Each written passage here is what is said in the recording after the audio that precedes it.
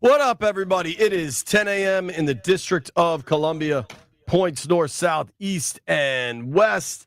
To all the haters that told me I didn't leave early enough, I made it. All right? I'm here. Nice, easy ride in this morning. It's so pleasant that the whole world's going back to work. B-Mitch taking care of some family stuff. Sitting in with me is my man, Toby Altizer. Good morning, Tobo. How do you do? What's going on, man? Excited for Caps and Canes tonight. We got a doubleheader for the Nats. It's going to be a busy day. Shout out to Toby, decked out in Caps garb. I assume Toby's on the stream, right? Toby's got his Rock the Red OV8 jersey. It's a dope jersey. And yet, my man Toby's still going to go to 2 baseball games over Caps Canes game 1. You want to see him head, folks. This is your guy. Hey, if there was tickets available for game 1 tonight, I would gladly be there. So here's what I can tell you about my guy, Toby. We sit down. I'm trying to little TCOB, talking to my wife about the dentist. Shout out to Dr. Kwan. Although tomorrow, apparently, I'm going to see Dr. Carpenter. So everybody, knock on wood, say a little prayer. But my man Toby, I'm like, damn, the Oklahoma City Thunder know how to give away a ball game. And Toby's like, yeah, but have you heard about this shortstop for the Oakland Athletics? I'm like, what the hell? There was playoff puck and hoops last night. And Tobo wants to talk about a shortstop. What are the A's currently called? The A's. That's it. There's no city? There's no city named to it. Nothing. It's the Athletics. Like if you look up their page on ESPN or whatever, it doesn't say. It just says Athletics. MLB.com. Just says Athletics. Where are they playing right now? Sacramento? Sacramento. I'm actually going to a game out there later this year. Sacramento, where you at? You're going to a game in Sacramento? I am. So there's 2 teams. Seamhead. There's 2 teams playing at minor league parks this year, and I want to go to both. I don't know. The Rays are too. The Rays are as well. So I'd love to be able to get out there. I don't know that that's going to happen, but yeah, the Athletics are actually kind of frisky this year. Hold on, dude. It's easier for you to get to Sacramento than it is to Tampa? I'm going to go on vacation, hang out with my mom when she comes back. So out in Cali. Mm-hmm. Okay. All right. That makes sense. We're going to see the Nats against the Giants on a Friday night out in San Fran, and then we're going to go up to Sacramento. It's great, Toby. I enjoy your vacation, dog. I will. We took the girls to San Diego for spring break, and one thing I was really bummed about is the Padres were on the road. It's a nice ballpark, too. Petco's dope. I've been there. So I am not the seamhead you are. I do love going to ballparks. I've been to a bunch, but going to see the Athletics in Sacramento is not really on my list. I just looked it up. They are legitimately just the Athletics. Good luck to them. I think when they get to Vegas and they start spending some money, they got some good young players. That'll be an interesting watch. Last night, though, unlike Toby, I will confess, I watched all of Knicks Celtics, which was a really good game. And I liked the Knicks last night. I guess we didn't put bets in because the draft announcement came down right at the end of our show. I liked the Knicks last night, especially it was +9. I was all over that. I saw my guy. We have a devoted listener that I see at the Giant near my house. I saw him yesterday, and he asked me what I like in the games, and I was like, I like both dogs. I think both favorites win the series. I had no chance thought the Knicks would win. I just thought they would cover. Jason Tatum is a vexing player to watch play basketball. He's clearly one of the best and most gifted basketball players on the planet. So, like, before anybody accused me of being a hater or something, like, let's start there. I'm saying this dude is one of the best in the world at what he does. He's probably a top 5 player on the planet, right? But late in that game, all he wanted to do was chuck threes. I tweeted about it. You replied to me last night. Like, for the game winner, he had the defender on his heels. Then he comes back. Just go to the rim. Yeah, it drives me insane. He does it a lot. And sometimes he hits those, but it feels like for Tatum, part of the reason he gets a lot of this hate is feels like he comes up in those spots a lot of times, comes up short versus coming through. And it's something that you see a lot of NBA players do now. Totally. I can't stand it, where you get late in the shot clock, late in the game clock, and what do they decide to do? Instead of trying to get to the bucket, maybe draw a foul, maybe get to the rim, whatever it is, they just end up shooting a step-back 3 as if that's the best shot they can come up with. And some guys are really good at it, like Luka's had plenty in his career that he's hit. You think back to Damian Lillard, had a series winner over Paul George doing something like that. So it happens where the guys nail it. But, man, get to the rim sometimes. It doesn't make any sense to me how often people settle for step-back 3s in big-time spots. Tatum is, I think it started with MJ when he was able to hit those fadeaways, but those were like generally foul line extended. Mm-hmm. And then Kobe popularized like the straight 3-point fadeaways to win games. And then what Steph did just change basketball to the nth degree, and now everybody does it.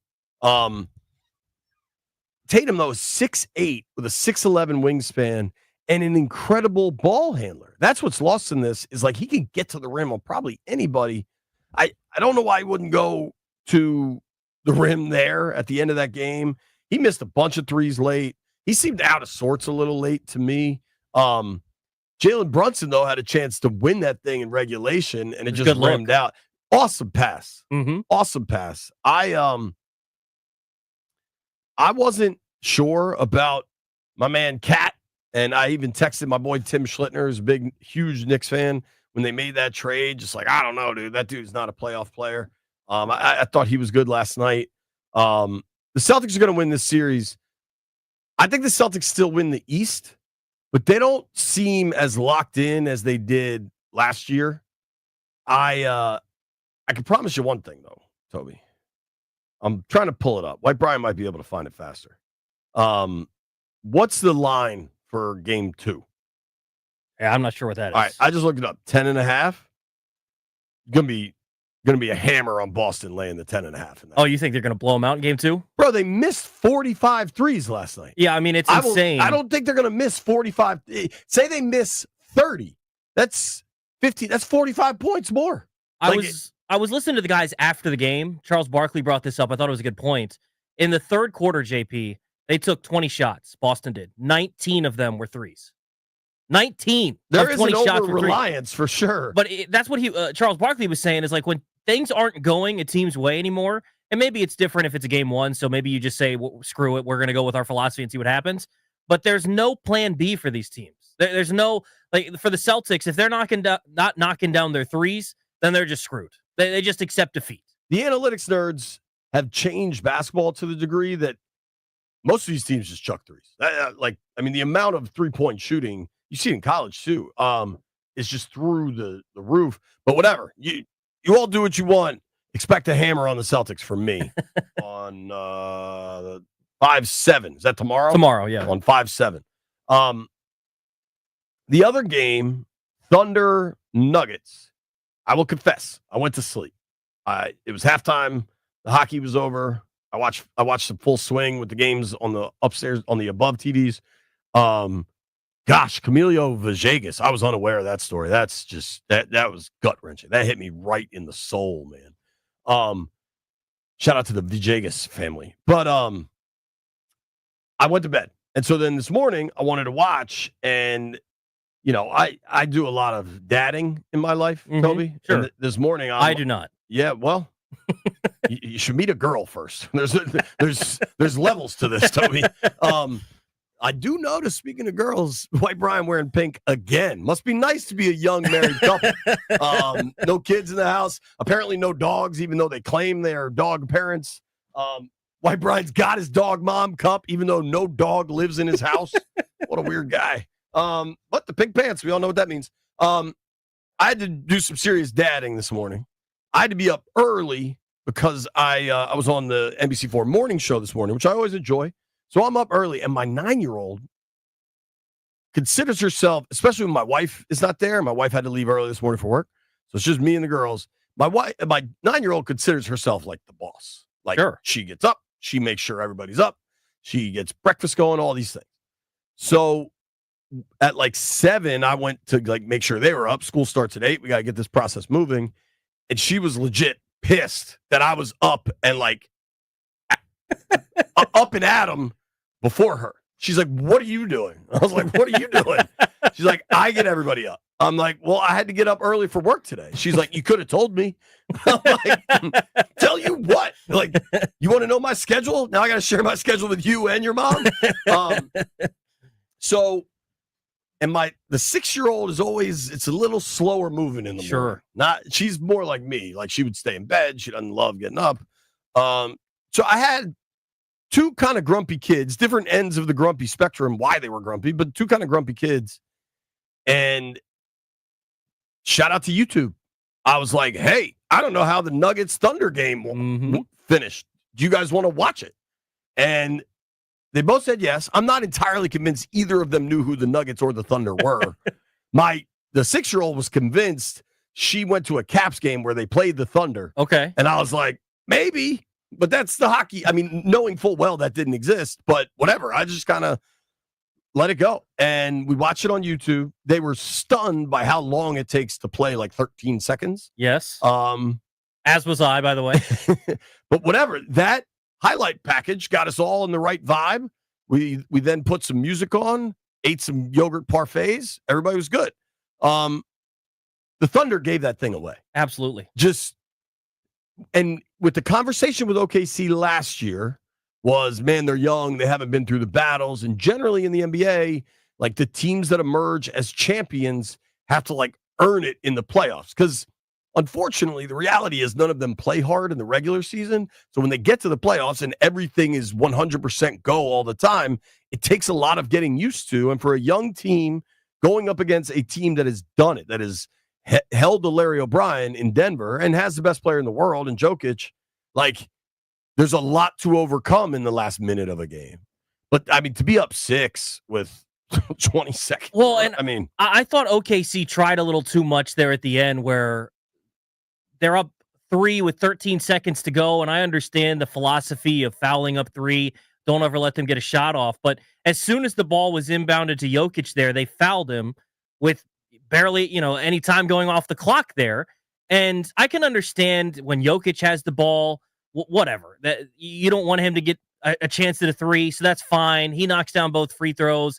In turn, the Nuggets foul. They knocked down both. I think it was Shea that knocked down both of those free throws. But on the next possession, Holmgren. Well, Jokic was still on the sideline, right. JP, for the next one. And so, because they got the ball inbounded so quickly, or what, I forget what exactly the scenario, but they hit Shea on a layup, I think. And then the ball's still on the end line, and Jokic is out of bounds. They inbound the ball and foul in the backcourt.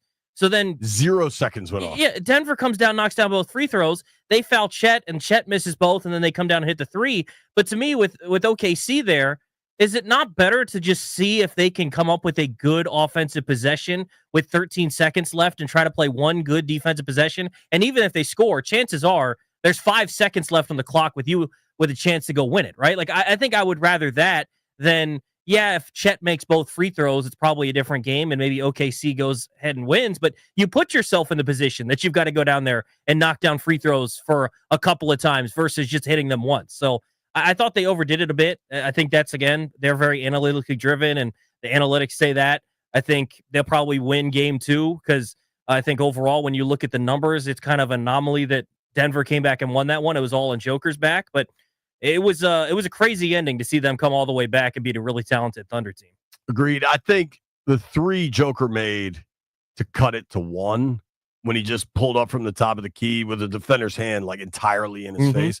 So the one thing my daughters said watching the highlights, they're like, who's that big guy? And I was like, that's the Joker. He's the best player in the world.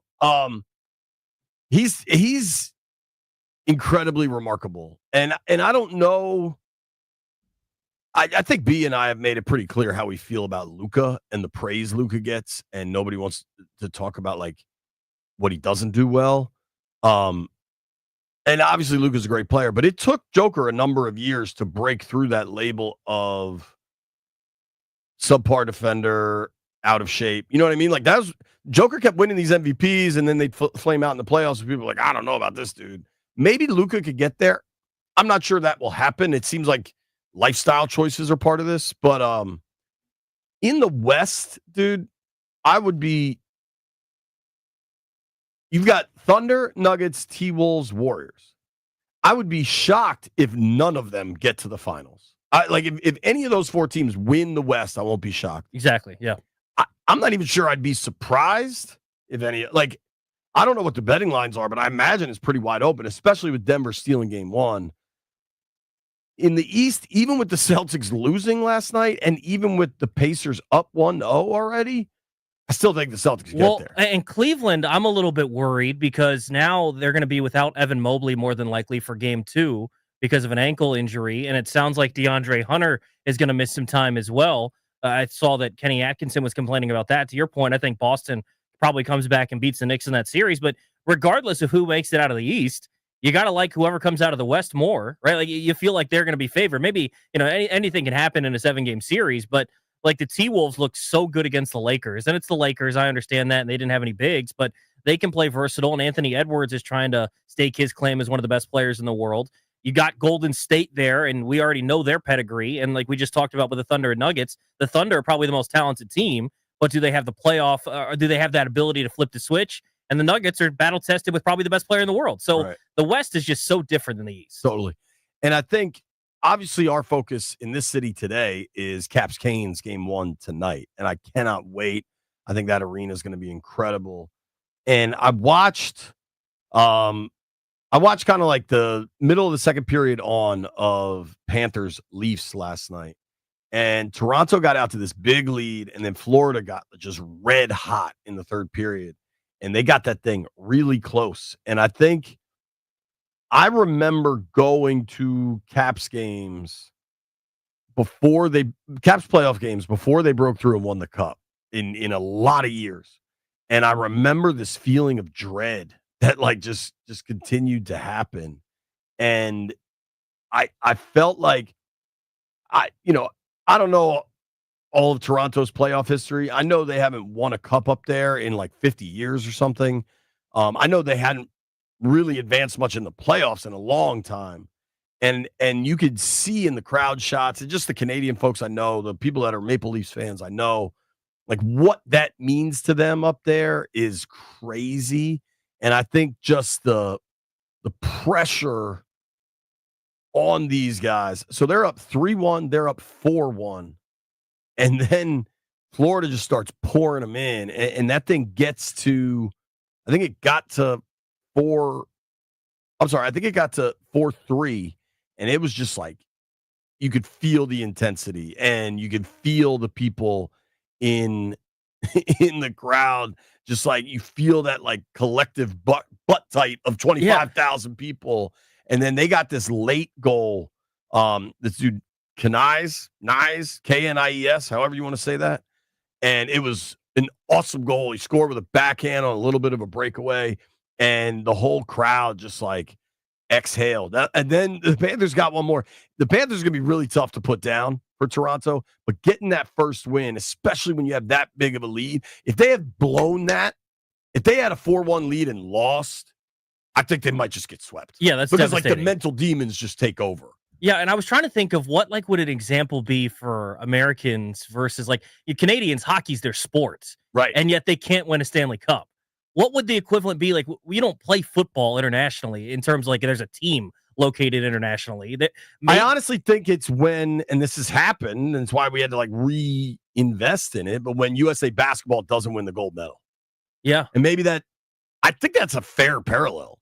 I think it is because there's an understanding and like an expectation that if you don't come back with gold, and also if you don't win every game by 30, it's a disappointment. So maybe it is that, and luckily they've won the gold medal recently. But yeah, I think there is something to that because every time a game is close, to your point in the Olympics, you get that same feeling that I think a lot of Canadian fans, whether it's for Toronto, Edmonton, Winnipeg, choose your team, Montreal, whenever their team is right there, but they're not getting across, I think they get that same feeling.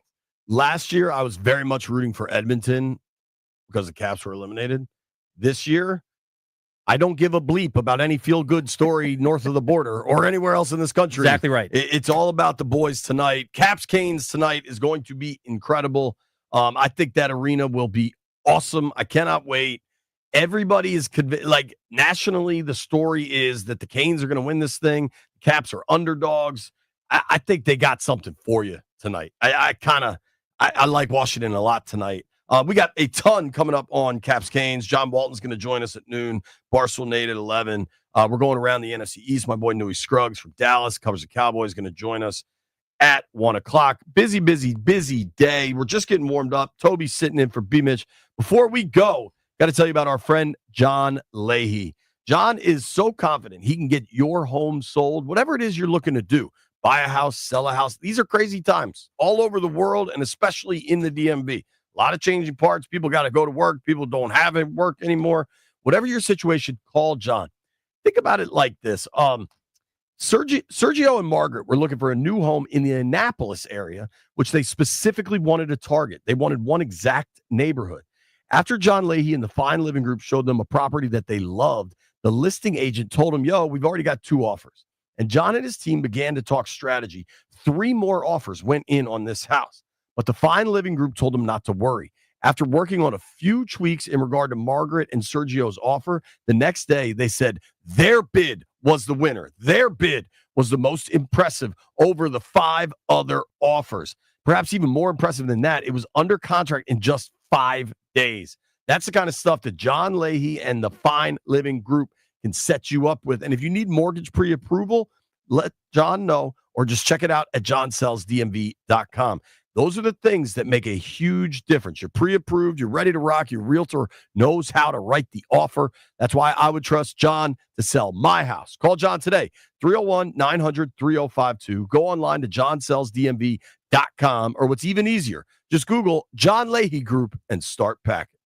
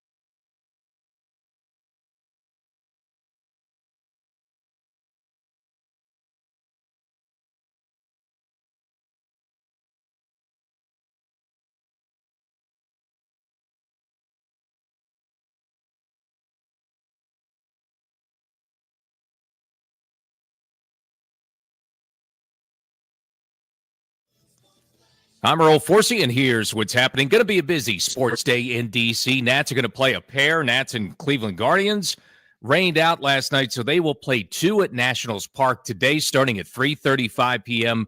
for Game 1, both ends of the double dip over on the Team 980. We've got hockey tonight on the Fan. Caps start their semifinal series against the Carolina Hurricanes tonight, 7 p.m. for the face-off here on the Fan. Also, last night in hockey, New York Islanders won the NHL draft lottery. They had only a 3.5% chance of getting that top pick. It'll be their first overall number 1 choice since 2009. NBA playoffs, Knicks come from 20 down to beat Boston 108-105. Game 1 of the Eastern Conference semifinals. Out west last night, what a finish. Aaron Gordon, 3-pointer, 2.8 seconds to go, lifting Denver by Oklahoma City, 121-119. The Joker, Nikola Jokic, 42 points, 22 rebounds in the win. From the Crop Metcalf 5-Star Sports Desk, I'm Earl Forsey on the Fan.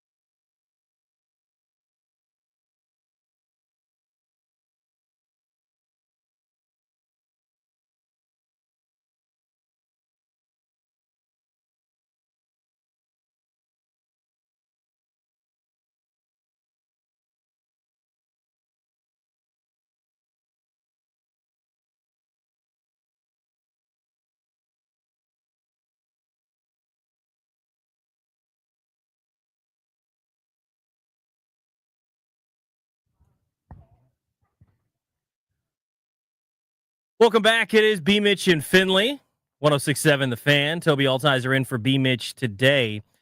So big news yesterday that the NFL draft, which we kind of had known was coming, but big news yesterday that the NFL draft was officially announced coming to D.C. in 2027, going to be held on the National Mall. One thing I thought about with that I don't know yesterday in kind of the madness of waiting for the announcement. Which just screwed your entire last hour of the show. Our whole last hour was a mess, but whatever. That's part of the fun of live things, live radio and such. One thing that I really like about the draft is the barrier to entry, I believe, is 0. Correct. Like in Green Bay, it was free, right? Yeah. I was considering going, and I'd already signed up for a ticket. Now, they had to limit how many people were going to go. So you get notifications like, hey, we've blocked entrance. But yeah, I mean, literally download an app, throw in your info, and you got a ticket. You know what, Jeff? I don't know if it's today, but Stevie went to the draft in Green Bay. Stevie's a friend of the program, works here, runs another station. I'd like to get Stevie on to talk about her draft experience, and just because I've had a lot of my friends that are my age are just kind of haters. Right? Sure. They're like, oh, man, the traffic or whatever Rooster was probably yelling about yesterday. They're like, to me, this one, there's 0 hating on this coming to D.C. because it's a week. It's 3 days. It's going to make a ton of money for the city. Every hotel is going to be full. Every Uber is going to be full.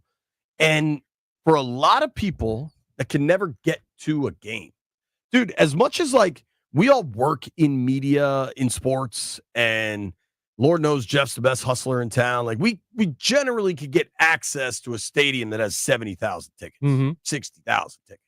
Maybe it's not the super dope Monday night game against the Chiefs, but when the Panthers come to town, there's usually some tickets floating around. There are a lot of people that are football fans that probably never get access to a game. And it's one of the things I've really liked.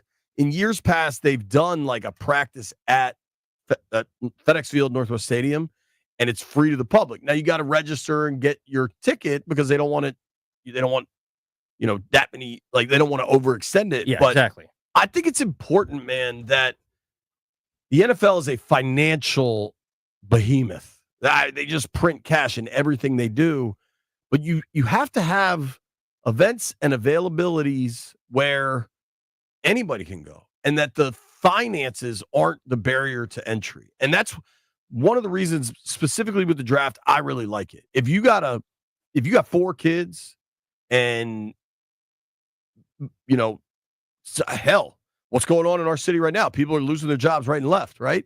Like, and taking your kids to an NFL game is just not a possibility. The draft is absolutely a possibility.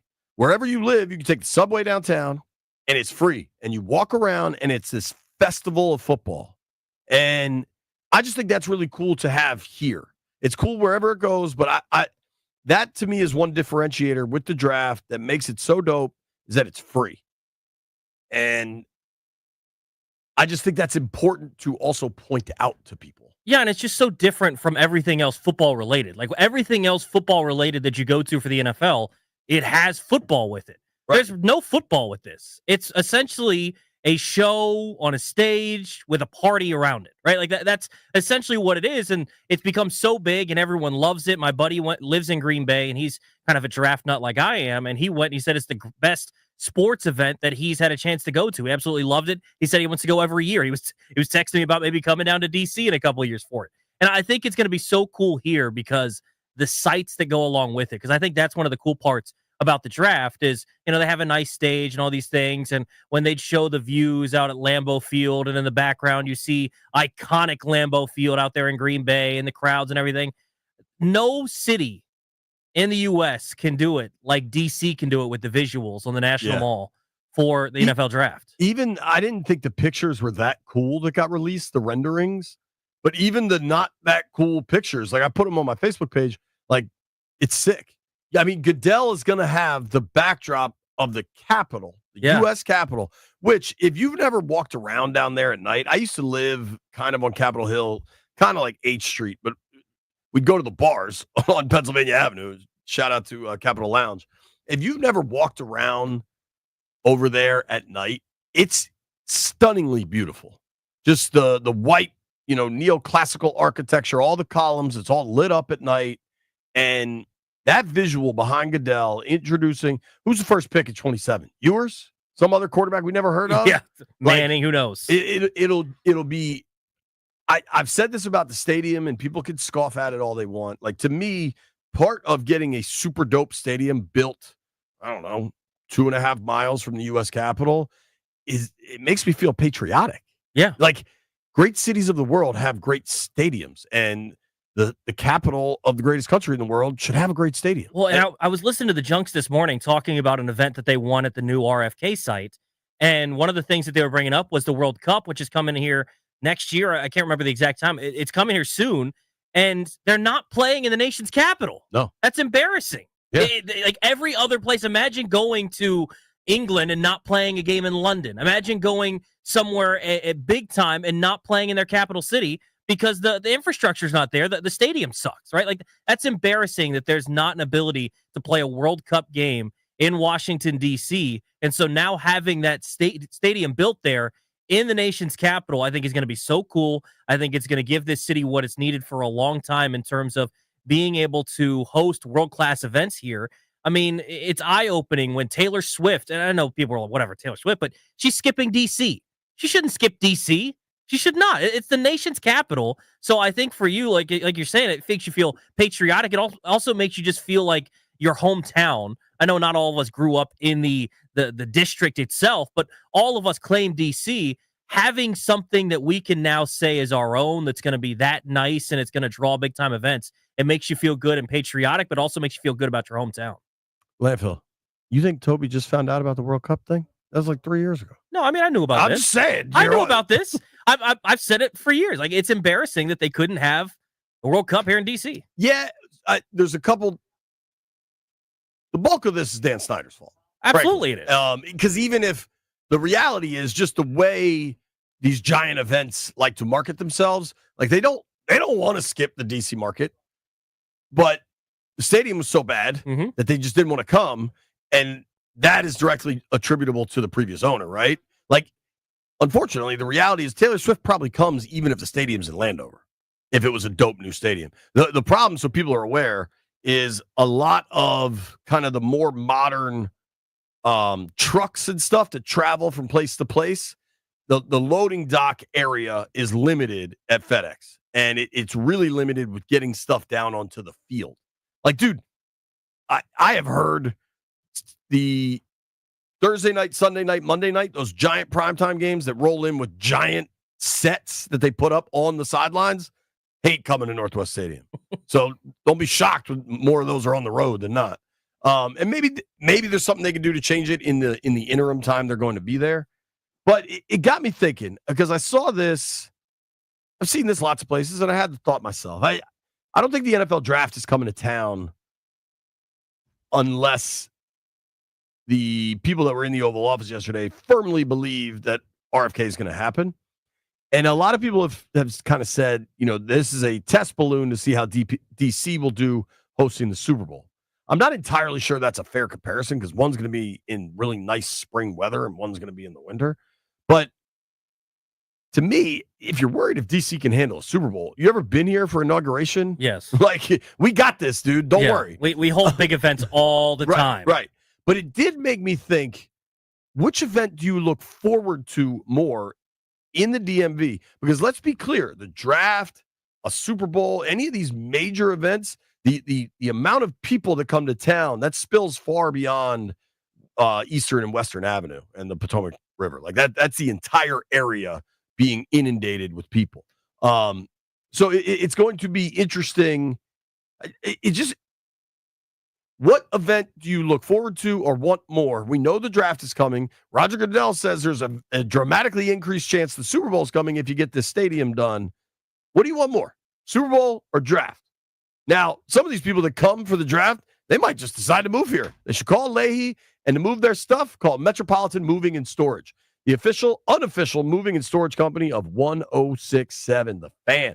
Metropolitan Moving and Storage has moved almost everybody here at the station, man. A bunch of the guys from the Junks. I think Grant twice, Danny. Everybody uses Metropolitan and Moving and Storage, and it's because they're recognized as an industry leader and the preferred moving company for the best real estate agents, DC's prominent move management companies, and residential and commercial clients looking for the best service and results. Here's what they can do, man. They can move your house. They can move your office. They can help you store your stuff if you have to stage your home. They can pack your boxes. They can build custom crates for anything you got. Chandeliers. If you got a bunch of fancy art like Toby, they can build custom crates. They'll give you a moving consultant up front to give you a free on-site estimate and discuss time and logistics for your move. This was a huge one if you've ever actually done a lot of moves. They don't share truck space. No truck space sharing. So it's not going to be your stuff with a bunch of somebody else's stuff that gets mixed up and beat up and you're not sure who's on the hook. They don't operate like that, man. I've known Justin McCarty since we were in high school.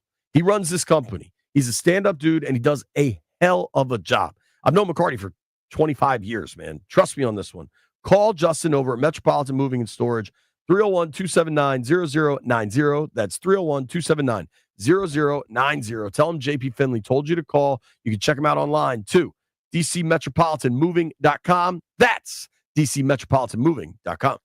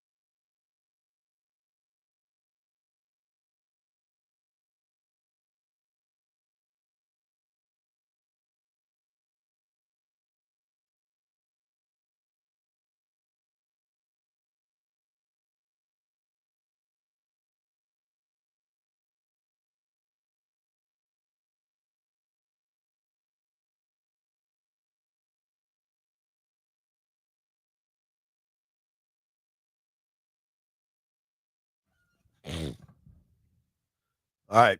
You hear this song. Caps are going to score all night long. Like White Brian after movie night. It's going to be electric. Caps Canes tonight. And you know what that means? We did it all day yesterday. We're going to do it all day today, baby. Jeff, how are the fingers, bud? Fingers ready? They ready. Press the button. Caller number 9. Right now, you win a pair of tickets to Caps Canes tonight. Game 1 of the second round of the 2025 Stanley Cup playoffs. Washington Capitals against the Carolina Panthers. Hurricanes at Capital One Arena. For tickets and more event information, visit thefandc.com. A pair of tickets, correct? 2 tickets to tonight's game. No, to game 2. Oh, tonight we're giving away game 2. Yeah.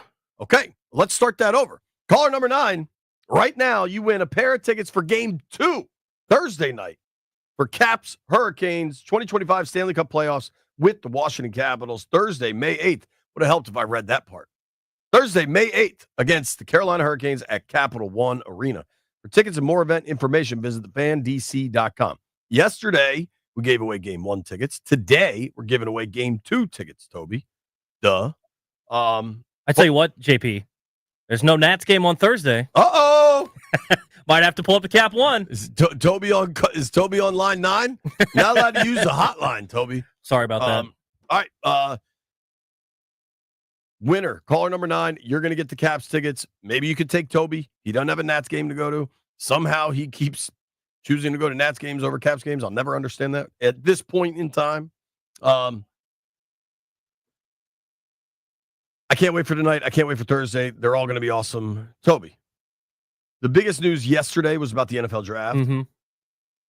Some say the NFL draft is a precursor to see how DC will handle the Super Bowl. I'm going to tell you this, folks. DC is going to handle it just fine. These inaugurations are probably pretty damn similar to the Super Bowl, frankly. What do you prefer, though? Which event are you more excited for, the draft or the Super Bowl? And I ask this because the Super Bowl, having covered a lot of these, generally regular people aren't going. Yeah. It's like a very corporate, high, 1%er type event. And then there are fans of the teams that get access to tickets through a lottery system for season ticket holders. But generally, way more people from the DMV are going to go to the draft than are the Super Bowl. So which event do you think is cooler? NFL draft. I think part of it, too, is we haven't seen the new stadium built, so maybe it could change once you see the actual stadium and the spectacle. But if you gave me a choice of going to the Super Bowl or watching a Commanders playoff game in that stadium, give me the Commanders playoff game any day, right? Like, I think, if the Commanders are playing in that Super Bowl there, I think it's a little bit different. But for me, it's the NFL draft because the sites that you get are just going to be so cool, and it's so unique. There's only really a couple of events ever held on the National Mall, one of them being the inauguration, right? But being able to have an NFL draft there, a sporting just quickly, event. There's a lot of events. There are, but like of that size, right? Okay. Like events like that, right? So I think having those sites where you have those views, the monuments in view of just everything, because to me it's so cool with the renderings that the team sent out that you tweeted out. Like you have, when you're looking at the stage, you're looking at the Capitol Dome in the background. When Roger Goodell and the draft picks are on the stage, they're looking out to the Washington Monument. Like it's just, that's so unique, so cool versus going to a stadium to watch a game where, like you said, it's kind of elitist. It part of the reason I hate how the Super Bowl's turned out to be is it's very dormant compared to a regular environment for football, just because of how difficult it is to get in for the regular fan. That's not going to be the case for the draft. So I think it's going to be rowdy. I think it's going to be fun. And I think you're going to start seeing this fan base come back. And especially for a draft in DC where they can kind of show out a little bit, I think it's going to be a lot of fun. But when you get to go, it's pretty dope. Yeah. It's a really interesting question. I think for me, it's just quite different because I approach it through like a work mindset. Mm-hmm. And I think because of the availability of the draft, it's going to be a lot more like families that live here are going to go versus the Super Bowl is going to be this entire separate thing. What is cool surrounding the Super Bowl that people here will get to go to is there's a ton of parties and concerts and all sorts of stuff where like you'll get access to events that you normally wouldn't because they all come to the Super Bowl host city. So there's more to it. No, there's no wrong opinion on this thing. There is a right opinion though to giving away tickets. And right now, caller number 9 is my guy Bryant in Silver Spring. Bryant, you have won a pair of tickets to Game 2, Caps Canes. How fired up are you, man? Oh yeah, I'm fired up, man. Can't wait. Taking Game 1 today. Have you been to any of these games so far? No playoff games, just regular season. All right, who are you going to bring? My son. Oh, that's awesome. How old is he? 11. Oh, dude, that is so cool, man. What's the jersey situation? What are you going to rock? Ovi. You got Ovi? What about the boy? Awesome. We both got Ovi. You can't go wrong with Ovi. Hell yeah, man. Well, Brian, I'm really glad you won the tickets, man. Congratulations. I'll see you on Thursday at Cap 1. Congrats, man. All right. Thank you. Appreciate it. All right, man. Congratulations. That's awesome. That's awesome. I love that. We're giving away Caps Game 2 tickets all day on the 45, the last segment of the hour. Make sure you're there. Jeff knows how to use his fingers. We're giving these tickets away. Are Grant and Danny doing that also? All damn day on the Fan, we're giving away Game 2 tickets. Nobody go anywhere.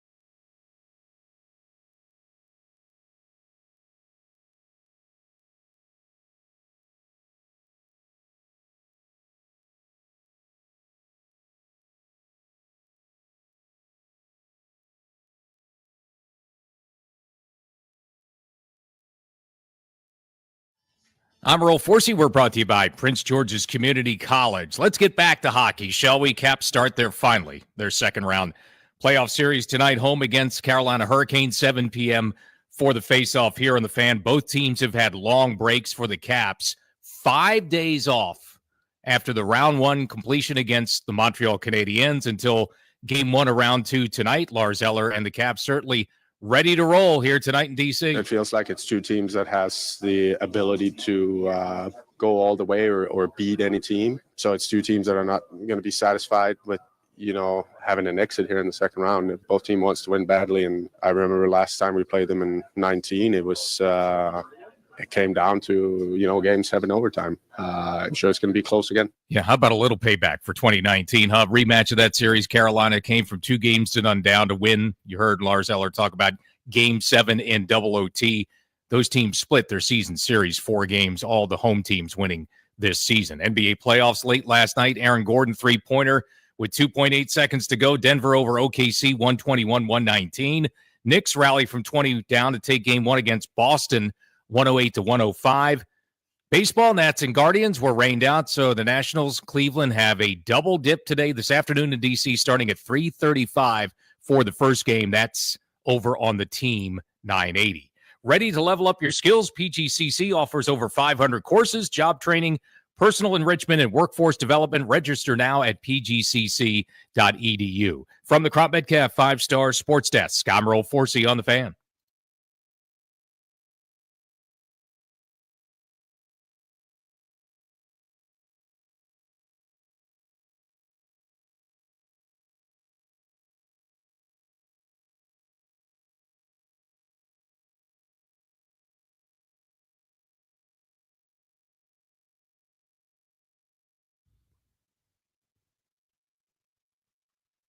B. Mitchell Finley, 106.7 The Fan. Tuesdays at 11, you can set your clock to it. Even on 6 de Mayo. We're celebrating with our guy, Mr. Barstool Nate, Eric Nathan, Little Nate X. Nate Dogg, how we doing, buddy? How fired up are you for Caps Canes? Hey, guys, how are you? How fired Toby's up? in for B today. Say hi to Toby. I heard the good news. No, you don't got to tell me twice. Right. I'm excited. You know what's crazy is out of the 8 teams left, all the sports books have the Caps as the biggest underdog to win the Cup, despite the Caps being That's crazy. number 1 in the East, 2nd in points, probably the best team that I watched all season at times. There were times during the regular season when this Caps team was unbeatable. The Carolina's favored in the series, which I think is crazy. I understand why, kinda. I get what Vegas doesn't like about the Caps. Farivari being hurt, Ovi being 39. I don't know if they 100% trust Logan Thompson in net, but I do. So I'm taking the Caps in 6. Yeah, I mean, that's what I was going to ask you is, like, we've seen how many times this Caps team run into a hot goalie and then they end up getting dispatched because they just can't seem to put one past them. LT was hot at the end of that last series against the Canadiens. You think he could be the hot goalie? And that's the reason, obviously, the Caps are probably the better team. They were in the regular season, at least, even though the odds makers don't seem to agree. But, I mean, LT could be the difference in this series. Yeah, 1,000,000,000%. LT had some saves where, I mean, to use the cliche, he was standing on his head. He was a brick wall back there. He was the reason, in my opinion, that we won in 5 against Montreal and not 6. Just some outstanding saves to bail out the team a few times. And we saw that during the regular season a bunch, where if the Caps defense made some mistakes, and I think it's their biggest flaw is too many turnovers in their own zone, leading to good chances for the other team. Bad against Yeah, we saw it against Montreal. I think we saw it a bit too much in the regular season, but Thompson was always there to bail them out. And he did it all last series, and hopefully the defense, gets their act together and limits the turnovers. But Toby, like, to your point, what if we have a hot goalie? Like, yeah, we saw it with Braden Holtby in 2018, and hopefully we have the second coming of it this season. Certainly, man. I think, they had to get past round 1, and they did, and they dispatched Montreal, even though some people wanted that.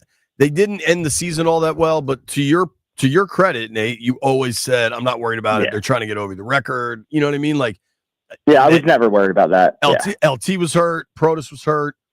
Part of me thinks, dude, they've had 5 days of rest. Now Carolina's had 6, I guess. But like, I feel like they're going into the postseason. I had this conversation with people about they're going to beat Montreal, but I'm worried about the Canes in round 2. And my mind has shifted to this is going to be a tough series, but Washington's bigger and stronger and better, and they're just going to wear down Carolina. And I've been saying Caps at 6 also.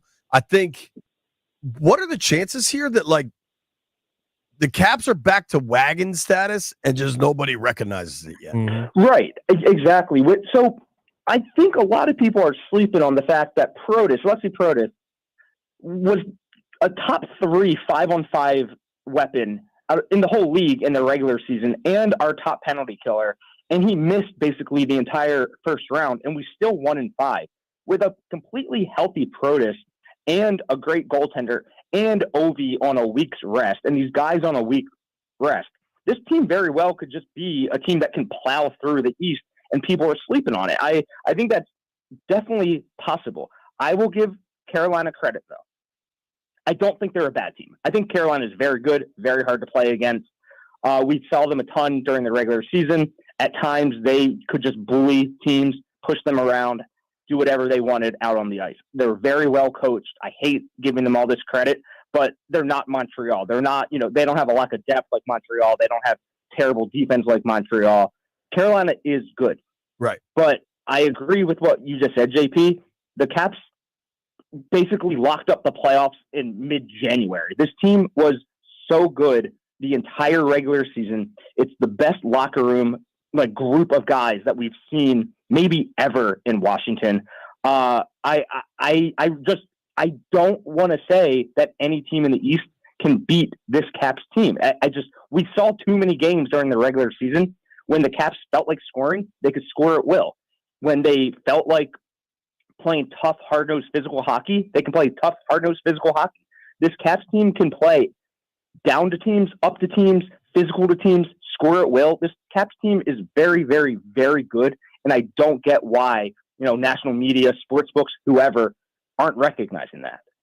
I'm curious, when you go into the series, there's some bad blood between these teams. I mean, we saw a matchup earlier, about a month ago, that was just a bloodbath on the ice to finish that one. How buttoned up do you think it's going to be? If it's tight, do you think that you're still going to see some of that chippiness? Obviously, if you end up with a 3 or 4 goal lead, either way, there's probably going to be some extra stuff. But if it's tight, how buttoned up do you think both teams are going to be on their best behavior just to stay out of the box and not spark anything? No, I don't think best behavior is going to be in anybody's vocabulary necessarily, especially when, a guy like Tom Wilson we saw how he changed the Montreal series with one hit. One huge hit tilted that series and made Montreal's will to play hockey disappear. Like, that's how good and how important Tom Wilson is to the game. And Carolina knows that. I mean, they're not scared of him. They're all professional hockey players. They're all big dudes. But they know that when Tom Wilson's on the ice, they better have 3 eyes open because he can change the series in the blink of an eye. So I don't think best behavior is necessarily going to be out there. I think Carolina's going to try to get an edge in any way they can to try to neutralize a guy like Tom Wilson. I just think we are too good, too fast, too physical for that to completely matter. Carolina can try, but I don't think they're going to be successful. What is the deal in playoff hockey? There's way less fighting just because people don't want to take the penalties, right? Whereas in the regular season, there's like a willingness. Yeah. It's just, especially, I mean, you won't play your fighter, especially fighting's down in the league overall, but you'll play your skill guy and not your fighter. You don't want to waste a roster spot with a fighter.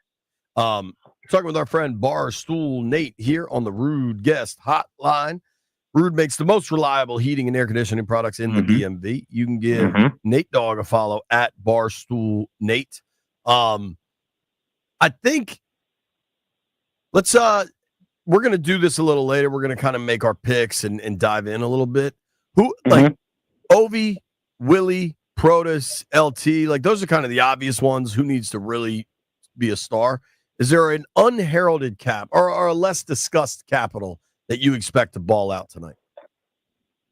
Let me talk about Connor McMichael real quick.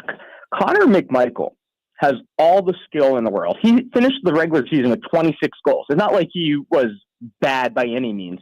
If he converted on half the chances that he gets stuffed on, I think he converts less breakaways and 2-on-1s than anybody in the league. If he could finish, I think he can just have an unbelievable breakout series, playoffs, etc. He played very, very, very well in the first round. Actually, tied for second on the team in points in the first round with 5. He's tied with Tom Wilson and OV and Bavoulier. Dylan Strome had an outrageously good first round with 9 points. But I think Connor McMichael, he's a natural goal scorer, and he's only 24 years old. I don't think he has even begun to scratch his potential, despite we've been talking about him since he was 18. He's been around forever.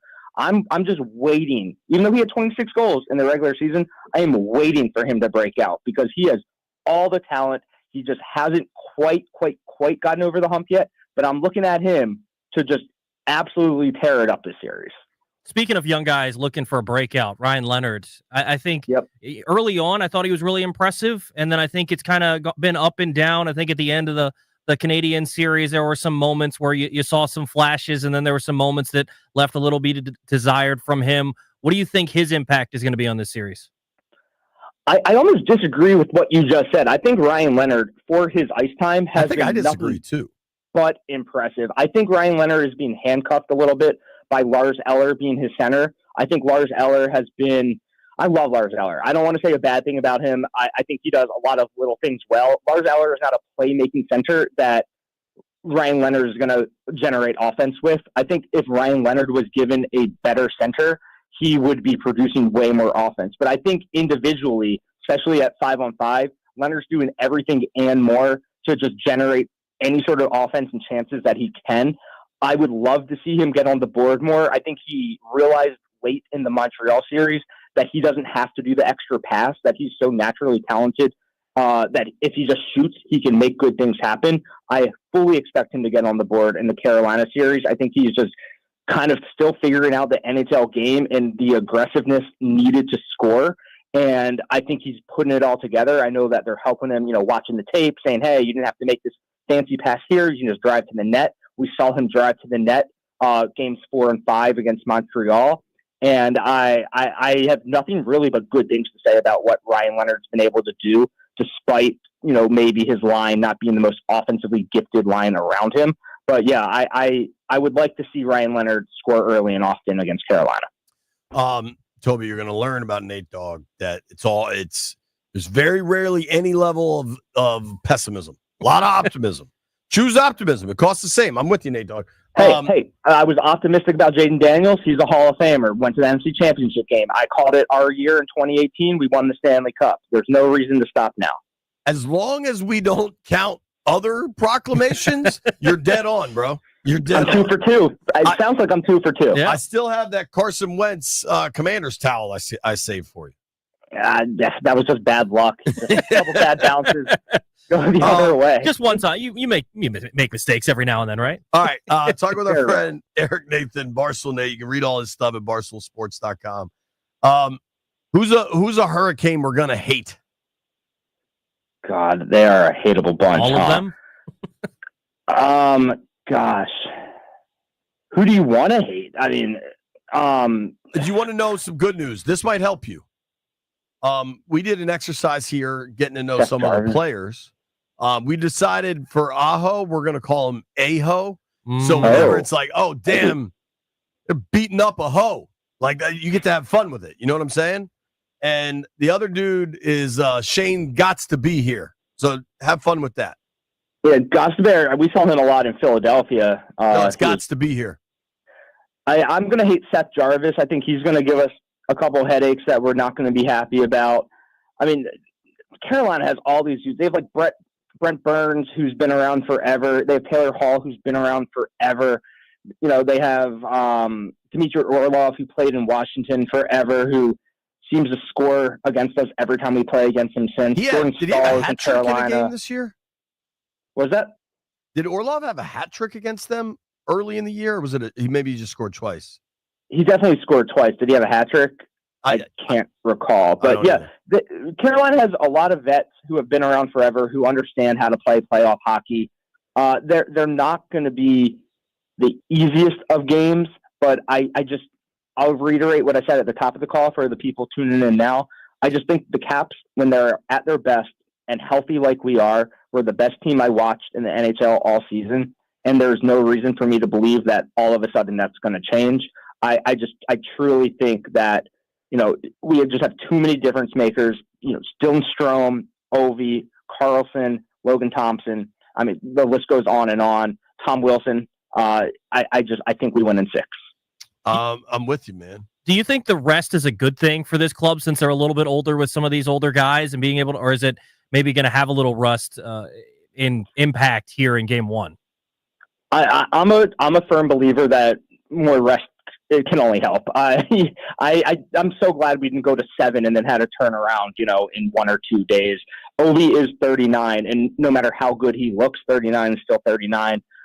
Let him repair, let him get his rest. Protas needed, a couple more games, it looked like, to get back to fully 1,000%. I would say he's probably playing at 90%. I think he's now at 100%. And then, Carlson is getting up there in age. So it's good for him to get a little rest. I don't know if he was completely healthy during the Montreal series either. So, yeah, I think more rest is always better. Yeah, I'm a little worried about Carly's back, but maybe you get 5 days off. It helps. Yeah. Obviously, the big game tonight, Caps Canes, we're fired up. You know what? You would love this, Nate. So we've been giving tickets away all day and yesterday also. And the last dude, so we always ask, like, all right, who are you going to bring with you? Because it's a pair of tickets. And the guy's like, oh, I'm taking my son. Like, how cool is that for when that kid gets home from school today, or hell, now his dad probably just texts him while he's in biology or whatever.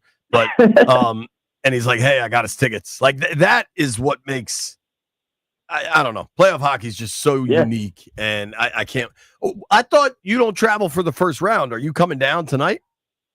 No, I'm coming. If there's a game 5, I will be in the building next Thursday for game 5. Okay. I am writing an angry letter to the NHL, though. Not having a single weekend game during rounds 1 or 2 is quite annoying. But I will persevere and overcome. And if it does go to 5, if we don't sweep, I will be at game 5. I'll be in Raleigh for game 4, should you want to meet me there. If we're up 3-0, I will come down to Raleigh for game 4. Well, put this in your bonnet. Pearl Jam plays Sunday night at the Hurricanes Arena. You taking me on a date? I'm just saying, it's been a while since we've had a night. I would love to go with you. Me and Nate at Pearl Jam on Mother's Day. That'll go great. Dude, I did want to make sure we had some time though for the NFL draft announcement that came out yesterday. Obviously a ton of momentum in DC surrounding the city's relationship with the NFL. I think the draft is just going to be super dope here. What was your reaction? I think it's great. I feel like I've talked about having cool sports events on the National Mall for the last 13 years. I think we've always wanted an outdoor hockey game on the National Mall, and a lot of people said the logistics don't make sense. How do you do it? This and that. I think having the draft on the mall is going to open up a lot of doors for other cool things to happen there. I think the NFL draft is just going to scratch the surface of what's capable. The background is going to be so cool for these kids. They're fulfilling their lifelong dream of going to the NFL, and they're going to do it what I believe is the most well-known historical landmark in the world. The mall between the Capitol building and the Washington Monument is just the coolest backdrop. I wouldn't even know how to be pessimistic about this. I think it's just such a cool idea. It's going to look visually stunning. They're expecting I think Goodell said 1 million fans to show up. 1 million fans. 1 million. Now, granted, it's over 3 days, but it looks like hell on TV. Like when they showed Nashville a couple years ago and Green Bay this last year, just all these people jam-packed in there. Old Eric might have to come down for it. It's just, I like being a part of very cool events like that. I just think it's going to be so special. And we're going to have the 32nd pick, which is going to be so fun. It's going to be just a 3-month celebration from Super Bowl to draft in DC. I'm very excited. Yeah, I mean, we were asking which would you rather have, a Super Bowl or the draft, and I said the draft. What But kind of whoa? hold on. Who's asking that? I'm not saying like in DC, right? Not like the Commanders are in the Super Bowl. What do you want the city to host more? And my answer is the draft. But if at RFK 2.0, Washington's playing in the Super Bowl there, sign me all the way up for that. Sure, that's a separate. The question though is relevant. What do you think is a cooler event to host, the Super Bowl or the draft, Nate? It's the Super Bowl. The draft. People who love the draft, but the Super Bowl is worldwide phenomenon. Billion people watch it. To have a Super Bowl in Washington D.C., I think is JP. Like you're the most diehard DC guy that I know. Wouldn't that just be like kind of like you would feel more fulfilled as a person, even if we're not in that Super Bowl? Just Washington D.C. proper hosting the Super Bowl. That's so one of a kind. Just what we live for, Americana, all of it. I think that would be so special. So on the surface level, I totally agree with you. But when I think about it more, I think both of these are like huge economic bonuses for the city and for the surrounding area, right? I think the people that live here, if you're a married couple with 3 kids in Beltsville, I think you have a tremendous amount of access to the draft, and the odds are of the married couple with 1 child living in Tenleytown of actually going to the Super Bowl are pretty slim. So that's the only difference for me. It's like the Super Bowl exists and it's awesome, but it's like CEOs that fly in from around the country to go to the actual game. So it's a little different for me. We got to run. At least agree it's an interesting topic.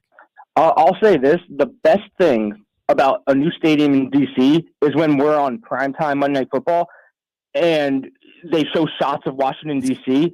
We won't be in Landover. We'll be in DC with the flyovers, with the You'll probably move back by then.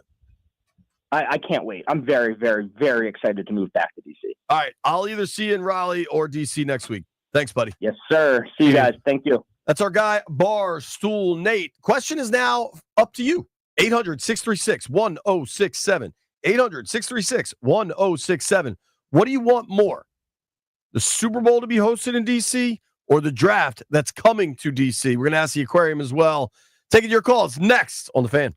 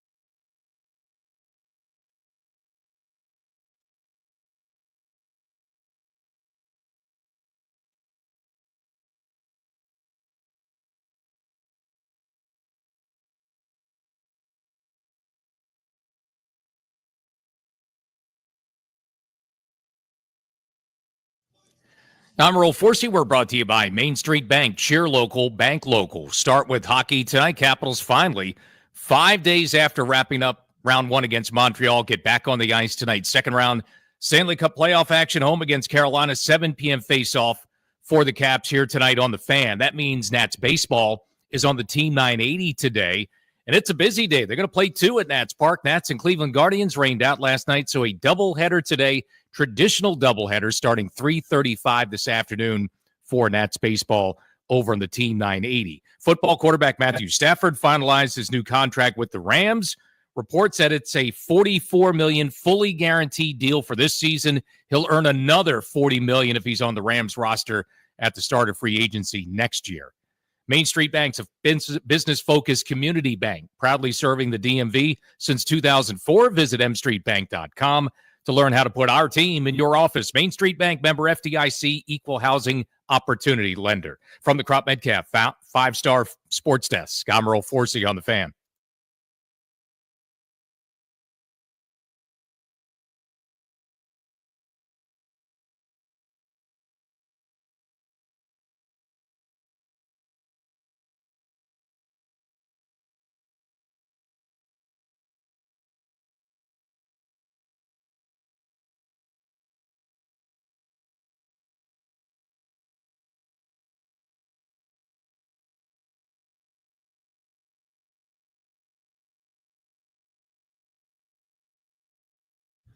Well, Nirvana bringing us back, Landini. All right, the question's pretty simple, man.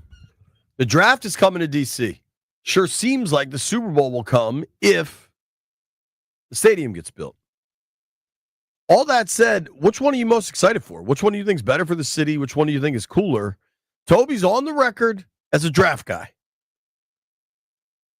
For me, it's got to be the Super Bowl. It's the Super Bowl. I mean, it's more elite for sure. There's no question about that. But I do think the draft is far more of an event that local people will get to enjoy. I think there's cool stuff surrounding the Super Bowl. But, like, by and large, the actual game is going to be CEOs from around the world. That's just how it is. I do want to open the phones, 800-636-1067, 800-636-1067. What are you more excited for? The draft that's definitely coming or the Super Bowl that's possibly coming? I'll start in the aquarium with my man Landini. Professor? I think I'd definitely rather have the draft. I think that it, like we've been saying, it's more accessible to regular fans. Definitely. Now, what about how you are as far as not wanting to be aggravated? I think both of these will aggravate you a bit, Landfill. I mean, correct. Like in terms of not wanting to be aggravated, I'd rather that neither came. But if one of them is going to be here, at least some regular people should get something out of it. And that seems like the draft.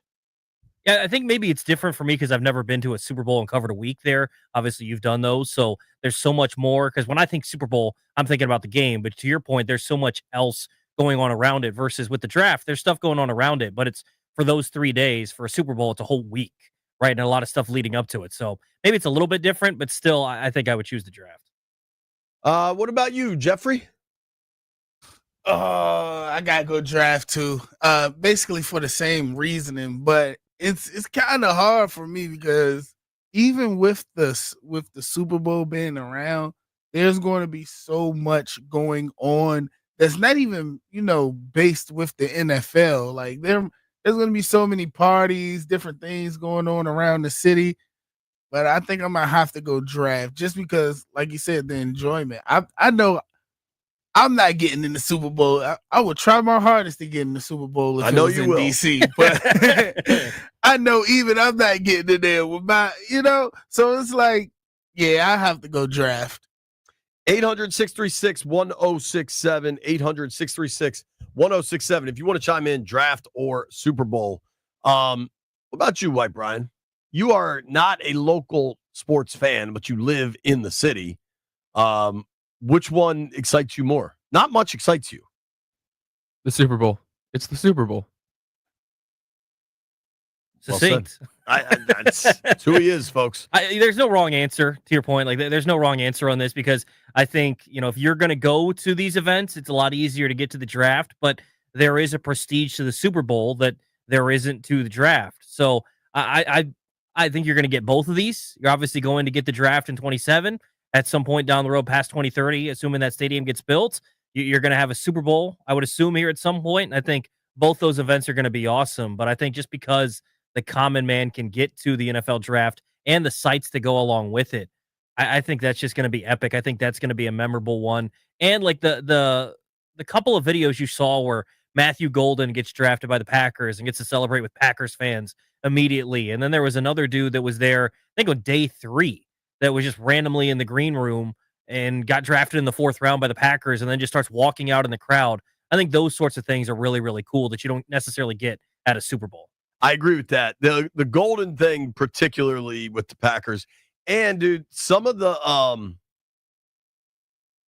like when the Cowboys pick or whoever the Giants say to introduce their pick, you know what I mean? Like some of the pro wrestling-ish type stuff that happens at the draft where you get like these big crowd pops. And I can't wait to boo Philly. Yeah, like I think, yeah, I mean, if they get the right person, now some of these like alums or fans they get know exactly how to like get the reaction. If the right like Eagles person or Cowboys person comes out and then the crowd just goes ballistic booing them, it would be pretty cool. I threw this up on my Twitter just to get some reaction. Early returns, and these are very early returns, are all Super Bowl. So our answer was, I said Super Bowl, but Brian said Super Bowl. It was 3 drafts, 1 Super Bowl. 3 drafts, 2 Super Bowl. Yeah. Wow. I mean, like only like 100. I just posted this. I probably should have done it a little earlier. Thanks for that advice, fellas. But overwhelmingly, people are saying it's the Super Bowl. We've got 100 votes in a minute, and it's 85-15 Super Bowl to draft. Drew Saucier replied to me, "Is this a serious question?" Matt OC replied, "Come on now, I know it's May, but sheesh." Like, I mean, I think the part about this too is some people are going to go to neither, and in that case, you probably say Super Bowl, right? Like that's more prestigious. If you want to go to one of them, people are going to neither. Well, and if that's the case, I think Super Bowl is going to win out, right? Like, but if you want to go to an event, I would say you're going to have a much better chance of going to the NFL draft than you are the Super Bowl, and that's kind of what I'm thinking. It's going to be quite interesting. I think the draft is just so much more accessible to so many more people that it's. I think non-draft people don't get how big the draft is to a lot of people. And I believe this to be true of the biggest sports in the country. The NFL is obviously the biggest, then college football. If the NFL draft counted as its own sport, it would be the 3rd biggest sport in the country. Yeah, absolutely. I mean, they had 600,000 people in Green Bay. You've covered games at Lambeau. There's not space for 600,000 people right around there. And what people don't realize too, with Lambeau specifically, you know how hard it is to get there? Yes. It's like this little peninsula in the middle of nowhere. You get here where there are 3 airports, 1 million trains, and people could just drive here. People could drive here from New York, Philly, Baltimore, easy, Richmond, Carolinas. Like Raleigh area, Norfolk area. It's easy. If you want to hit us up, 800-636-1067. You know one thing I will definitely do when the draft's in town?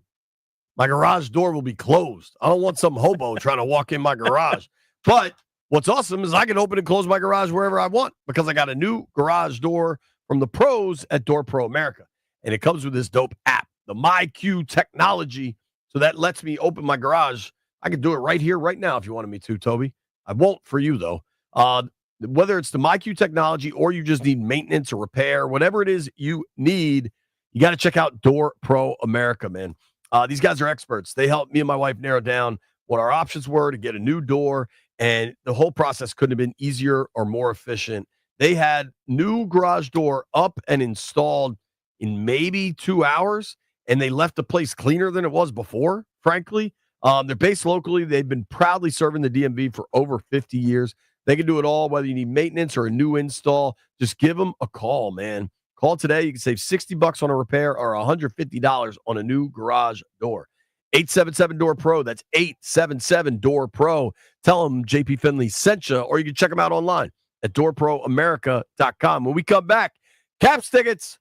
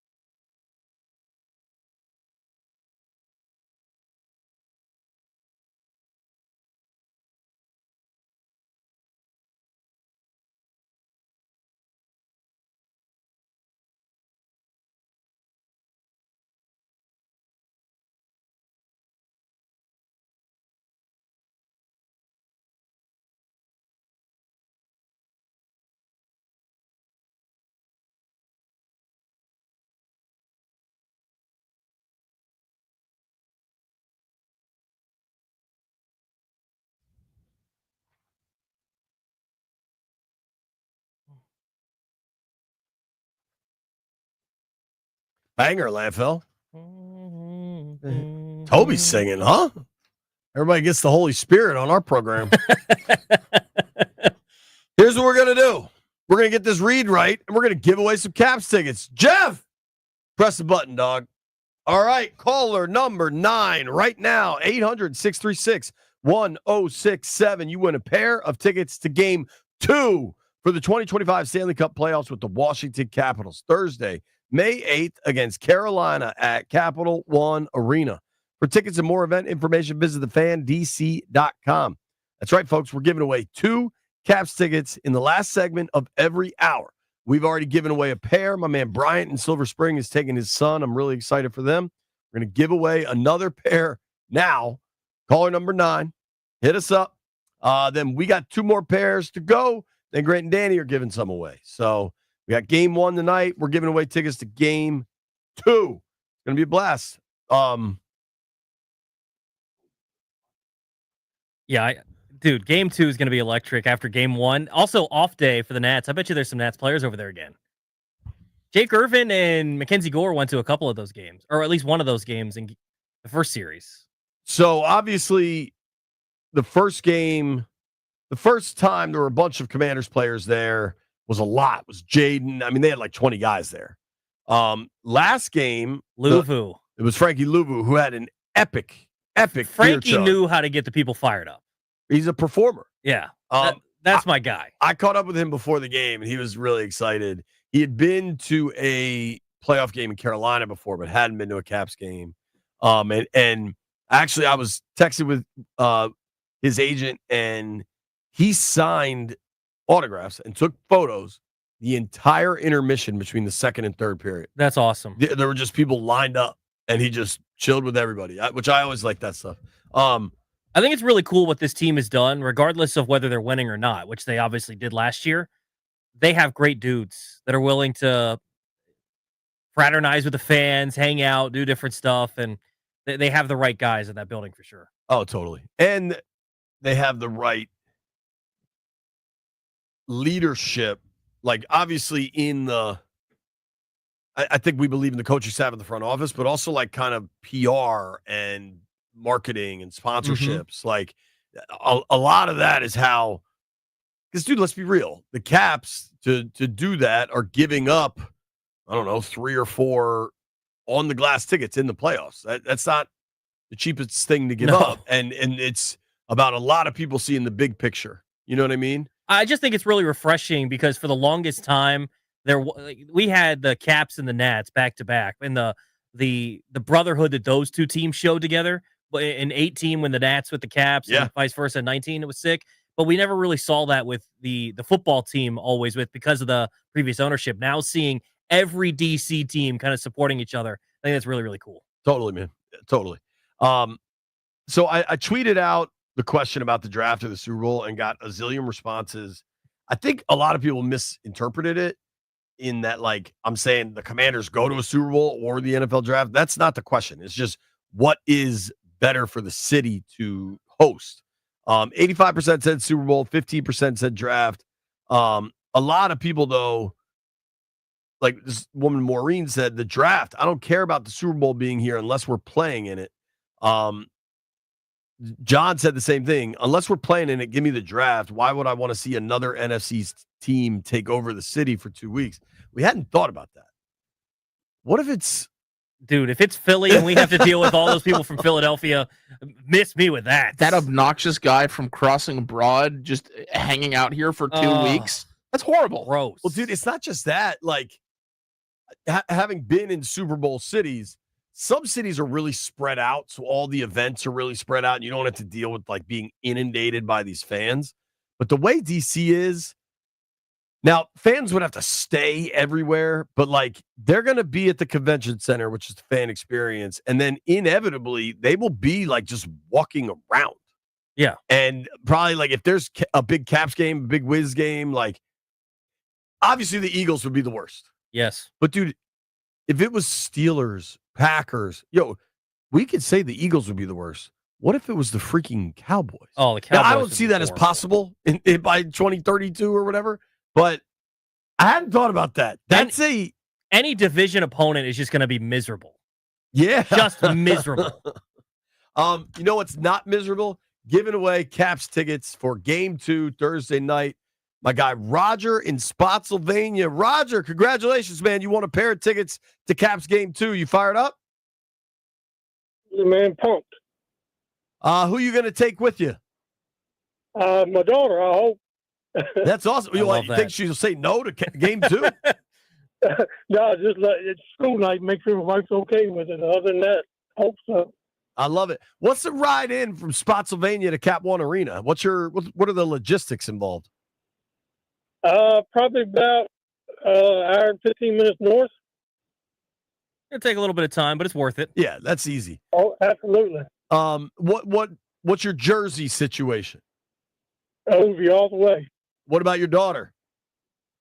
She don't have one, but she will when we get there. Oh yeah, I love that. I love that, man. How old is your daughter? She's 9. Dude, I got a 9-year-old. That's so awesome. Congratulations. I hope you guys have a blast. I'll be there Thursday. If you see me, say hello, please. Yeah, absolutely. I appreciate you all. All right, man. Congratulations, Congrats. Roger. Take care. Thank you. All right, we're giving away Caps tickets all day. I love that. First dude, Bryant in Silver Spring, was taking his son. I think he said was 11. Mm-hmm. Now Roger's bringing his 9-year-old daughter. That's the good stuff right there, man. 2 more chances to win Caps playoff tickets from us at 12:45 and 1:45. Then you can win them from Grant and Danny all afternoon.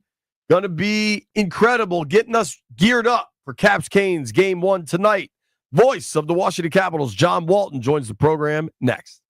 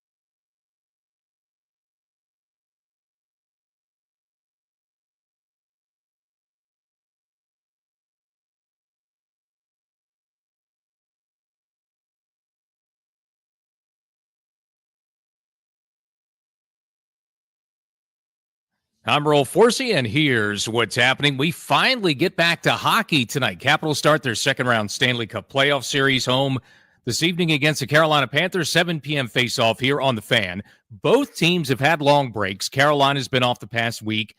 Capitals last played 6 days ago. Spencer Carberry and the Caps certainly anxious to get back at it now after nearly a week off. Yeah, originally I was hoping that there was going to be some time for us to catch our breath. And then I'm like, gosh, if we start Tuesday, this is going to be a long time. But I also think you can use it to your advantage and make sure that you're well rested and recovered and ready to crank it back up. And so that's what I think our focus is. Yeah, it should be exciting. Hopefully the fans ready to crank it back up, and hopefully will be worth the wait, even though most of the sites have the Capitals as a slight underdog in this series rematch of 2019. Carolina came from 2-0 down to win that series, Game 7 in double OT. Baseball, the only bang zoom last night at Nats Park was the Thunder and Lightning. Nats and Cleveland Guardians rained out in D.C. last night, so they're going to play 2 today downtown, rescheduled today. A traditional doubleheader this afternoon, starting at 3:35 p.m. for Game 1 over on the Team 980. NBA playoffs, Knicks came from 20 down to beat Boston, Game 1 of the Eastern Conference Finals. Last night out west, Aaron Gordon three-pointer with under 3 seconds to go to lift Denver by Oklahoma City. Nikola Jokic, 42 points, 22 rebounds in the win. From the Crop Metcalf 5-Star Sports Desk, I'm Earl Forsey on The Fan.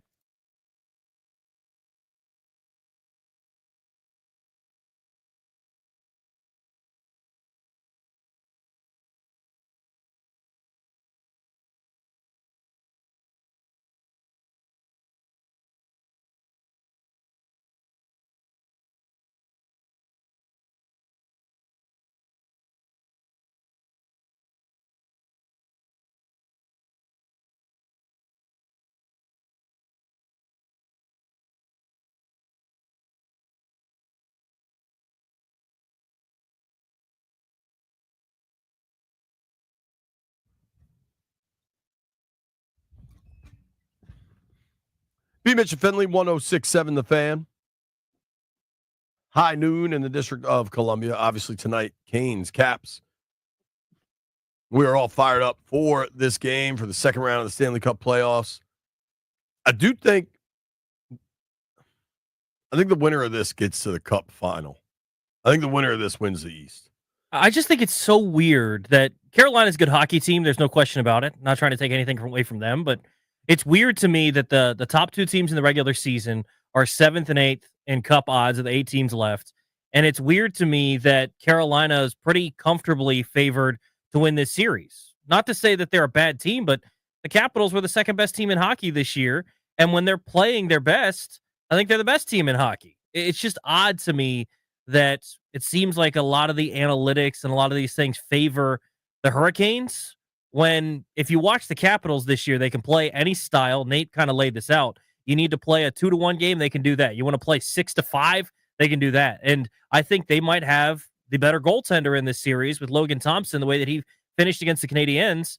And I think they're the better team overall. I'm just surprised that Carolina's favored. Not to say that it won't be a really good series. I'm obviously going to pick the Capitals, but I'm a little surprised by how many people are on the Canes. Yeah, I mean, I think a lot of that is based on how things kind of finished late in the regular season. And dude, I think there's just a lot of haters, especially in like the hockey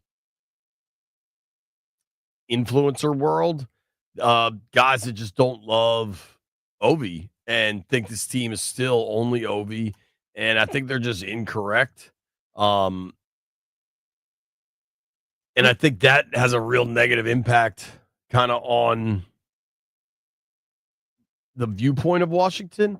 But I also don't care. Like, yeah. I'm cool with it. I mean, if you want to count us as the underdogs, feel free. Like, I don't care at all. I think it's interesting that you look at this team, and I actually feel pretty good going into this series. Again, not guaranteeing a win, but I feel pretty good going into this series, knowing that you've got guys like, look at the series that Dylan Strome had.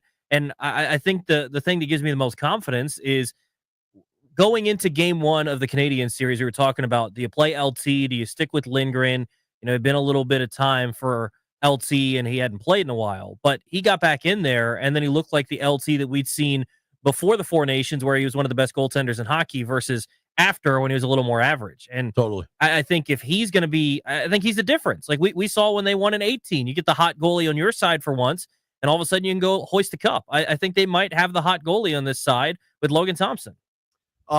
Totally. So our guy John Walton, we're going to track him down. I think I think he's got the rink report right now, but we're going to try to get Walton tracked down here in a minute. We got to make our official selections for this series coming up here in a few minutes.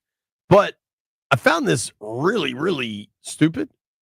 So the Athletic. So Landfill asked the question, right? Who's the most overrated player in sports right now, across all sports? And then I couldn't help but see the Athletic conducted an anonymous poll this week, and the most overrated player voted by NBA players, they said was Halliburton. Yeah. Who they just won game 1 in Cleveland. Yeah, I mean, I think when you look at what his expectations were coming into the season, now, this poll was done a while ago, but when you look at what people were saying about this guy just a year ago compared to what he did this season, I think you can understand that. Not necessarily saying that he's a bad player, but remember, too, these polls don't mean anything, because you remember who was voted most overrated player in the NFL going into last season? The MVP of the league, Josh Allen. So, you can take it for what it's worth, but, I mean, this past season he averaged 18 and 9. He's a point guard, and he does a really good job of running their team. So I don't know. You can make of it what you will, but I think sometimes people were trying to make him into being a superstar on the Anthony Edwards, Nikola Jokic level, and he was never going to get there. I think that's just false expectations. But 18, 9, and 3, I'll take that on my point guard any day. Jeffrey, your boy Tyrese Halliburton voted the most overrated player in the NBA. Haters? I wouldn't say haters, because he's inconsistent. Like, he'll give you like, just with the Wizards game when we talked about it, I was like, yo, Halliburton dropped 28 and everyone was hitting that last game. That's not going to be the case this game. So I get why they're calling him that, because he's kind of inconsistent. But so some are haters, some are not. I mean, to their point, he took a step back, right? He averaged 20 and 11 last year and just under 4 rebounds. And this year he averaged 18, 9, and 3.5. So, okay, he took a marginal step back. And I'm not a big Halliburton guy, but I understand this, because it's a weird question to ask when you're going around the NBA and asking some of these guys. I think he's an easy name to come up with, because who else would fit in this? Like, I think a lot of NBA fans, as haters, would say Jason Tatum. No NBA players are going to say Jason Tatum. I think a lot of people would say LeBron. Maybe. Just LeBron is a straight lightning rod regardless. Let's zoom out from the NBA. Who do you think the most overrated player in sports is? I think the last couple of years with the Jets, probably Aaron Rodgers. Yeah, I mean, that reputation still precedes some of what he was when he was winning MVPs in Green Bay, and he's not been that. I'm trying to think of who it is. It's a difficult one for me to. That's open to the aquarium too. Most overrated player in sports. Justin Herbert. Ooh. Give me more than 3-word explanation, White Brian. Well, he's been touted in the same class as the Burrows, the Allens, the Hurtses, and he hasn't won really anything. They haven't won a playoff game yet, right? They were up 27-0 against the Jags and gave that up. They got thumped by the Texans last year. Apparently, I don't know where Jim Harbaugh might have said this to like Colin Cowherd or something, but he said he woke up in the middle of the night and had this vision of Justin Herbert going into the Hall of Fame. So to that point, maybe they need to sounds chill like a Jim little Harbaugh. We talked about this guy a little bit earlier. I think he could fit into that category because he's talked about among the best. And Karl Anthony Towns at times is viewed as a true superstar, and I don't know that he always fits that. I think he's a really good player. Superstar gets used just way too much. Yeah. I'm trying to think of ones. Derek Jeter. You could definitely throw that name out there. He was not a good defensive shortstop. Any pinstripers in the aquarium? Does that get Jeff fired up? I think Jeff cares more about Tyrese Halliburton. I think Landfill's the one that's going to get mad about Jeter. I also think it's just trolling and not serious, and everybody can see it. It's just not, so transparent. I think if Derek Jeter's not on the Yankees and you want to know who's a guy who's really overrated? Cal Ripken. Don't you dare. Cal Ripken. Don't you dare. He played a lot. I show up to work every day too. No one cares. Dude, overrated. Cal Ripken was an actual league marginal talent at best. Cal Ripken was a league MVP. Yeah, in the 80s when everybody was hungover all the time. No one cares. Jeter was never the best player on his own team. He was just amazing for 17 years. He was never the best player on his own team. Just a great guy. Everybody loved him. Ladies did. Gave him a gift bag on the way out. Good for him. If we're going with all-time players here, I looked up a list. Number 1, I think this is from 2018. Bleacher Report has Joe Namath as number 1. I mean, dude, Joe Namath played before color TV. Is that really relevant? I mean, it probably is a not. 22-year-old kid driving his car right now who does Uber Eats or something, listening to us, who's like, yo, who's Joe Namath? I mean, he probably isn't, but if you just look, in 1967, 26 touchdowns to 28 picks. He finished his career with almost 50 more interceptions than touchdowns. I think you make the argument, but he's also a legend because he called they were going to win a Super Bowl against the best team, and then they did it. Right? So you get some cachet for that. If you really want to talk about overrated players, it's not LeBron, but LeBron's teammate, Luka. I think the guy doesn't play defense. Luka. Okay, so here was mine. There's a case. There's a couple, and it definitely plays in because they wore a uniform that I will despise forever. Tony Romo and Dez Bryant. Dez was always talked about as one of the best, and he was good for a short period, but I never viewed him to me when Washington would play Dallas. Dez Bryant you had the understandable respect for him, but it was a guy like Cole Beasley that always scared me more than Dez. And I always thought Tony Romo, if we're doing overrated, remember when a couple years ago, or maybe I forget when it was, he was eligible for the Hall of Fame class, and people were like, is Tony Romo a Hall of Famer? What the heck are you talking about? Did you watch that guy play football? No, he's not a Hall of Famer. He was a fine quarterback. He's not a Hall of Famer.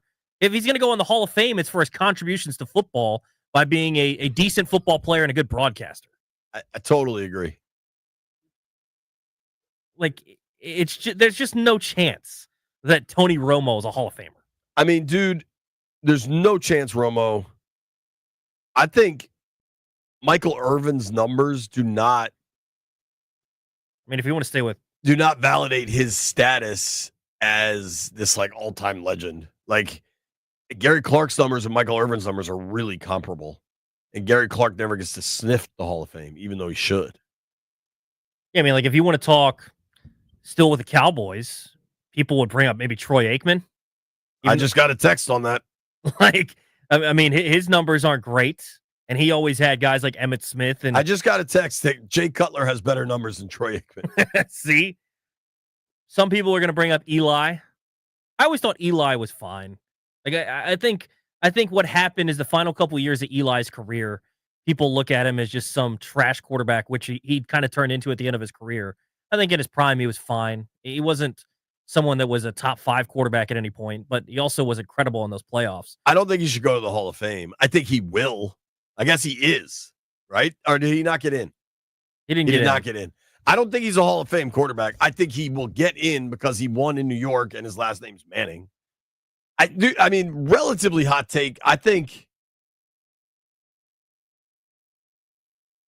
don't think he's overrated, but I think during the Manning-Brady era, people thought Manning was the better player by such a wide margin that the margin was razor thin. Well, and I think they liked those teams more. I think everybody was cheering for the Colts. Well, and Peyton's just way more likable. Yeah, so I think that played into it. But yeah, Brady was the better player.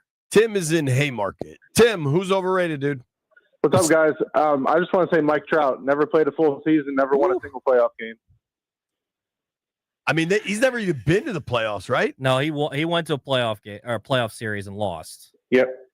What are the Angels doing that they had Trout and Ohtani and sucked? What is going on out there? Does Dan Snyder own them too? Yeah. Thanks, Tim. That's an interesting one because when you look at all the metrics and stuff, that wouldn't agree.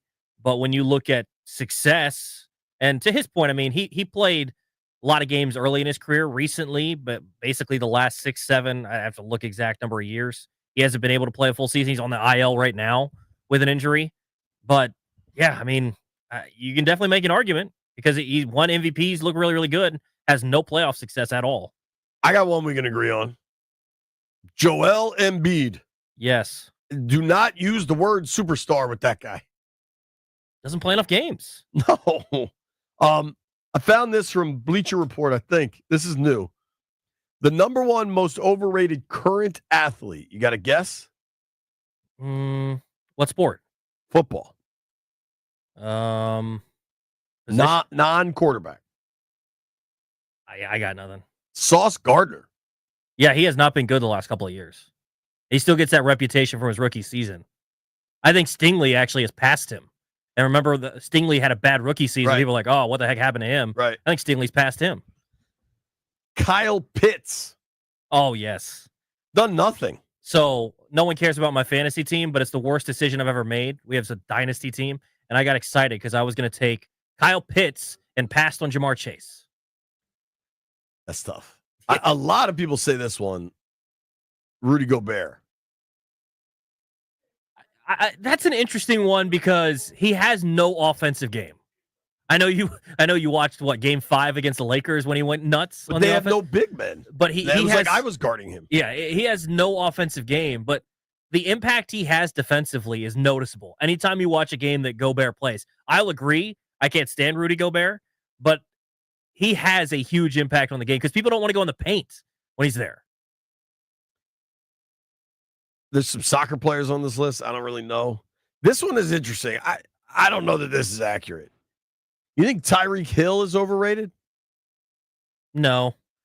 I mean, I think, where do you think he ranks right now? Without all the extra crap that comes with him, he's probably he's still a top 5 receiver. There will come a time where he is because the crap, eventually the speed will subside and the crap will overtake it. Yeah. But right now the speed's still there. Like, here's my thing with Tyreek Hill. We keep having this discussion about Bill Belichick and how this girl has gotten in complete control of his life. Yeah. Like, I know how. that woman has one very extraordinary skill set, right? And Bill Belichick's putting up with all the stuff because of that one extraordinary skill set. That's Tyreek Hill. He's the crazy girl that took over Belichick's life. He just happens to be an NFL receiver. He's so damn fast that you put up with everything. Yeah, and he's a unique style of fast, too, Totally, where man. there's some dudes that are straight line, like you think of Jamison Williams. He's both. And you got guys that are shifty, and yeah, he's got everything. He reminds me of like how Steph Curry, there's some guys that are set shooters, there's some guys that can shoot off the bounce, and there's some guys that can do everything.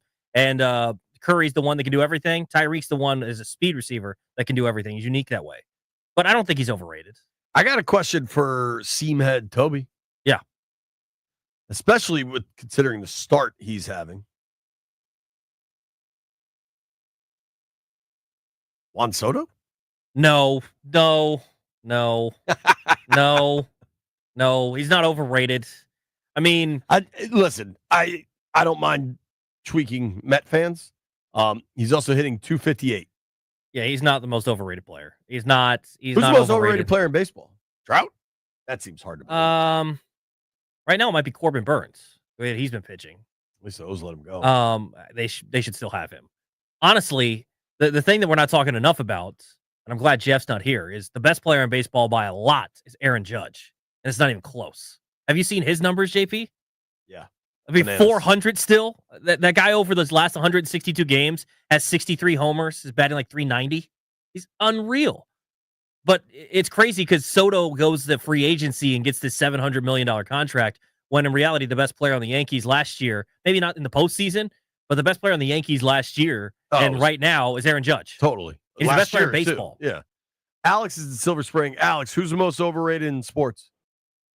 Man, you got to say Captain Kirk. I tell you what, but he's going to be on the Hall of Fame. Cousins, you're saying? Yes, yes. And but he's definitely going to open up a new Hall of Fame on how to get paid, though. So I'm not going to hate on that. I'm glad he's gotten paid. And look, and by the way, JP, I just found one of Jeff's golf balls. It says to call this number, but it also says I got some Caps tickets as well. So what's going on? You can keep the golf ball, but if you want the Caps tickets, you got to call back at 12:45, brother. Thanks for the call. Imagine that. All right, brother. We're going to keep the phone lines open, 800-636-1067. If you want to chime in on the most overrated player in sports right now. I got a name that might be pretty obvious that none of us have said so far. Next on The Fan.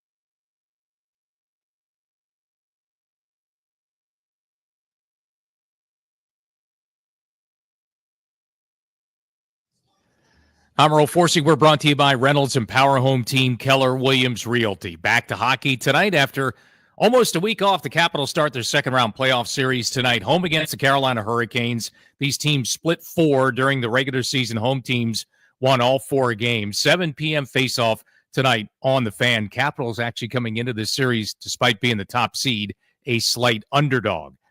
Baseball, no weather issues today in Washington. Nats and Guardians rained out last night. Rescheduled for today as part of a traditional doubleheader in D.C. Play starts at 3:35 with the Nats and Guardians Game 1 over in the Team 980.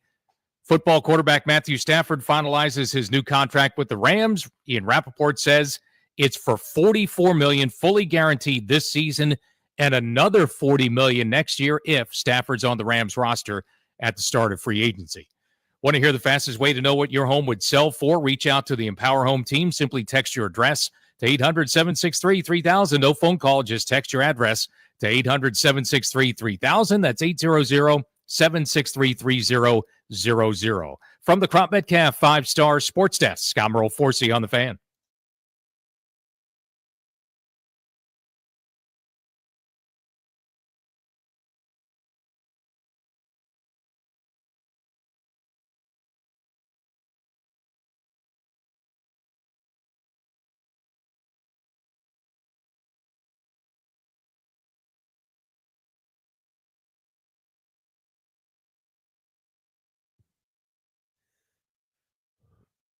One of the best parts about 90s rap, throughout the decade, people had to point out what year it was when they were dropping bars. 1993, 1994, 99, whatever it was. Shout out to TLC. Dude, I remember I was in middle school when TLC got like really big and they were walking around like, Toby, I don't know how to explain this better. They like wore condoms on their clothing. Like they just had like condoms pinned to their t-shirts. It was That's an interesting look. It was an interesting time, the early 90s. It's not something I would do. Interesting time to be a young man. All right. Jason Holcomb tweeted at me, the most overrated player in the NFL right now is Justin Herbert. He's good, but as far as he is perceived, not even close. He hasn't won in playoffs, often comes up short in big moments, and continues to be ranked very high every preseason. I'd like quick agreement on this. Most overrated player in hockey. I got it. You guys ready? Yeah. Sebastian Aho.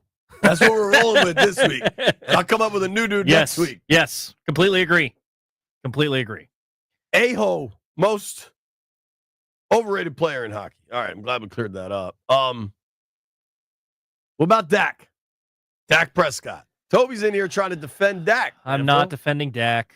But I feel like Dak has kind of had this ongoing roller coaster ride of where he's looked at, where I thought early in his career he was overrated to the point that everyone talked bad about this guy or talked good about this guy when he was mediocre. And then I thought he got better and people just hated him because he's the Cowboys quarterback. And I think he was a little bit underrated. And then I think now he's maybe back to being a little bit overrated. But I don't know. I think you can make everyone hates on this guy all the time. And I don't think he's a terrible quarterback. I don't think he's great. He's probably 12th best quarterback in the league, somewhere around there, maybe 12 to 15, somewhere around there. But I think a lot of people just look at him as garbage. So you could maybe make the argument that he's underrated, but he's the Cowboys quarterback. So he gets talked about all the time. I wish I didn't have to hear about him all the time. So maybe in that case, it makes him overrated. Tony Romo. That is Dak Prescott's ceiling. Tony Romo. I'm going to perform well in the preseason. In the regular season. I'm going to choke away in my big moments. I'm not going to play at a champion caliber in my big moments. I wonder how much that leg injury really derailed him, because before he had that leg injury, remember some of the stats he was putting up that season? Now the Cowboys had a horrendous defense. Dak, you're saying? Yeah. Like he was putting up stupid numbers to start that year. He was. Can I just a quick straw poll in the aquarium? Is Toby a secret Dak Prescott fan? No, don't do this. Seems like it, right? Maybe. Don't do this. I don't know. Riding or dying. JP's wearing blue today. Dude, I own this isn't even blue. It's like purple. Whatever it is. Little Cowboys-ish. Jalen Hurts. Tread lightly.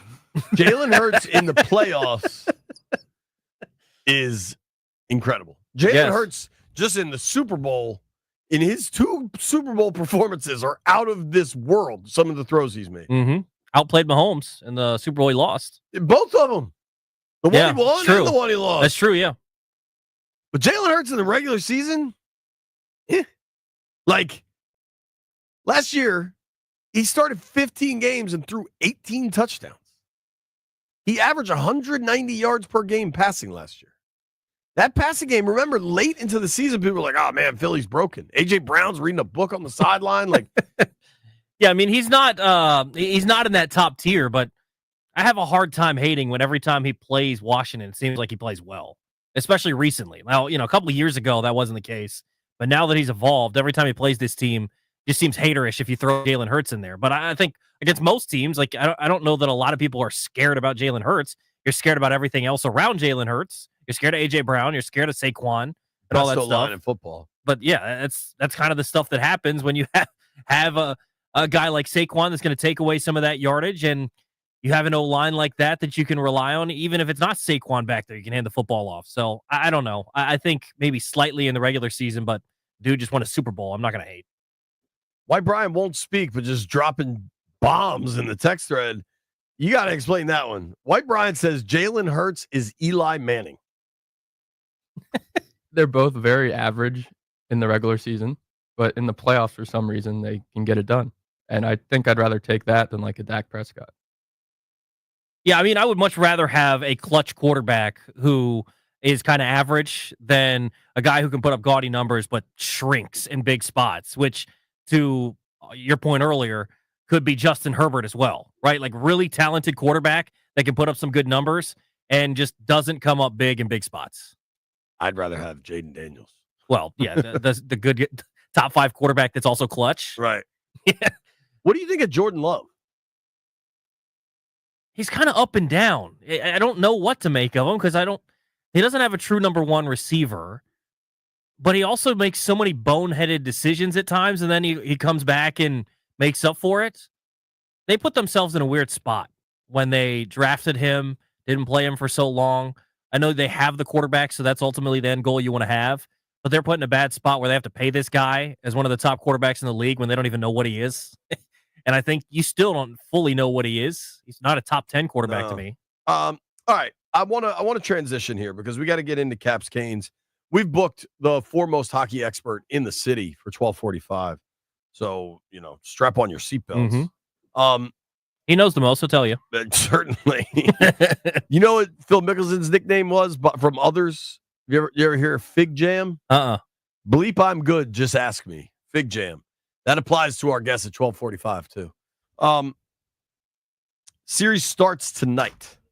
How we feeling, boys? Like I feel good, and I was very nervous at the end of the regular season, and I have this thing with the NFL draft that at the closer you get to the draft, the more you have to like sever your brain, like Lumen Technologies, and just remember what you knew at the end of the college football season. Yeah. Because that's what matters is if those guys were good on the field. And that's what you got to remind yourself as you get to the draft. And I wonder if I am at the end of the regular season when I was because of the OV chase, I was covering every Caps game there for a stretch. I was at every game. They were scuffling a bit, and I was like, man, Carolina makes me nervous. Now today, I don't feel that way. I think it's gonna be a tough series, but I think Washington wins in 6. Do you think I am tricking myself too much? How do you feel? I feel good. I feel as confident as you can be against a good Carolina team. And I brought him up so many times today, but I feel so good about Logan Thompson in the net that even if there's some shortcomings, he's going to come up big, stand on his head. And having guys like Dylan Strome show that he's a really good playoff performer and be able to get the amount of points he did in Series 1. I think it was 7 points in the first series. You've still got Alex Ovechkin, who you know is going to be able to, you can rely on him to put it home when you need to on the power play. And I think the team just started playing better overall.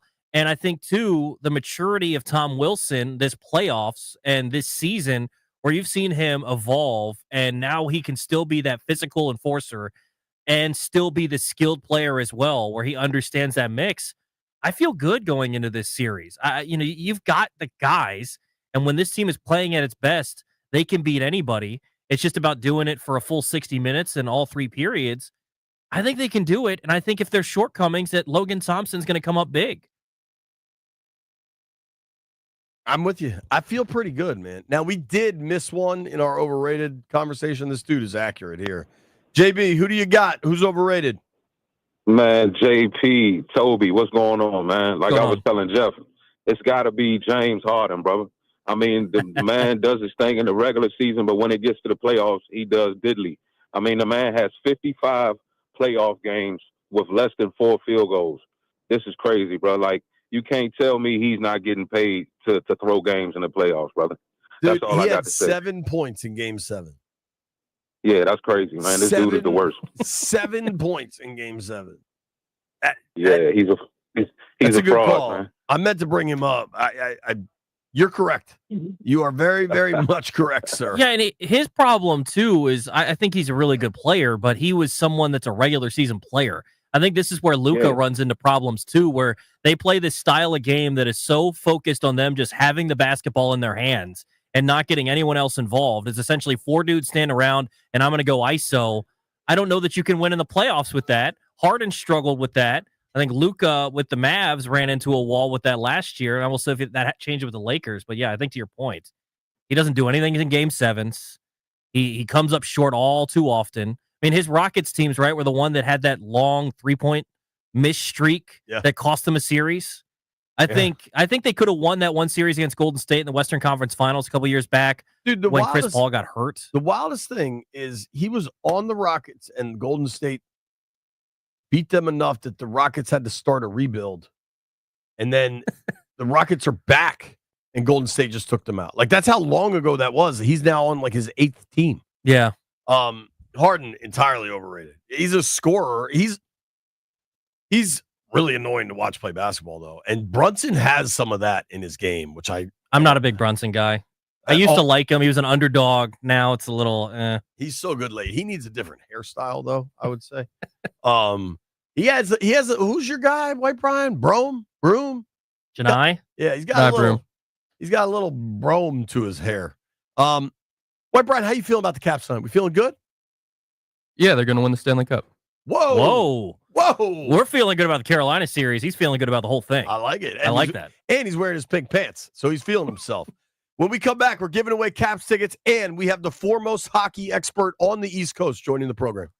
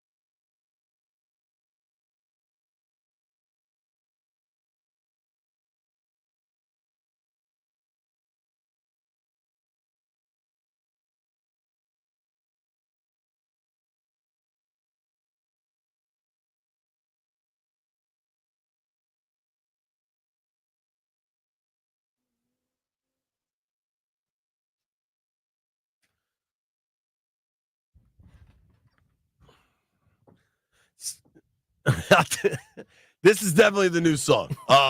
When I think of Afternoon Delight, just somebody getting lucky in the middle of the day, I think of Chris Russell. Also, here we go. Turn that up. Woo! Bang.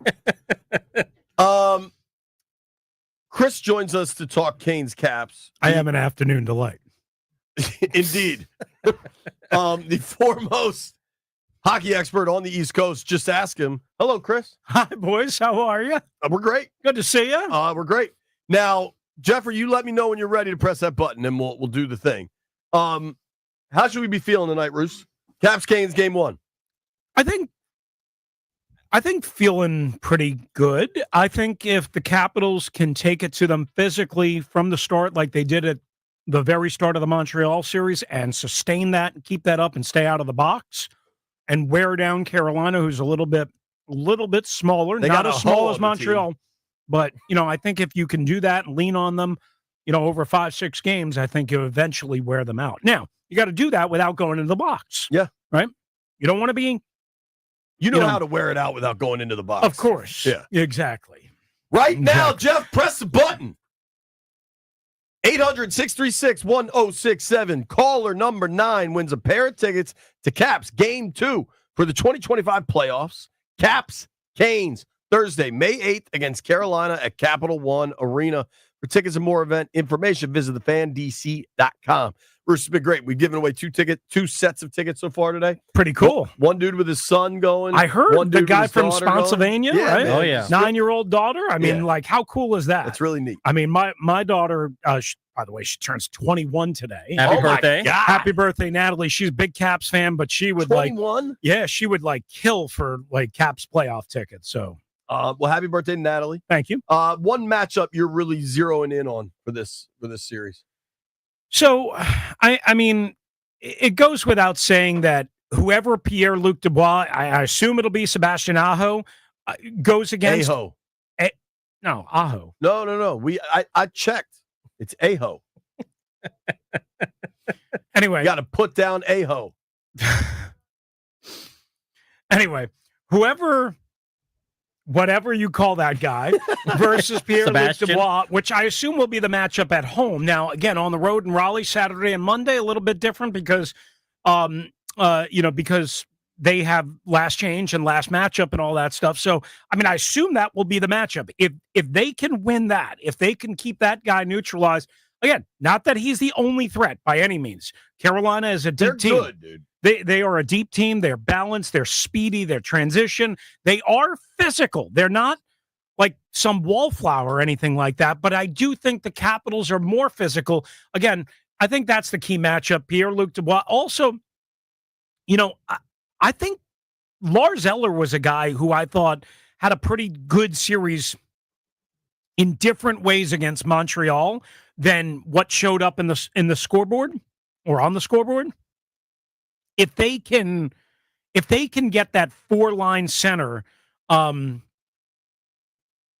quartet, foursome, whatever you want to call it, between Dowd, foursome, golf foursome, hockey foursome, not anything else. JP, Dowd, Eller, Pierre-Luc Dubois, and Dylan Strome. I mean, if those 4 guys can rock and roll through this series and be a force, not just, again, scoring, but defensively, winning faceoffs, killing penalties in Dowd's case, again, being a chippy factor like Lars Eller with all of his experience. Again, this is why I've loved the Capitals all year. A, better in goal, B, better overall roster, but down the middle, that is something that this team has not had straight down the middle, all 4 lines since the 18 Stanley Cup. Yeah, I'm excited about that. What do you make of LT and net? I've been talking about it all day. He's kind of my big confidence factor. Why I have the way that he played in Game 5 against Canadiens gives me confidence that maybe this team can have the hot goalie going into this matchup. Yeah, I mean, they have the better goalie, right? I mean, Frederik Andersen just got a contract extension, and he's good, but he's not great. Logan Thompson is absolutely the advantage that the Capitals have. Clearly, I don't think that anybody could really dispute, right? But that being said, there are times where Logan Thompson, and I saw it a couple of times in the Montreal series, especially in those game period 3 flurries in games 1, 2, and 3, where sometimes he gets a little erratic and he gets knocked out of position or he knocks himself out of position trying or to. there's a giveaway in their zone. Yeah, absolutely. But there's just sometimes. Now, remember, he did not play in the final matchup between these two when they blew a 2-goal third period lead. I believe Lindgren started 3 of the 4 matchups against Carolina. I think so too. And part of the problem is, and I've been talking about this, is the 2 losses in Raleigh came on back-to-back nights, meaning they played the night before in Boston, then flew overnight to Raleigh and had to play Raleigh again the next night. Earlier in the year, they played at home, won a game, I forget who they played, and then had to go to Raleigh, which, again, not a big deal. But when you're playing this team back-to-back nights, which, oh, by the way, you don't have to in this series, I think that's a major disadvantage, especially when you're in Raleigh. You have to go to Raleigh. You do not have to play back-to-back nights. And the one game they got their ass kicked was they had just played 5 of 6 on the road, and it was a back-to-back. And Carolina had been off for 3 days. Yep. And they had the number 1 team in the division coming to town, and they were up for it. Like that was a time slot. Look at my guy JP Finley. Oh, he knows, just breaking it down. You're not going anywhere. But real quick, it's time to give away a pair of tickets here. My guy Keith in Laurel. Keith, congrats, man! You win a pair of tickets for Game 2. How fired up are you? Oh, wonderful! Thanks so much, guys. Appreciate it. Yeah, no problem, man. Who you taking? Taking the wife. Awesome, man. Enjoy it. Go Caps.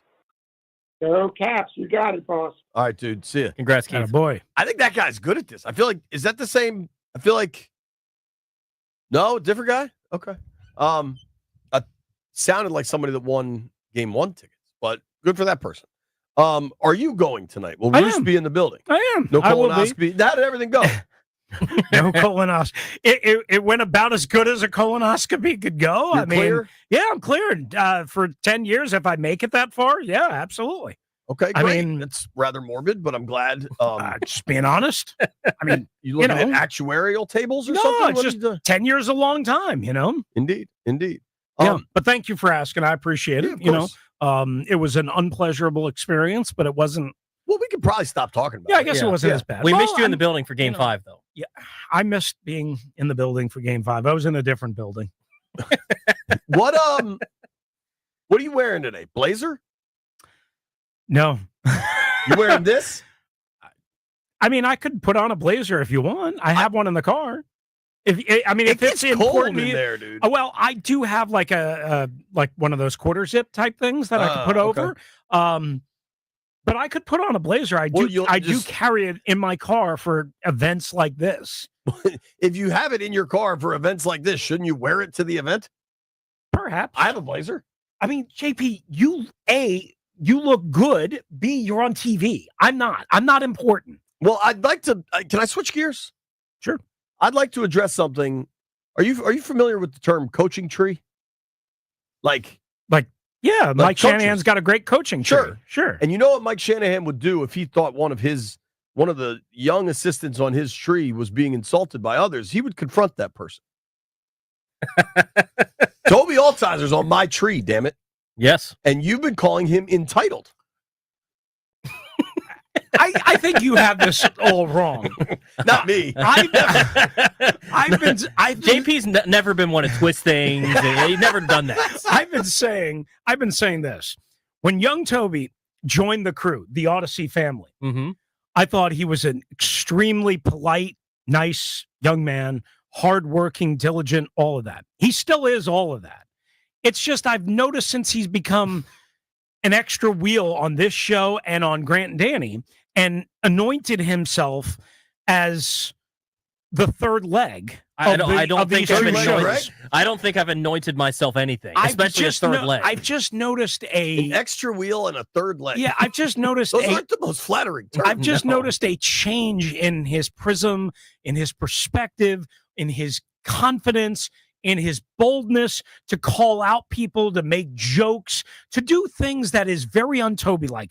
I thought we were buying and getting a wholesome young buck. I already have problems with another one.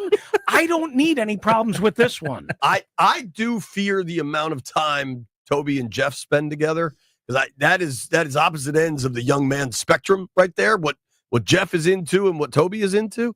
I would just say this. I don't think. Hold on. I gotta ask. We have. It is your show. Yeah. We have a professor Yes. here. We have a chief BS officer. Yes. Somebody that knows what is BS and what isn't. Level. Rooster says Toby is now an entitled punk. I'd argue he's still a really nice young man. Where do you land on this? I like Toby. Yeah, we like Toby. So you hate Toby now and think he's entitled. I never said I hated Toby. I'm just trying to keep him in line. I've seen how egos can ruin people in this business. I mean, one thing about him me is I have a large ego. Yeah, and trying to keep him grounded. I'm the guy. What? I'm the guy that has the large ego, and Rooster's the one to call people out for having too big of an ego. Pretty much, that's how it works. I don't have an ego. Really? Yeah. I lost mine a long time ago, JP. I've been knocked down the tree so many times. A lot of times that's true. You like to be very self-effacing, but once you get going, like you're like a pro wrestler. Once the Rooster hits and Chris is gone, Rooster got an ego, dog. JP's figured out my. You got the alter ego. I Okay. mean, I'm a little bit of a showman. A little bit. The greatest showman on earth. The foremost hockey mind on the East Coast. Yes. Chris, thank you for your time. Thank you, Everybody boys. enjoy the program at 2:00. Yes, that Caps in 7 is my official prediction. Caps in 7 I like for it. the Roos. Who wins tonight? The Carolina Hurricane. Oh, what a hater. Get the hell out of here. Seriously, get out of here. When we come back, NFC East roundup with the Dallas Cowboys. Newie Scruggs joins the show.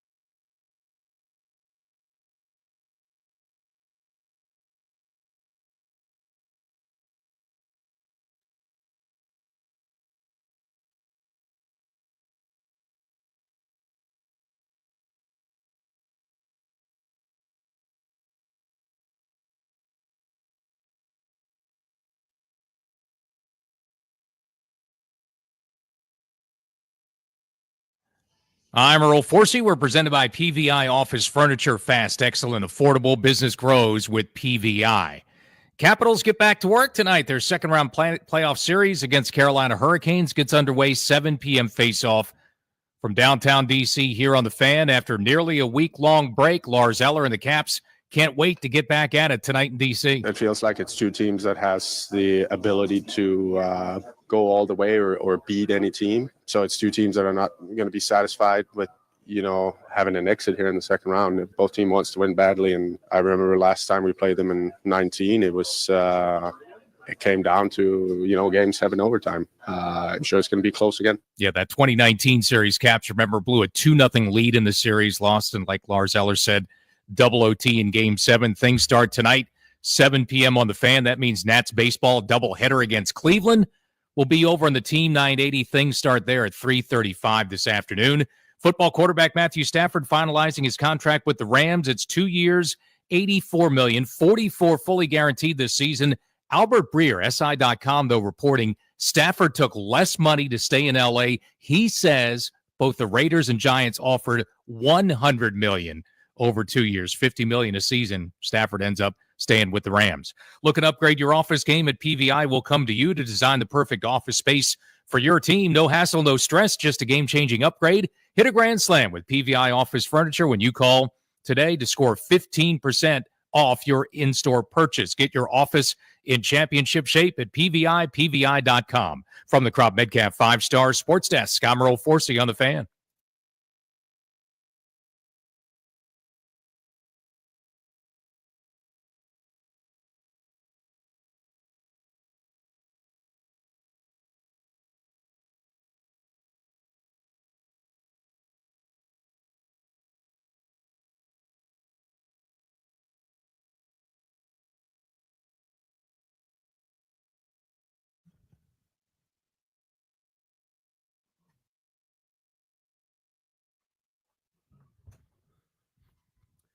B. Mitchell Finley, 106.7 The Fan. One of my favorite people in the media world is Newie Scrugs. Does a hell of a job covering Dallas sports down in the Metroplex. Newie always makes me laugh. And Newie, what the hell just happened between you and our producer, Jeff Walker? Well, first I was checking to see. He said, B. Mitch wasn't here. I'm like, oh, really? Okay. I mean, make sure brother's okay. And he said, nah, Toby's feeling it. I said, because I wasn't sure. I like, Toby? He said, Toby. I was like, Toby and like, Kente Toby? Like Ice Cube, I got a whip for you, Toby. You used to be my homie. Now you act like you don't know me. All good. So, all right, fellas, let's hand up. You're getting a new stadium out there. How many houses you got? All right. So I might come back to the city now. Since the last time I was there, it was raining on me in the press box, and I'm like, nah, I ain't never coming back here. And them hot dogs had a pink line in them, so I had to go shop for food before I came up to the game. I'm like, I ain't coming back. I said my weekend guy, so I'm glad the new stadium's coming. I remember that game with the leak. The new stadium is going to be a while, though, Newie. But here's the difference. You might have to come because these Cowboys-Commanders games matter. Mm-hmm. No, I don't. I'm not getting rained on again. I'm not getting rained on again. They have spent some money and improved things. It's obvious. Listen, it's not Jerry World, but the actual, like, the working experience that you and I share has improved. The food is often better, not always, but there's no more leaks. Newie, you come to town, I promise you no press box leaks. Okay, so the Snyder era is officially over. Yes. Let's start with your boys, though. How did the Cowboys do this offseason and draft to you? It depends on how you look at the game. If you look at the game from a football perspective, you're like, oh my gosh, where's the wide receiver? Where's the running back? But if you look at it from a football perspective, the way Hall of Fame writer Rick Gosselin had always taught me, he's like, look, first thing I do is figure out how to win your division. And if you can't block the Eagles, you can't beat the Eagles. We just saw it in the Super Bowl. And the Cowboys are dreadful against the run. If you want to beat them, just start running. So that's an issue. And then last year, once Zach Martin, really all the wheels fell off on Zach Martin, the offensive line was terrible. Zach got there running for his life. Man, then tore the bone off the hamstring out there running for his life. The offensive line was so bad. So they decided under Brian Schottenheimer they wanted to run the ball, which Mike McCarthy didn't want to do. And in order to do that, you got to be good up front. And so fans who were moaning and groaning about Tyler Booker from Alabama, I'm like, guys, do you realize what's in the division here? You got the Eagles, number one. You got DQ, who you know is a defensive line guy. They're always going to be good. Joe Witt knows what to do defensively. And the Giants forget their quarterback. They got a good D-line. If you can't block any of that, you can't help. Your quarterback's 32 years old. He's been getting hurt. You need to protect him. And so they went that. Second-round pick, they go defensive line. Donovan Ezaraku, who was number 2 in college football in sacks at 16 and a half. He can bend. He ain't the tallest guy, but he can bend. That's what a guy like Dwight Freeney could do. Wasn't the tallest guy, but he knew how to bend. If you can bend, you can get to the quarterback.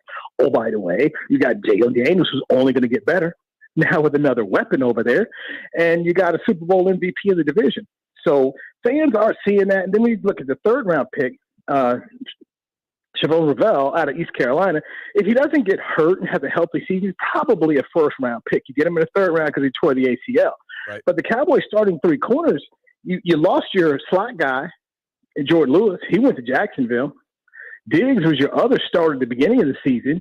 And when he wasn't telling a reporter off after a game on the loss in San Francisco, he ended up getting hurt. He said, now he's trying to come back. He's probably not going to be available for the first month.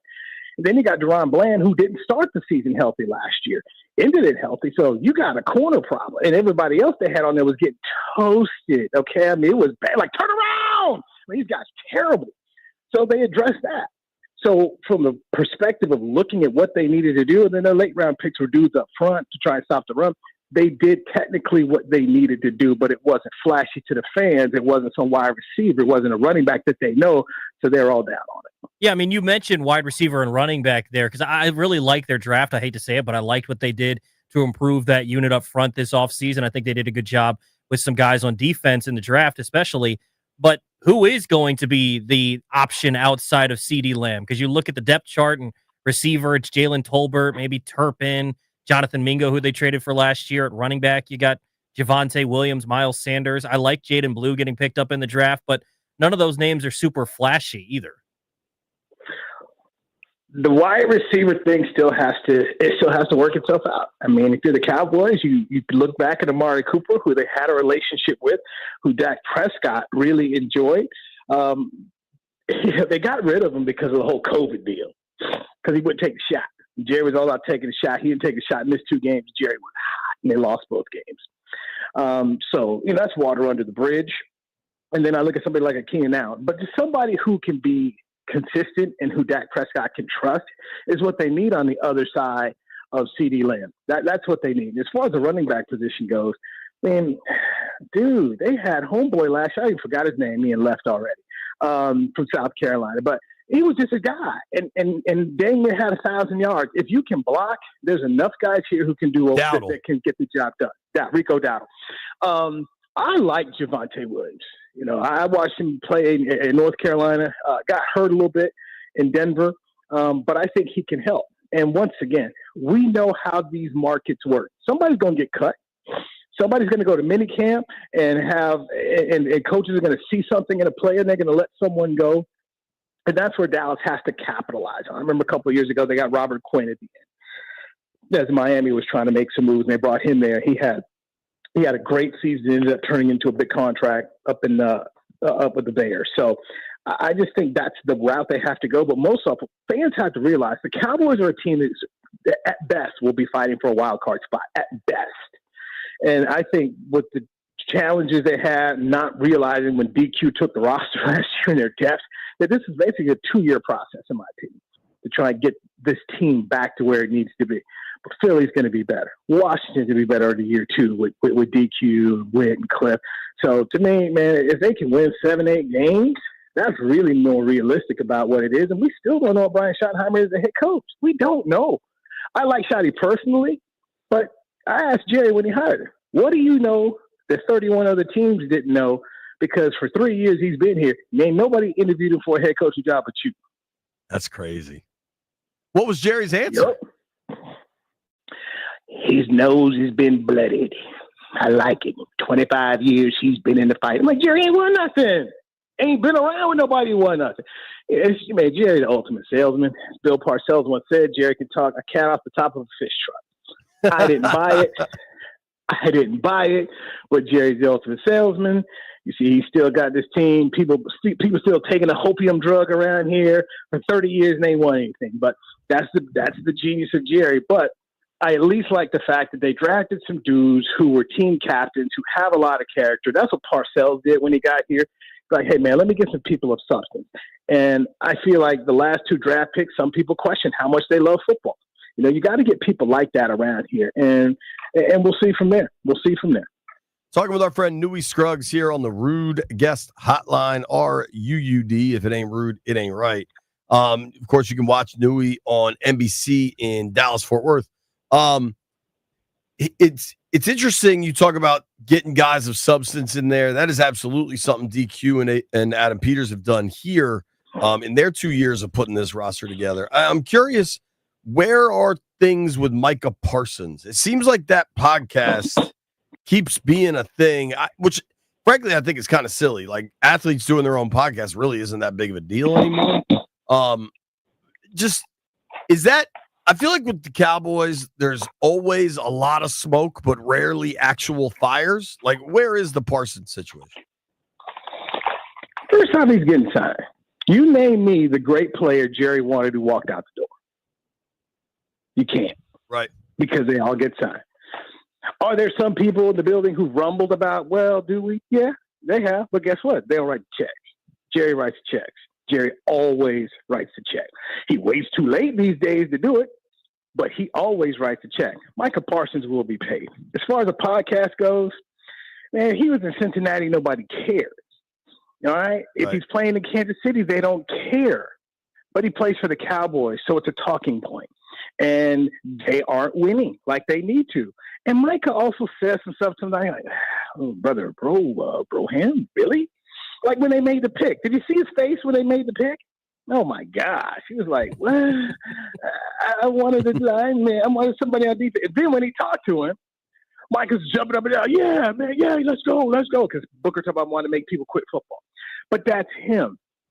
And JP, the problem is we, as dudes 30-plus years old, want these kids to act like, mature people ain't. Right. He's a kid. He's emotional. Like he got on social media after Duke lost. He's a huge Duke fan. I don't know why, but anyway. That's impacting my opinion. Exactly. Yeah, I've talked to him about his misguidedness. But he's like, especially for you, you're a Tar Heels guy. Damn right. He was at the Mavericks big Mavs ball wearing a Carolina suit jumper. Carolina jumper talking about, no, man, it's Duke blue. I'm like, fool is baby blue, okay? But that's Micah, man. That's Micah. He likes to talk. He likes all that. But he gets on Twitter, and after the Duke loss, he's like, oh, it's the most devastating loss I've ever had in my life. Fans went after him. They started putting up the score of the 49 a game. Then Micah starts going back and forth with it. I mean, that's just him. But here's what matters the most in Jerry land. He gets the quarterback, and he's good.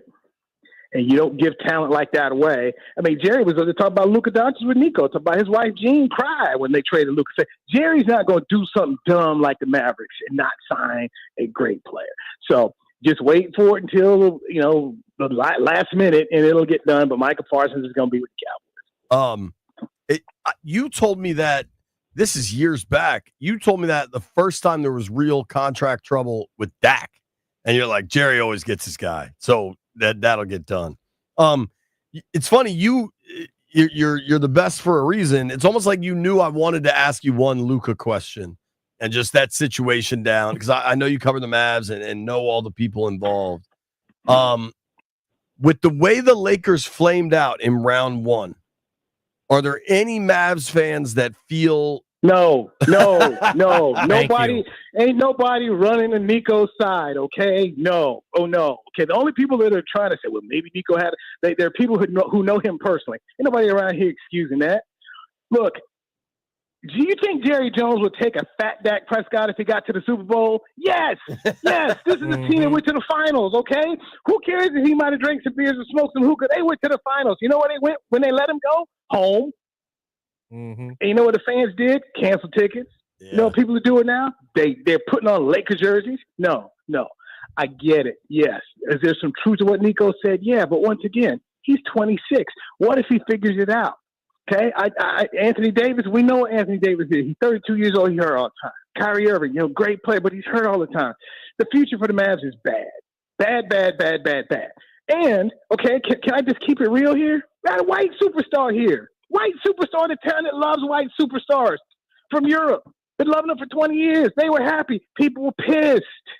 They should be. He was a great player. Yeah, he was a pain in the neck, but you know what? Tell me a superstar basketball player who don't come with a little something. Well, and okay? There's a reason why Bill Parcells put up with Lawrence Taylor and Bill Belichick put up with, because he was great. Sure. How did people receive him coming back and the emotions that he showed? Did that make it worse? Was that even like twisting the knife in the wound there even a little bit more? Yes. I was there when they had the closed door camera meeting with Nico. Nico sat to my left, Tim McMahon at ESPN sat to my right. So I watched these two volley going back and forth. It was bad, okay? It was sad. It was bad. And I've seen dudes come back here before after they've left. I've been here 25 years. I've seen some dudes leave and come back. That right there was some sad stuff, and fans are mad. And the dude out here making buckets, and they cheering for him. I felt bad for the Mavericks players. It was like you had a home game in your own building. They out there cheering for him. Yeah. They wanted to see Luka hit 50. And it was, and Nico, they chant Nico sucks at FC Dallas soccer games. They chant it everywhere, man. Just break out. Nico sucks. I mean, the only thing I'm waiting on something to happen in church. But, it's bad around here for Nico. And I asked him, I said, man, why do you want to have this job still? You got death threats. You got a family. Why do you still want this? He was like, I'm excited about the future. I'm like, brother, they shot JFK in this town. You about to be next. They are not happy with you. You got security everywhere you go. I went to that Mavs ball event. That's their big charity folks. You should see all security around. They know, man, people after this dude, they not happy. Oh, I did not think we'd have a JFK assassination reference. Last thing from me, Newie, thank you for your time as always.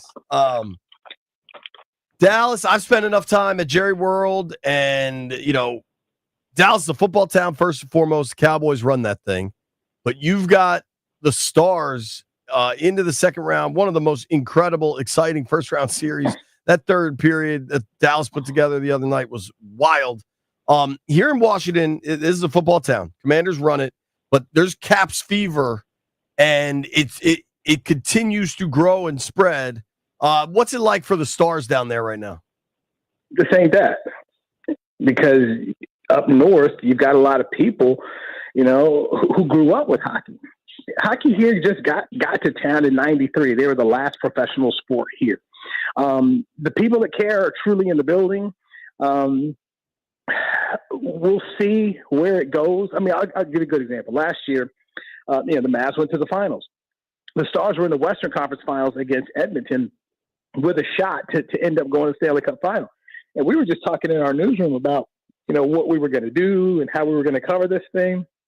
And, it was just kind of like, man, it'd be hard to cover both teams. And, where would we send the top team? We're like, well, the top team would go with the Mavs because more people love basketball. When the bubble hit in 2000 and they played up there, Dallas played Tampa Bay for the Cup, and it was on NBC. We didn't get any ratings bumps from it. It wasn't like, man, people tuned in like, oh my God. I mean, The Last Dance did 9-1. Right. Versus like the Stanley Cup Final. So if they get there, man, people will be happy. But there's a certain section of fans here who just don't understand hockey. They just don't get into it. They'll be happy they won. I know that was the greatest game I'd seen in 25 years of Dallas Stars hockey.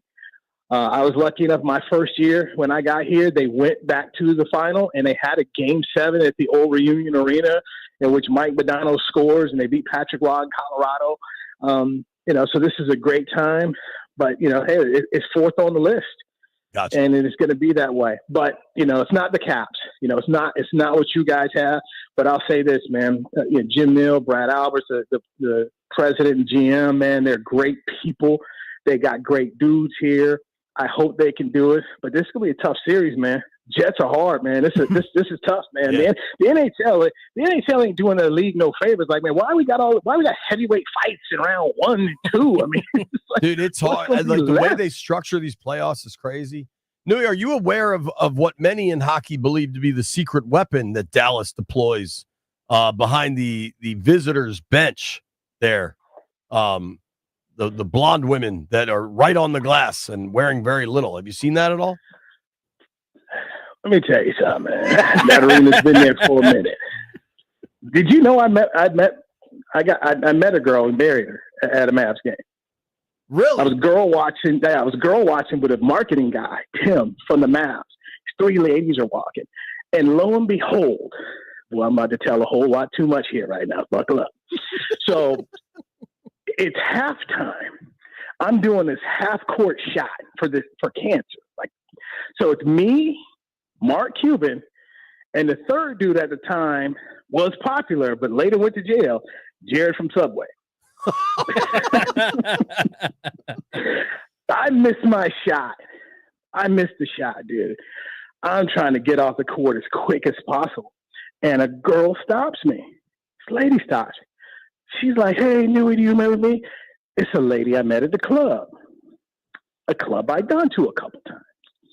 Well, standing next to her was the girl I was staring at earlier in the day, in the first quarter. Turns out it's her sister. Next time at the club, I said, "Hey, how's your sister?" She said, "You should take her out." I said, "If you pay for it, I'll do it." Ended up going on a date with that girl in March, proposed to her in June, and got married in December, was married for 19 years to her. So wow. All that at the Dallas Mavs, at the reunion, the American Airlines Center, which is a meat market all day long. There you go. With you, Cubes, and Subway Jared. Most bars you go to in Dallas are a meat market. We got to go. Producer's going to flip. You're the best. I can listen to these stories forever. Thank you, Newie. Appreciate it. It's our friend Newie Scruggs. Some very interesting audio from Alex Smith on Jaden Daniels when we return.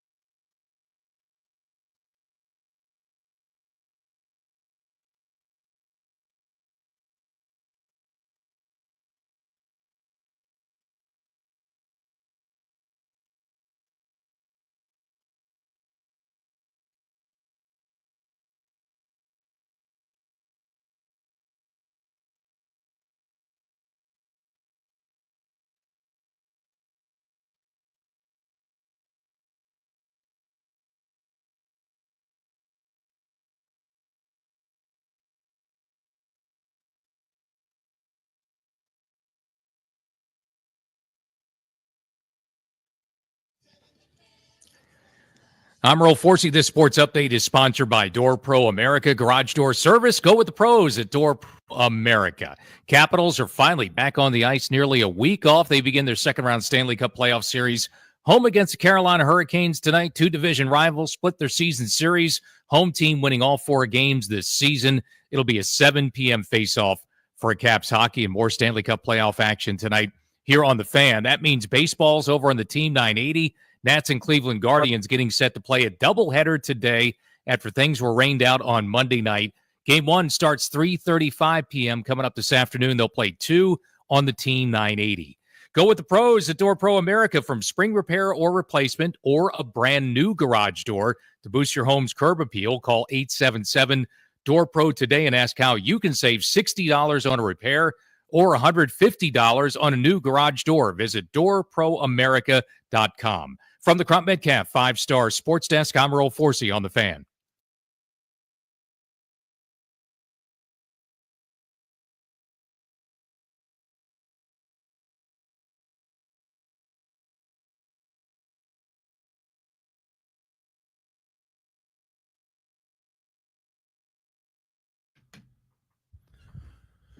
B. Mitch and Finley, 1067 The Fan. In about 10 minutes, we're giving away our last set of Caps tickets. But right now, we're giving away a pair of tickets to see Wiz Khalifa and Sean Paul. Sean Paul, the Good Vibes Only Tour with special guest The Baby.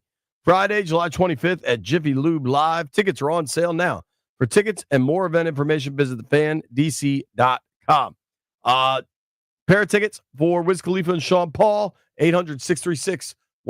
Caller number 9 right now. Also, just as a quick aside, there's no cool way for a 43-year-old white dude to say "the baby." It's just, I got nothing. Like, there's nothing you can do. So left hand up tough. on that. Yeah. I believe I saw this last night. Maybe one of you guys sent it to me. I think I sent this to us. Alex Smith talking with, I think, USA Today Sports. I want to properly credit wherever it came from, about what he thought, what he saw in Jaden Daniels' rookie season. It's really unprecedented. We've never seen the likes of, he's the greatest rookie season maybe in American sports history. And when you watch the tape, there is nothing fluky about it. I mean, this guy is so fundamental. He can beat you in so many ways. And most of all from the pocket, right? I think that's the thing that is so, I think looking forward, that's going to be there. That's not going anywhere. And you combine it with his ability to run. And then I think his clutch gene, right? Like, I don't think we've ever seen a rookie have that many fourth quarter comebacks, clutch moment throws. And certainly to take him to the NFC Championship game, it was crazy. So obviously huge expectations for him, right? Like, they've earned those. But I'm excited, I think, like all Commander fans, to see what they do here year 2 of this regime. Strong praise, dude. And I covered Alex for a couple seasons. He's not a hot taker, blow smoke. You know what I mean? Yeah, he seems like he's going to give you your honest opinion on what he thinks, and I think he's right. I mean, I don't know how it ranks with all sports, but among quarterbacks, it's got to be the most impressive for a team that had 4 wins the year before to go to an NFC Championship game when they overturned half the roster. Half the dudes are new. You looked at the team going in and you said the offensive line was going to be a problem. You said, who's the second weapon? Like, all these different things that we were talking about going into the year. And Jaden Daniels, we were talking about this in the break earlier, like the difference in him as he grew throughout the season, where by the end of the year, he was playing as a top 3 quarterback in the league. He took a little bit for him to kind of get there, but he was legitimately playing as a top 3 quarterback as a rookie, led this team to an NFC Championship game. I think he's right. Playing with some big time injuries too. Mm-hmm. As far as the greatest rookie season in American sports history, I think you can statistically make a claim on that. I like to back away like really lofty claims, because it's just like, at some point it's so hard to substantiate something like that, that it's like, it was the best quarterback season we've seen in Washington in almost 40 years, 30 plus years. So that to me is enough. Like, where it ranks all time, that becomes a beauty's in the eye of the beholder thing. It's just hard to quantify. Yeah, it doesn't really matter where it ranks all time because it was so special regardless. Exactly. Well said. What I care more about is how do you build on it and what happens next. And I think with Jaden, I think one of the biggest problems for guys to follow up success is having the drive to continue to want to be successful. Mm-hmm. And I remember, like, maybe not this time last year, but by mid-August, and all my friends are old school Skins fans, and they're always asking me about the quarterback. Every time they've drafted a new one. And I'll never forget my buddy Zach Hart giving me grief when Haskins was going through the process. And I was like, I don't know, man. He's got all the tools. Like, seems like he's got it together. And then obviously, that went eventually, tragically, elsewhere. But with Jaden, all I could say was, like, I don't know what will happen on the field, but everything I've witnessed off the field is everything you want. And that was kind of my read on him up until August. Then you finally get to really see some football, and he was excellent and hit the ground running. It was the second half of week 2 against the Giants is when, to me, I first saw it. And then week 3 is Cincy. And I don't see it going backwards, man. Like, in any capacity, I can't. If you remove injury, I do not see that happening. No, I mean, and he's so good at doing everything, right? I mean, he's a quarterback that can pass from the pocket, that can run, that can do all these things. And I think going into this offseason, so many people were, or to me, like, a lot of people just wanted to bank on Jaden always being that. I wanted to help him out. I wanted to find ways, whether it was a weapon, whether it was the offensive line, to find ways so that he didn't always have to be Superman to try to drag this team across. And they got Debo. They didn't necessarily invest heavily in the weapons outside of Debo, but what they did a good job of is now the offensive line is good, so he's going to have time back there. And so suddenly Luke McCaffrey's going to have more time to get open, or whoever it's going to be, Jalen Lane, and they're going to have some creative stuff in there to help him out. I think with improving that offensive line, it makes a lot of sense to help that guy out, because I think he's good enough and showed you last year he's good enough that even with quote-unquote subpar weapons around him, aside from Terry McLaurin, he could get it done. Now imagine him being able to get it done with a good offensive line. Yeah, man, I wouldn't want to change a thing. Maybe a little less design runs, and ideally you'll have less of that, less scrambles because he's got more time. But you got to let Jaden be Jaden. He's excellent. He's incredibly intelligent. He knows when to tuck it, when to go. And over time, dude, once you become a veteran in this league, it becomes way more clear. The thing that made it special to me is we knew how good he was as we watched the season. Like you say, second half against the Giants game, week 2, that week 3 coming out party against Cincinnati. But to me, where it really opened my eyes, JP, was the second half of the Eagles game, the second time they played them when they won. And Cliff Kingsbury would call a run, and I'd be like, stop running the ball. Just put it in Five's hands. And when's the last time you said that about a Washington quarterback? It's similar to like when you're watching Josh Allen or Mahomes, and you're like, what are you doing there? Just put it in your quarterback's hands. Washington has one of those guys now where it's like, just put it on him. He can handle it. He can do it. He's special. When we return, last set of Caps tickets for the day.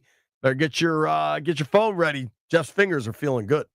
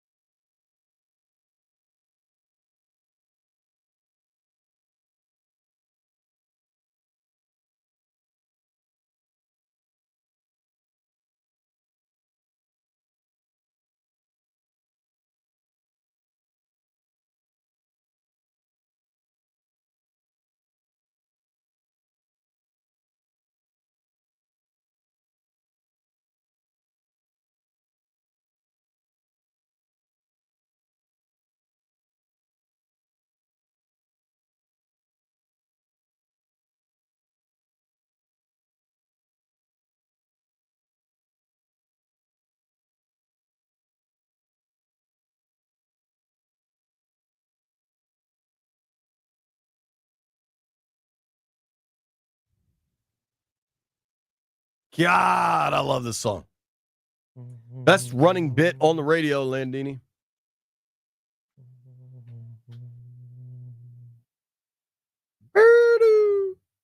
All right, Jeff. What are we doing? Lock them up? Unlock them up? Here's what we're going to do. I know what you people want. Very rarely do I know what people want from me. Right now, I live in a house with a wife and 2 daughters. Very rarely do I know what they want. Right now, I know what people want. You want Caps tickets, damn it. And we're here to give them to you. Caps, game 2. Caps versus the Carolina Hurricanes. Caller number 9, 800-636-1067. You win a pair of tickets to game 2. 2025 Stanley Cup playoffs with the Washington Capitals against Carolina Thursday, May 8th. For tickets and more event information, check out thefandc.com. All right, Jeff, do your thing. Let's give out one more good winner. While Jeff is hunting down a winner, official predictions, boys. This will be a low bet week because Monday we didn't make it. And then today we're just doing the Caps. I need a score. I need a final score and a goal scorer. Tobes, you want to lead us off? Yeah, I'll go. Let's go 3-2 Capitals tonight. And goal scorer is going to be number 43, Tom Wilson. 3-2 Caps win and Willie for Toby. Professor Landini, what do you got? I'm going to go 4-2 Capitals. Ovi will get a goal, and so will Dubois. Little PLD. Little PLD action. I like it. White Brian. I guess today, B-Midge is out. You're just Brian. 4-0 and Leonard. Wow. He really is feeling good. He said they're winning the cup earlier today. He's got to win 4-0. Do Leonard. we have any fear that because White Brian's not a Caps fan, he's doing some like elaborate reverse hoax, like jinx thing here? I don't think he has that in him because I do think his wife roots for the Caps and their family. So are you a Caps fan from this day forward, White Brian? Yeah, I never grew up liking a hockey team, so I'm a Caps fan. Okay. There you go. And I know White Brian throughout the Auburn run, the only team I think he actually cares about, he was all in and felt extremely confident all the time. His White Brian's sports takes for his team are just an extremely condensed version of Barstool Nate's. like on the opposite ends of the spectrum, Nate could talk for an hour about Matt Roy, whereas White Brian's just going to tell you 4-0 Caps. All right, 4-0 Caps for him. Jeff's still navigating the telephones. I'm going 4-1 Caps. Protus. I don't think he scored since early April, right? It's been a little while. Yeah. First game back last time out. But like last game, he was still kind of getting his feet. I think he's got his feet. I'll go Protus tonight. I think they said they're going to try and use him in some different situations. Let's see. It sounds like they're going to keep the same lines, which I think he was down either the third or the fourth line last time. I think they'll move him around a little bit, but once he gets his feet back under him, I'm excited for this team. I mean, literally, I think it's his feet because he got sliced up on the foot. That's so crazy, by the way, right? Like, how do you get sliced? Like, I get that it's skates. It's just, that's wild that you have a skate / a tendon and you're just a couple weeks later, let's roll. Do we know the tendon was slashed? I don't know, but that's what people were speculating, right? Like, I mean, it's my understanding it was just like a deep flesh wound, for lack of a better word. Either way, just wild. Either way. I mean, hockey guys are just such monsters. I hope Carlson's healthy. I guess we'll learn that tonight. I think they will be smarter about this series getting into the dumb stuff. There was the one scrum that ended up on the bench with Willie in the Canadian series, which was awesome, which was cool. But then you're spending a lot of time in the box, and then I think they knew they were way better than Montreal, and at times they got sloppy, and I think you saw that with the turnovers. I don't think that's the case tonight and with this team, and I think it's going to be it's going to be a tough series. I don't nobody's saying a sweep or anything, but I think tonight they come out well-oiled machine. Russian machine never breaks. I'm going to Shannon on line 4. All right. Shannon on line 4. Congratulations. You've won a pair of tickets for game 2. Caps Canes, how you feeling? I'm very excited. Thank you. My husband's going to be he's going to be really happy to hear this right now. Oh, that's awesome. Where do you guys live? We're out in Hamilton, Virginia, really small town, Loudoun County. Okay. So you're looking at what, like an hour, maybe 90-minute drive in?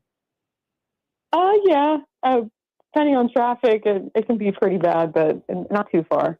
Have you been calling all day to try to win, or did you just get lucky on your first try? No, he literally called me and said, call them at this time. And it went through. Do you think maybe he's not listening right now and you could consider bringing someone besides your husband? Oh, absolutely not. I would never do that, but he's definitely listening. All right, but Toby really wants to go. I'm sorry, Toby. That's all right. Take your husband. It makes sense. What is the jersey situation? What will you guys wear to the game? We got our OV jerseys. Hell couple choices. We got all OVs. I like it. Dude, if you're only gonna get one jersey, the OV jersey is the one to get. Mm-hmm. Shannon, do you guys get to Caps games often? Not for a while. We've had 3 kids in the last 4 years, so we haven't been going to games. You have 3 under 4? Yeah. Oh my God. You're gonna need that Caps game. That's a busy house right there. Who's watching the children? Or are you just leaving them with like an animal, like your dog or something? No, we've got a babysitter family. You got to pay them double. 3 kids under 4. Woo. Shannon, congratulations to you and your husband. Bring home a win, okay? Thank you, guys. Thank you, Shannon. Congratulations. Great day giving away tickets, man. All family stuff. I really enjoy that. Thank you to everybody that called into the program today. Thank you to Barstool Nate and Newie Scrugs. Fun day, Toby. Thanks for hanging out. Always great, man. Always fun. Great and Danny coming your way next. They're giving away more Caps tickets all day. Caps Canes tonight. Cannot wait. You made it this far. I owe you beer.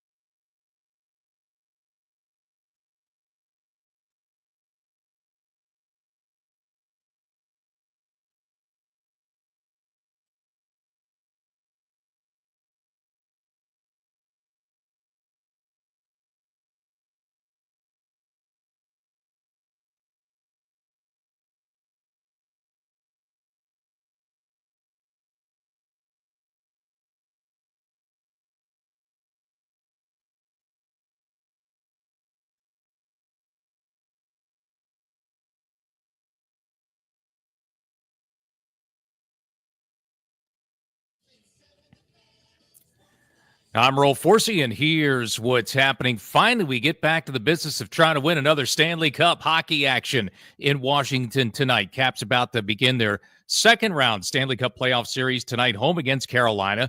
Both teams have had long breaks. Carolina's been off the past week. It's been 6 days now since the Caps finished up round one. So after nearly a week off, the long wait's finally over for Spencer Carberry and the Caps. Yeah, originally I was hoping that there was going to be some time for us to catch our breath. And then I'm like, gosh, if we start Tuesday, this is going to be a long time. But I also think you can use it to your advantage and make sure that you're well rested and recovered and ready to crank it back up. And so that's what I think our focus is. Yeah, hopefully the Caps are rested and ready for tonight's 7 p.m. face-off for round two for the Caps here on 106.7 The Fan. Baseball today, they're going to play 2 down at Nats Park. The Nats and Cleveland Guardians rained out last night, so it's been rescheduled today. A doubleheader this afternoon in D.C., starting at 3:35 p.m., both games on the Team 980. Football news, Commanders rookie minicamp will be this weekend, Friday and Saturday in Ashburn. They take a look at some of the new players they drafted a couple of weeks ago. The NFL schedule, of course, officially comes out in a week next Wednesday. And some news just in, there will be no Triple Crown winner in 2025. Kentucky Derby winner Sovereignty is skipping the Preakness. From the Crop Metcalf 5-Star Sports Desk, I'm Earl Forsey on The Fan.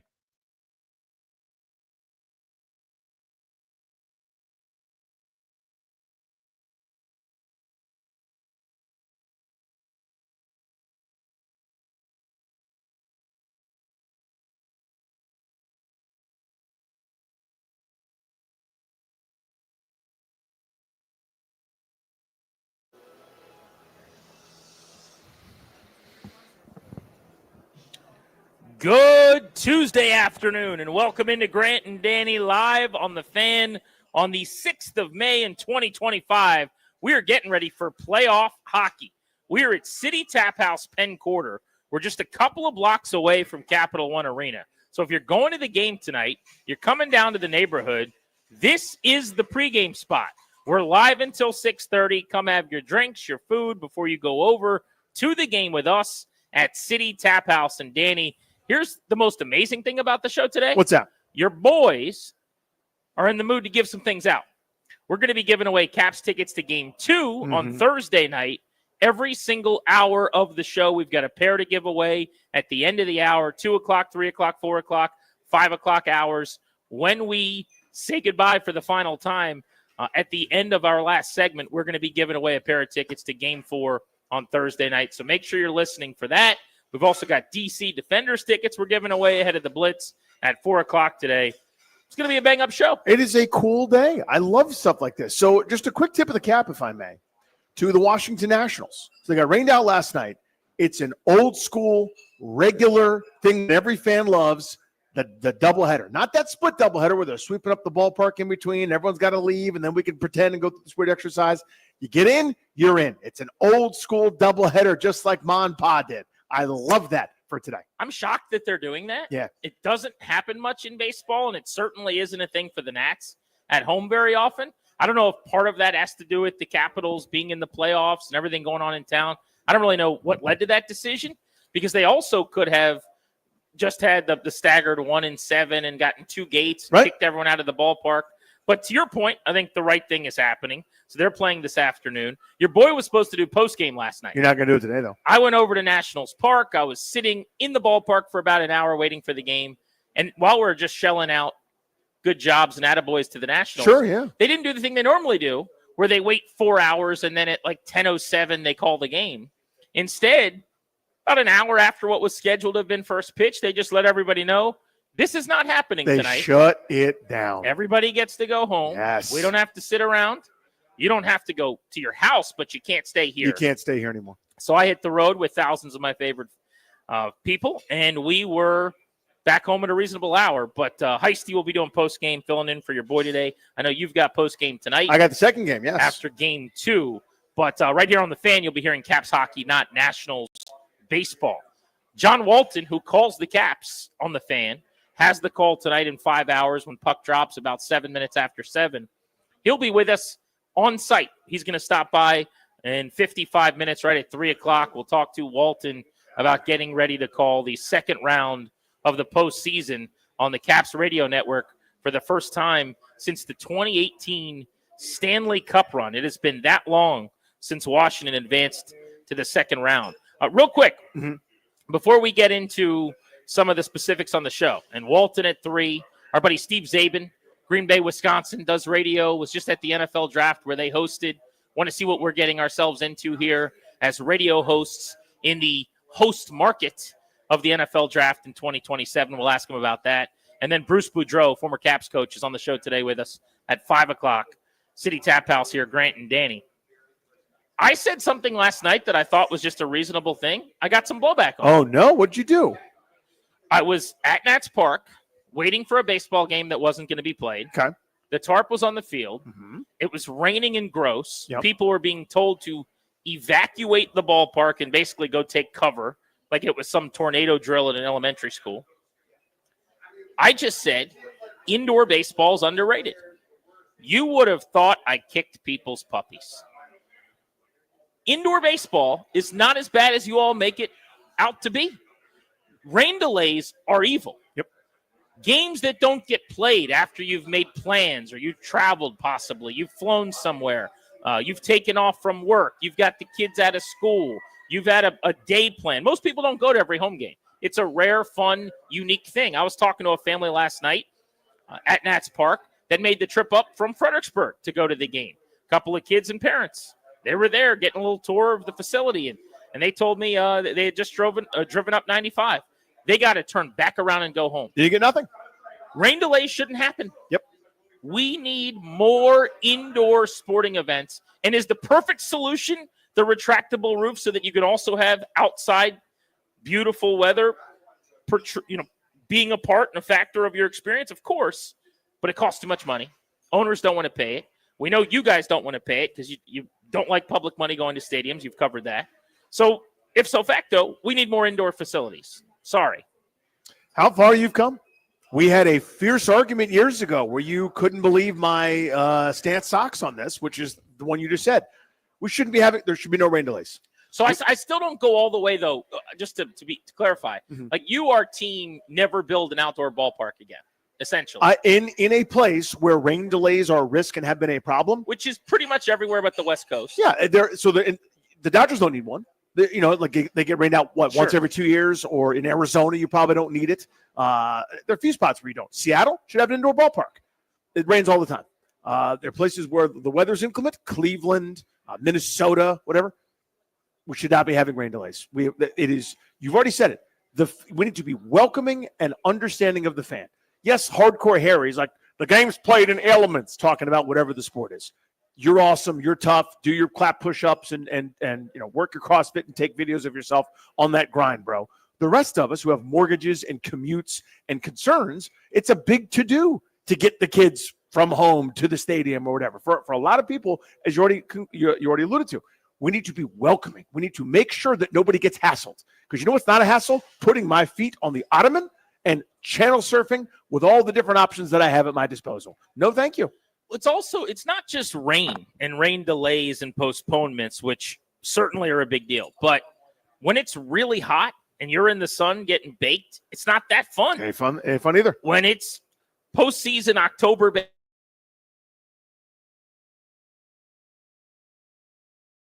March, when I'm at Nats Park for the first time and I'm wearing a hoodie and I'm freezing my butt off, that's not that great either. If you want to make the case with football that the elements are significant, there's more of a conversation to be had there. But baseball, come on, we could get together on this. Yeah, I mean, let's all be dry and let's be roughly around room temperature. I mean, people have rightly pointed out that there are only a handful of teams that have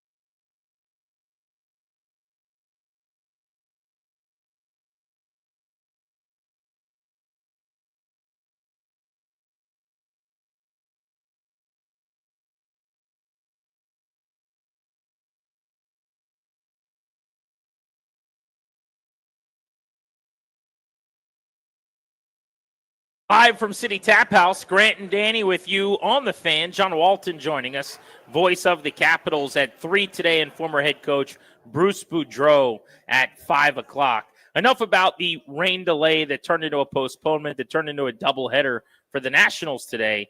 Let's look ahead to Game 1 of the Caps and the Hurricanes tonight, Danny. We're going to have 20,000 people wearing the same thing piling into Capital One Arena tonight for a second-round meeting between the Canes and the Caps. This is just the second time these two teams have ever played in the playoffs. If you remember back in 2019, Carolina beat Washington in double overtime of Game 7. If that doesn't sound excruciating and isn't a nice kick to the ribs, I don't know what is. But in that series, Washington was up 2-0 and 3-2, and the Canes just kept coming. The Caps in Game 1s, in case you're curious, 28-21 all time. They're 18-12 in Game 1s at home in their history. They have won 3 consecutive Game 1s at Capital One Arena going into play tonight, including that 2019 series against the Hurricanes. Washington in the second round for just the first time in 7 years. Meanwhile, the Hurricanes were in the Eastern Conference Final 2 years ago. One of the reasons, I think, why they're the favorites to win not only tonight, but in this series, according to odds makers. Who handled the rust the best? Who handled this weird scheduling quirk the best? That's going to be how this game starts, and maybe, honestly, how this series starts tonight. Like, this is unusual. These two teams, Carolina had one extra day just based on, luck of the draw on the schedule. They clinched a week ago today, Washington a day later, and they've been waiting around. So who handled this the best? Who stayed the sharpest? Who got healthiest? Who took advantage? Who's ready to go? Who's ready to rock and roll up front? Who did the best film study? Who's the most prepared, etc.? I trust this Caps as a veteran group to have done those right things, but you never know. There were variables in round one for me where I'm going, I haven't seen this club play Capitals hockey, quote unquote. They played their games in 3 weeks, 4 weeks, if you can stretch it out even longer, going back to the Four Nations break. And that was answered when right away they came out flying and smacking everything that moved. And it wasn't an energy question. It was, everything else. It was just regular hockey again. How these two teams handled this weird, unusual circumstance to have been off for a week when you're not off for a week is going to be telltale to how this beginning part of the series goes. The Hurricanes advanced last Tuesday, and the Caps moved forward into round 2 on Wednesday, and then neither team really knew when Game 1 was going to be played even until Saturday. So it isn't just that you had all this time before the game, but more important than that maybe, Danny, is you didn't know when you were going to be playing. So it reminds me of like the pandemic, right? When you're just in your house in perpetuity and you don't know when you're leaving again. You're not shaving. You're not making healthy decisions, right? You're not living your best life because you're like, no one sees me. I can wear whatever I want. And then something pops up where you got to be somewhere and you're not ready. Your suit's not ready to go and hanging in the closet. You haven't shaved or gotten the haircut. So you had to act as if you're both of these teams, without anyone telling you when the game was going to be, that at any moment you could play. And you're right. It's a sport about humans. So maybe one of the two teams handled that better than the other. I like that for Alexi Protas, he got a little more time here to practice, get his sea legs under him. I think that will benefit Washington. But on the other side, Carolina's goalie, Frederik Andersen, was hurt at the end of the last series. And it's very possible he would have played in Game 1 regardless, but it's almost a certainty now he's in pretty good shape going into this series. So you could make the case that the earlier the thing would have started, maybe the more beneficial just from that standpoint, because Andersen is excellent and is coming off of a first round where he had the best save percentage and goals against in the National Hockey League in round 1 of any goaltender. Again, there's so many variables to this thing. You just don't know, right? You don't know how a team is going to respond to it. You don't. On paper, you could do everything you want to do. But think of the Nationals so many times, right? We're like, they clinched the division September 1st, and they're just waiting. Right, then they have to wait an extra couple of days while the wild card teams battle each other. Are they sharp or are they not? Did they not hit because they weren't sharp? Did they not hit because Clayton Kershaw is really good? You just never know. So to me, I'm going to be fascinated to see how they come out and kind of start this thing tonight. If Carolina has momentum, I don't think anything carried over from the previous series because, again, they've been off for so long. But if Carolina's feeling themselves a little bit, where they're skating with that burst and the pucks are deep and the Caps, it just constantly feels like you're turning around and fetching it from behind your goal, and you let Carolina impose their will, just sort of peppering you, poking and prodding. It's like that soft jab from a Floyd Mayweather, right? Where it's not necessarily that one punch that's going to knock you out. It's just that constant tap, tap, tap, tap, tap, throwing pucks at the net and, waiting for you to make a mistake. The Caps have to play boring to me. You got to combine energy and zeal. And obviously, you're as fired up as you can be. It's the postseason, for goodness sakes. But you got to be clean. You got to fly like Iceman. No mistakes. I mean, I would say most teams are going to say that, right? Mm-hmm. You're not going to be able to make mistakes and win in the playoffs very often. So that's like don't turn the ball over kind of thing in football. Right, easy to say. Obviously, in the defensive end especially, you've got to be pretty buttoned up. The Hurricanes, Danny, 36 shots on net per game in the first round is best in the National Hockey League. They dominate puck possession. This year they had 45% of offensive zone time as far as where the puck was at any given moment on the ice in the regular season, which was 99th percentile, best in the NHL. So the advanced metrics and all the numbers, the data is in their favor in the sense of, they're the team that leads in Corsi and owning the puck and getting shots on the cage. I think it was like 60-40 for them in the regular season in terms of shots for and against and the percentages. It's not going to be an easy series. The Caps are underdogs, probably for good reason. But guess what? They're bigger. They are more physical. They have been excellent at home, and the Hurricanes have struggled some on the road.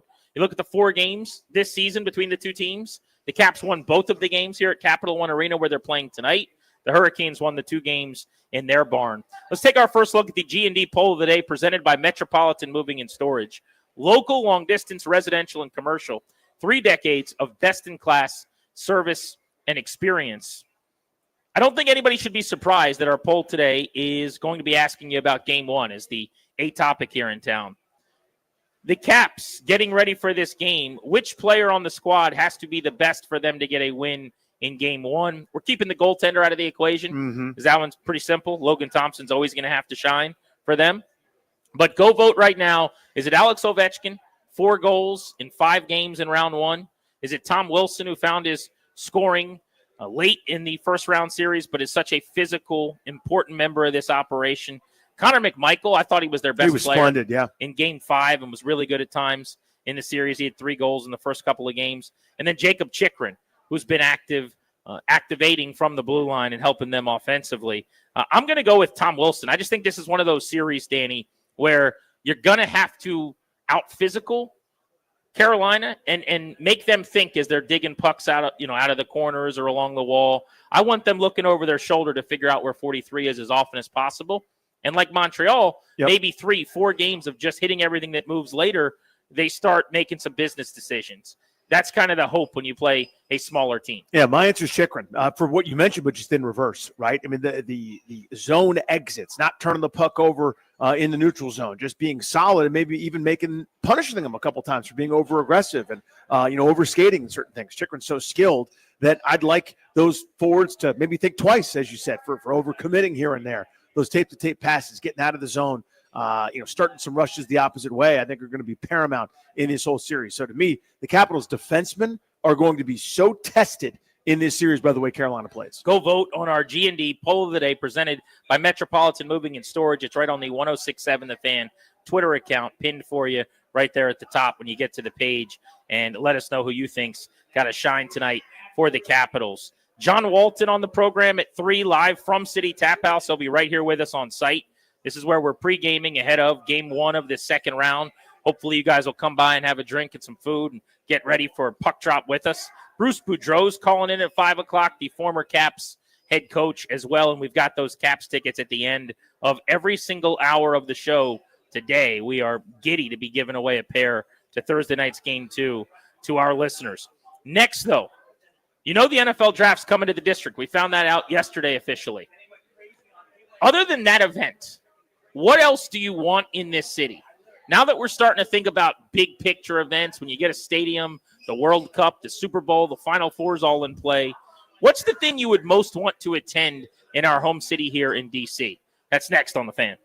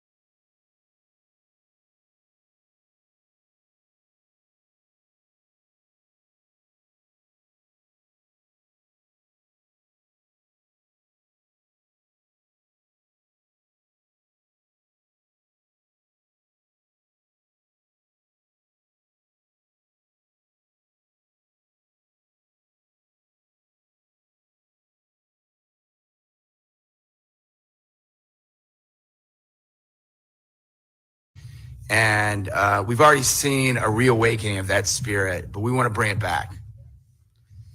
Now we want to bring the Commanders home with a new RFK that our fans will love, our opponents will fear. It'll be loud. We want to make it about football, but also about the city and the community. And we want to host the biggest and best events in the world.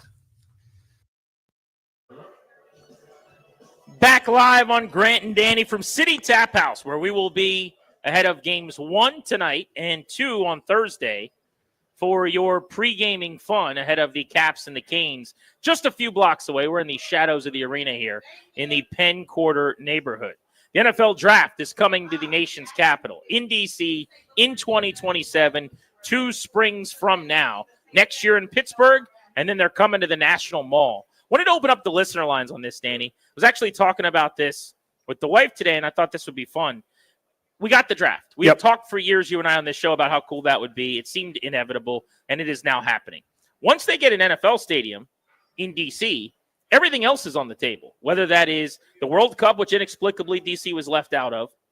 The Olympics maybe becomes more of an opportunity. I know they're in L.A. now, so it might be a while. Right. But you didn't have the infrastructure, the stadiums, even the ability to do that. You're closer to that now. You might still need to build and spend a bunch of money to get there. But the Final Four, other massive generational, once every 20-plus years in a city events. So I ask you, draft aside, what is the thing you would most want to attend coming to D.C. if you could have one of those hallmark sporting events? 800-636-1067 is the number. There are a million different answers here, and all of them are good, right? Because it's all cool stuff. It's all good showcases for your city, or in some cases your country, the region, whatever you want to call it. So of things that, kind of normally on the menu, you're probably thinking of them right now, 800-636-1067. The one that would probably mean the most to me, or it would be most exciting for me because of my kids' interest and burgeoning interest in things, is a World Cup.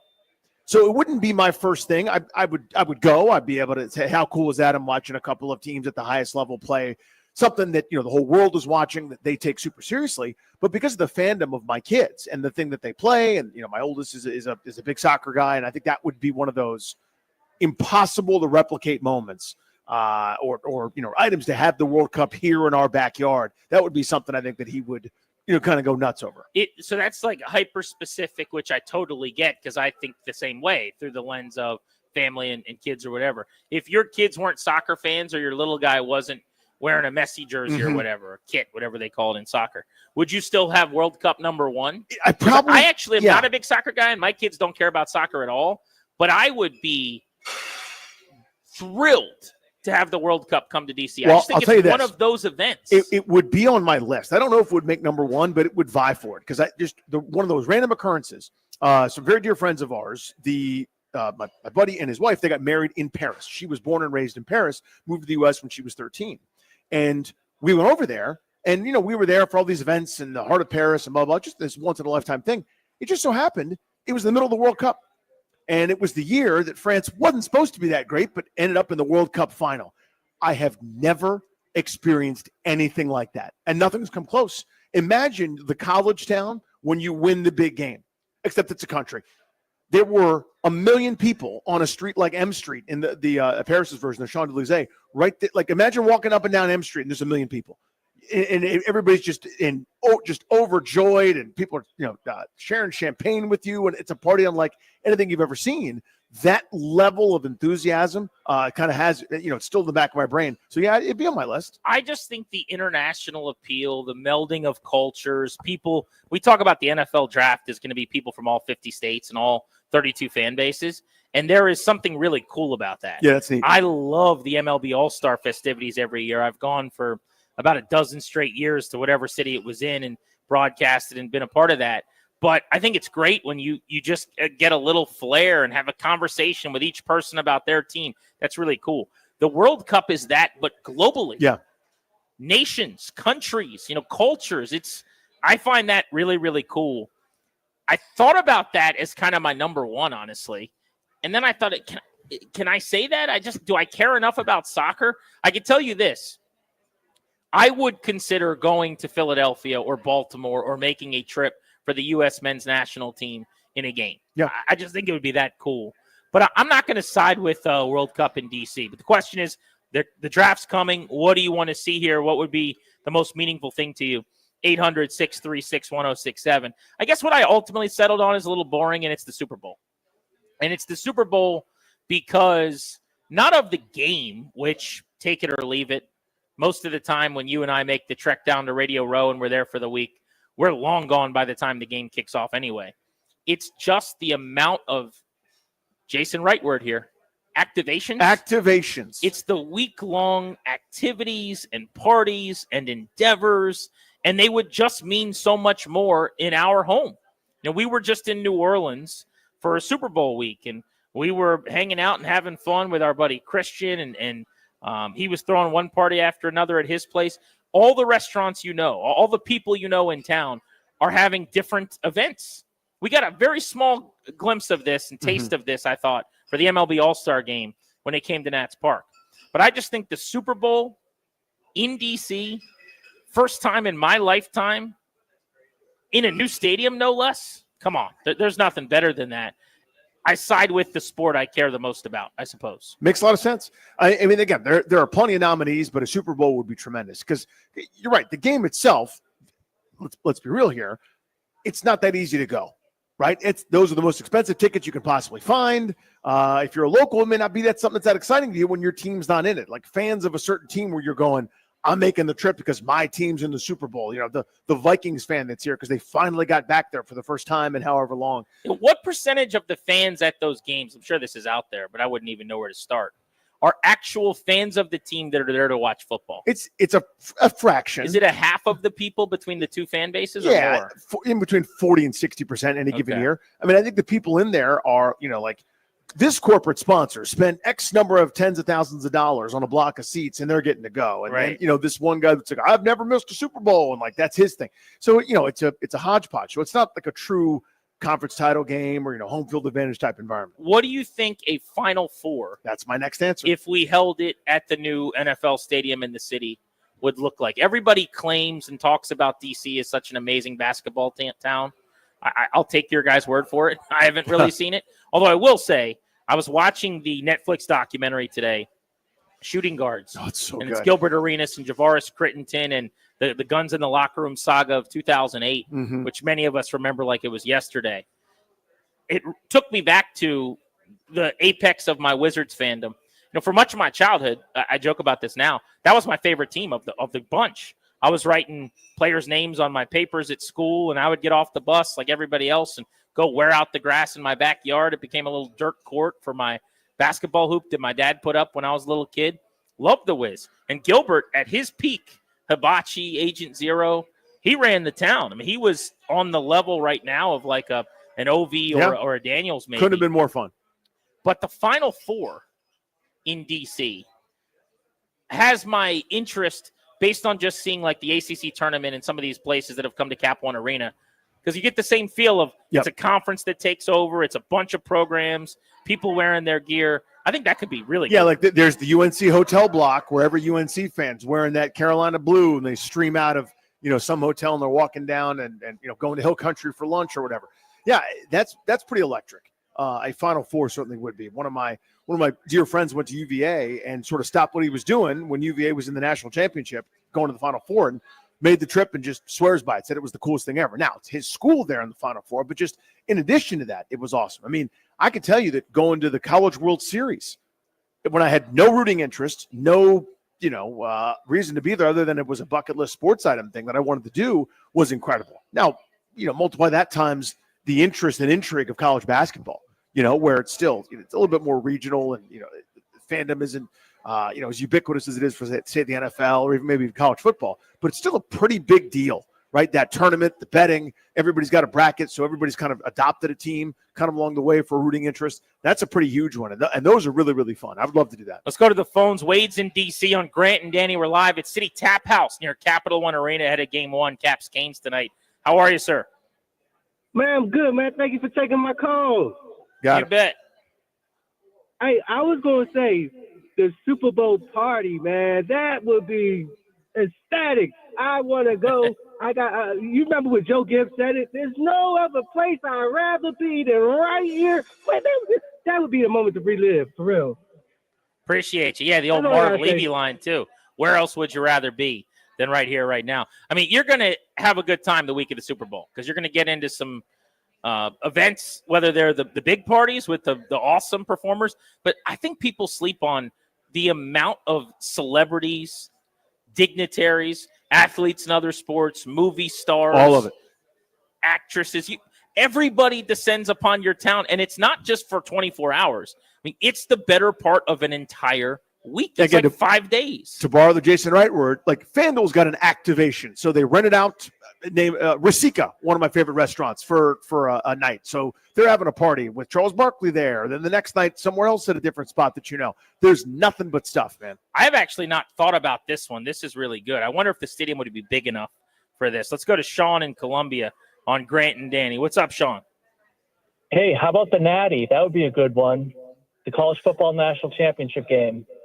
If the stadium, thanks for the call, seats 65,000. Is that big enough? Because they've done it at the Superdome, haven't they? Or maybe Many they haven't. times. I mean, That's big only enough. 100 times. Yeah, that's But like, I would think the Superdome seats more than that. I thought that's about what that was. Maybe I'm nuts. But that's special. That's like its own deal. Superdome looks like it's about 76 and change. Okay, so that's more. Okay. They don't call it the medium dome. You know what I mean? It's No. very vertical, that Superdome. But I don't know. If you could do 75, why can't you do 67?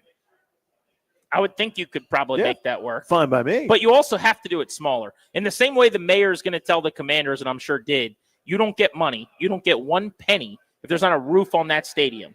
Because I can't even convince the council we're going to have enough events with a roof. I certainly can't do it without one. Make my job harder. Help me help you. It's got to have a roof. Costs a lot more money. I think you would also say something similar as it pertains to the size of the stadium. If the bigger you go, the more the diminishing return at this point in terms of just butts in seats, visiting people able to get their hands on tickets. Yeah, A, the trend of stadiums in general. B, the comfort of not going to the stadium. Then you add in, as you said, the nights that you can actually use it, it increases dramatically when you dome it. The NFL draft's coming to the city. We know that. That'll be in 2027.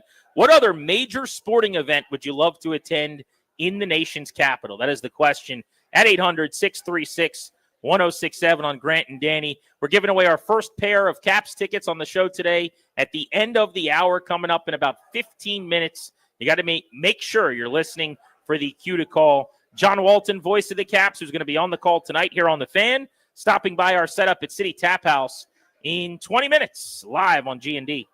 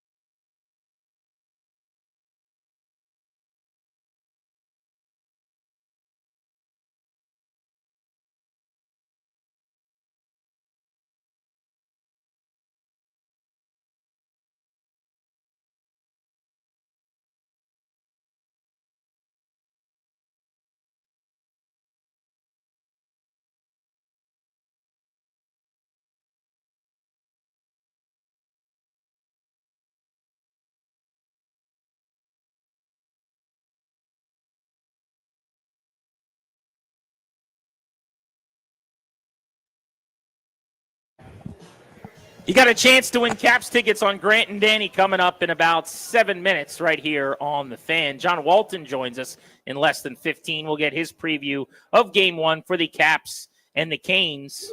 The show today brought to you by our friends, Kandori and Murat, a law firm that's going to take care of setting up a last will and testament, a living trust, put together a medical power of attorney for you. Any of your needs can be met by them at kmlawyers.com. Mention us and get a discount. That's kmlawyers.com. Nats playing a doubleheader today. You're headed over to Nats Park for Game 2 of that doubleheader.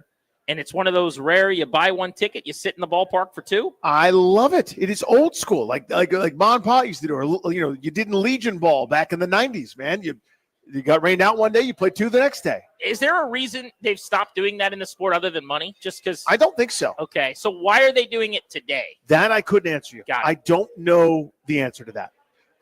Because this has happened before, and I'm not just ripping the Nationals here. This is baseball wide. This is the sport wide. But what typically happens is you get rained out. You go, okay, the first game tomorrow is at noon. Second game is 6:40 or your normal start time, knowing that you'd have 2 separate gates. For whatever reason, they decided not to do that this time. I'm not saying it's altruistic. I'm not saying they were thinking of the fans when they did it. I'm not criticizing either. I'm simply saying it happened the way I'd love it to happen more often. It is a treat. It's really cool.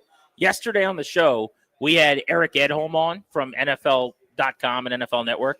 He was responsible for listing all 32 teams in the power rankings coming out of the draft for NFL media, and he had Washington 6th.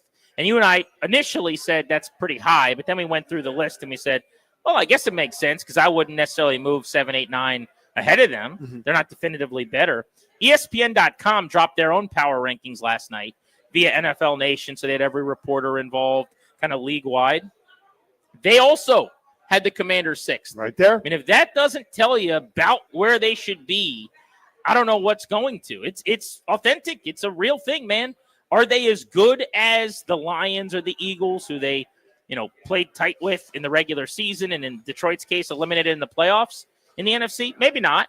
Are they Kansas City or Buffalo? No, those teams should be ahead of them. You can put the Ravens ahead of them. But unless you're willing to say definitively that the Packers or the Vikings or the Bengals, these other top 10 teams are better than Washington, then 6 is about right. And they went through every single team, Danny, and they listed where they've improved the most. For Washington, they said offensive line. Well, yeah. You draft one in the first round. You trade for one in Laramie Tunsil, a first rounder in his own right, who's got a pretty good track record. You take your starting left tackle from last year and make him probably one of your guard spots, a rotational tackle piece. Who knows how that's going to shake out? Yeah, your offensive line got a lot better. The thing that you and I going into the season last year going, are we sure about this? This was not a strength of the team the year before. You got a rookie quarterback here. Have they done enough? Have they done enough? And, I guess their evaluation this offseason was whether we did or didn't, we're going to do a lot more. They got better on the O-line, no doubt. John Kime wrote this up for Nation and said they traded for 5-time Pro Bowler Laramie Tunsil, drafted tackle Josh Connerly in the first round. The moves allow for some flexibility as well. Obviously, they kick Brandon Coleman inside. If Andrew Wiley's here, maybe he starts on the inside. Helps protect for life without Sam Cosme for the first month of the season. So there's no doubt the O-line's a lot better. Yep. I think they're better at corner, too, because they signed a veteran who might start in Jonathan Jones. But on top of that, they also just drafted a corner in the top 75 who's a really good player and might start right away. Sandra still gets to move into the nickel where he traditionally is more comfortable and where they wanted him to play when they drafted him anyway. But there are plenty of areas where I don't think they're as good. I think they're worse on the defensive line after losing Allen and Fowler. I think they're worse. You could make the case maybe in the linebacking core. And my logic on this is Bobby Wagner's a year older. That's the case to me, right? Well, here's the other one. I think you're going to have to move Luvu to more of an edge role on passing downs to just get pass rush because you didn't address the position. So Luvu, who's your best pass rusher, might actually have to come downhill and stand up, in like more of a Fowler role on 3rd and long, 2nd and long, stuff like that, which means maybe you're pulling from your depth to fill out your linebacking role. I think they're worse at safety after losing Jeremy Chin, who was a good player. They're probably a lot better at kicker, where they just went and signed a record contract on a 1-year deal for a kicker and guaranteed money with Matt Gay. But I don't know. Overall, I would say it's kind of a wash, and they need Jaden Daniels to put the cape on again because the roster, and this is just going to be the case, it's not Adam Peters' fault. It's nobody in the building currently fault. It was so barren from the previous regime that they're in this one-year deal mode each of the last 2 off seasons. If you hit a high enough batting average on the one-year deals, around Jaden Daniels can be pretty good. But really, it's about him just elevating everybody else. Yeah, I think they're better at receiver, not where I want, but it's a better group, right, than it was at this point last year. Remember, they added Noah Brown training style. Are they because of what? So that's Debo. That's Jalen Debo. Lane. Another year of Luke McCaffrey, counting on some internal improvement there. Whether Lane has a role or not, I don't know. But a lot of these guys have another year in the system and aren't 6 years old. See Bobby Wagner. I don't think they're better at running back unless they struck gold in Ja'Cory Krosky-Merritt. But it's another year of wear and tear for a guy that's off injured in Eckler, and Brian Robinson isn't getting any faster. Well, then are they worse at running back? Because Robinson is another year full of carries and physical contact on his body. Eckler aging. I still really like how he plays. Oh, me too. I'm a fan. Yeah, but I mean, the mileage is adding up on those guys. Yep. McNichols, take him or leave him, whatever. I mean, you said it. If Merritt helps them this year, you can make the case they're better. If he's just on the P squad as a 7th-round pick, like fighting for a job, then at best it's just neutral. Yeah, if it's 1 week Chris Rodriguez, the next week McNichols, then Michael Wiley we see, and then maybe we see the kid once in October, then no, you didn't improve that spot, and maybe they don't think they needed it. First time of 4 today. We're giving away Caps tickets right now. At the end of every hour, you're waiting for the cue to call, and this is the cue. Dial at 800-636-1067. Congrats. Somebody's winning a pair of tickets. It's round 2, home game number 2. This is to Thursday night's game. 2 nights away at Capital One Arena, May 8th against the Canes. For tickets and more event information, go to thefandc.com. With Danny, I'm Grant. We will be joined by John Walton, the voice of the Caps, here on The Fan. He'll be on the call of Game 1 tonight. We're live at City Tap House. He's going to be joining us on site. If you're coming to the game, we're just a few blocks from the arena. So pregame with us. Have a drink, get your dinner, and then go over wearing your red. Be as loud as you can as the Caps try to get Game 1 for the 4th time in as many tries at home, dating back to their Cup run. You're listening to The Fan.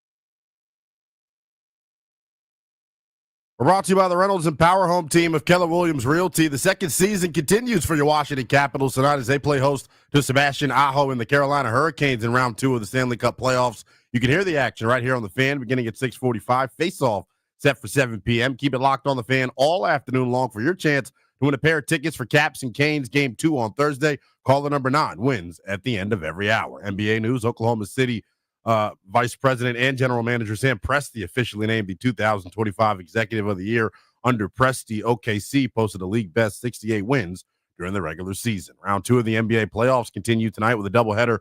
First out in the East, the Pacers looking to take a 2-0 series lead versus the Cavs. That one's set to tip at 7 p.m. Out west, we got Warriors and Timberwolves locking horns for game number 1 of their second round series. That one's set to tip at 9:30. That's baseball on deck this afternoon as well. The fellas getting geared up for a doubleheader versus Cleveland after getting rained out last night. You can hear both games on our sister station, the Team 980. Charlie Slows and Dave Jagler get you warmed up with Nats on deck beginning at 3:05. Jake Irvin on the bump for his 8th start of the season. First pitch for game 1 set for 3:35. Want to hear the fastest way to know what your home would sell for? Reach out to the Empower Home team. Simply text your address to 800-763-3000. No phone call needed. Just text your address to 800-763-3000. From the Crop Metcalf 5-Star Sports Desk, I'm Linnell Willingham on the Fan.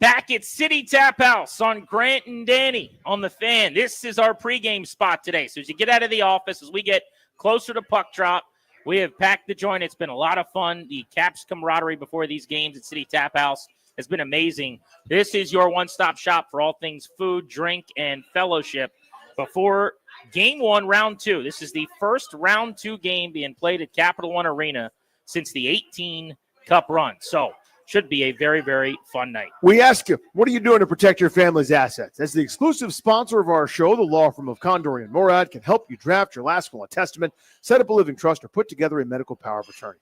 Schedule a free consultation with their attorneys today by visiting kmlawyers.com. Be sure to let them know that we sent you. That's kmlawyers.com. If you're watching on the 106.7 The Fan YouTube page, you're already seeing a very snazzy gentleman. Looks a lot better than we do. Dapper. That gentleman has the dulcet pipes as well on the Fan tonight. He is on the call of Game 1. You know him. It's John Walton from Caps Radio, the voice of the Capitals. John, thank you for joining us out and about here. How are you? Yeah, this is great, guys. Don't really get out in Chinatown this time of day very much. This is a nice little treat. If I can walk around, see you guys, and talk hockey, I'm ready. Boy, and how much fun is this? You're right. We haven't done this been since a while. 2019. So, I mean, just the buzz around town, and you're walking around, you're seeing everybody, and you see all the Caps jerseys walking around here. So thanks for getting me out of the house, essentially, is what I'm saying. This has been great. You mentioned 2019. Yes. That was when Washington played Carolina in round 1. They had a 2-0 and 3-2 series lead. They end up losing in 7. It's hard to say that a team is a vaunted rival if you haven't played a lot in the playoffs. But damn if we're not working on it right now. This is the second time these two teams have met. I like to say they're closing in on the Penguins. A lot of bad blood from April. Where is Operation Hate the Canes at this moment? You know, it's funny because I was just talking about this the other day. I felt like in 2019, like when you went to Raleigh and Canes fans like, oh, it's the Caps. They're our big rival.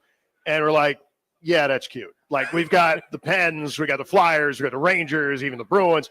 But it's come a long way in large part because of Rod Brindamore. Yep. And the last 7 years, they've not only gotten in 7 straight years, they have won 7 straight in the first round. They have had trouble after that. Let's hope that continues. But the identity that they've created, the fact that there's some geography in play here, that it's not that far away, a lot of us are going to be driving down. So I think all of that being said, it is a rivalry, and it is when it's nasty. Think back to the game on April 2nd. We had 120-some penalty minutes in the third period. These teams hate each other. And I think it's not always because of playoffs. Playoffs are going to only ramp it up. Like this series is going to really, I think, put the stamp on that. But I also think that when you look at these two teams over the course of the last 7 years, Caps haven't won a lot in their building. They lost the series in 19. They've been good. Caps were down and now we're back. So I think it's going to be awesome. I think this series could very well, if you win this series, you are a legitimate, maybe even favorite to win the Stanley Cup. That's how good I think these two teams are. Well, you mentioned favorites. Grant and I have been putting our heads together trying to figure this out, John.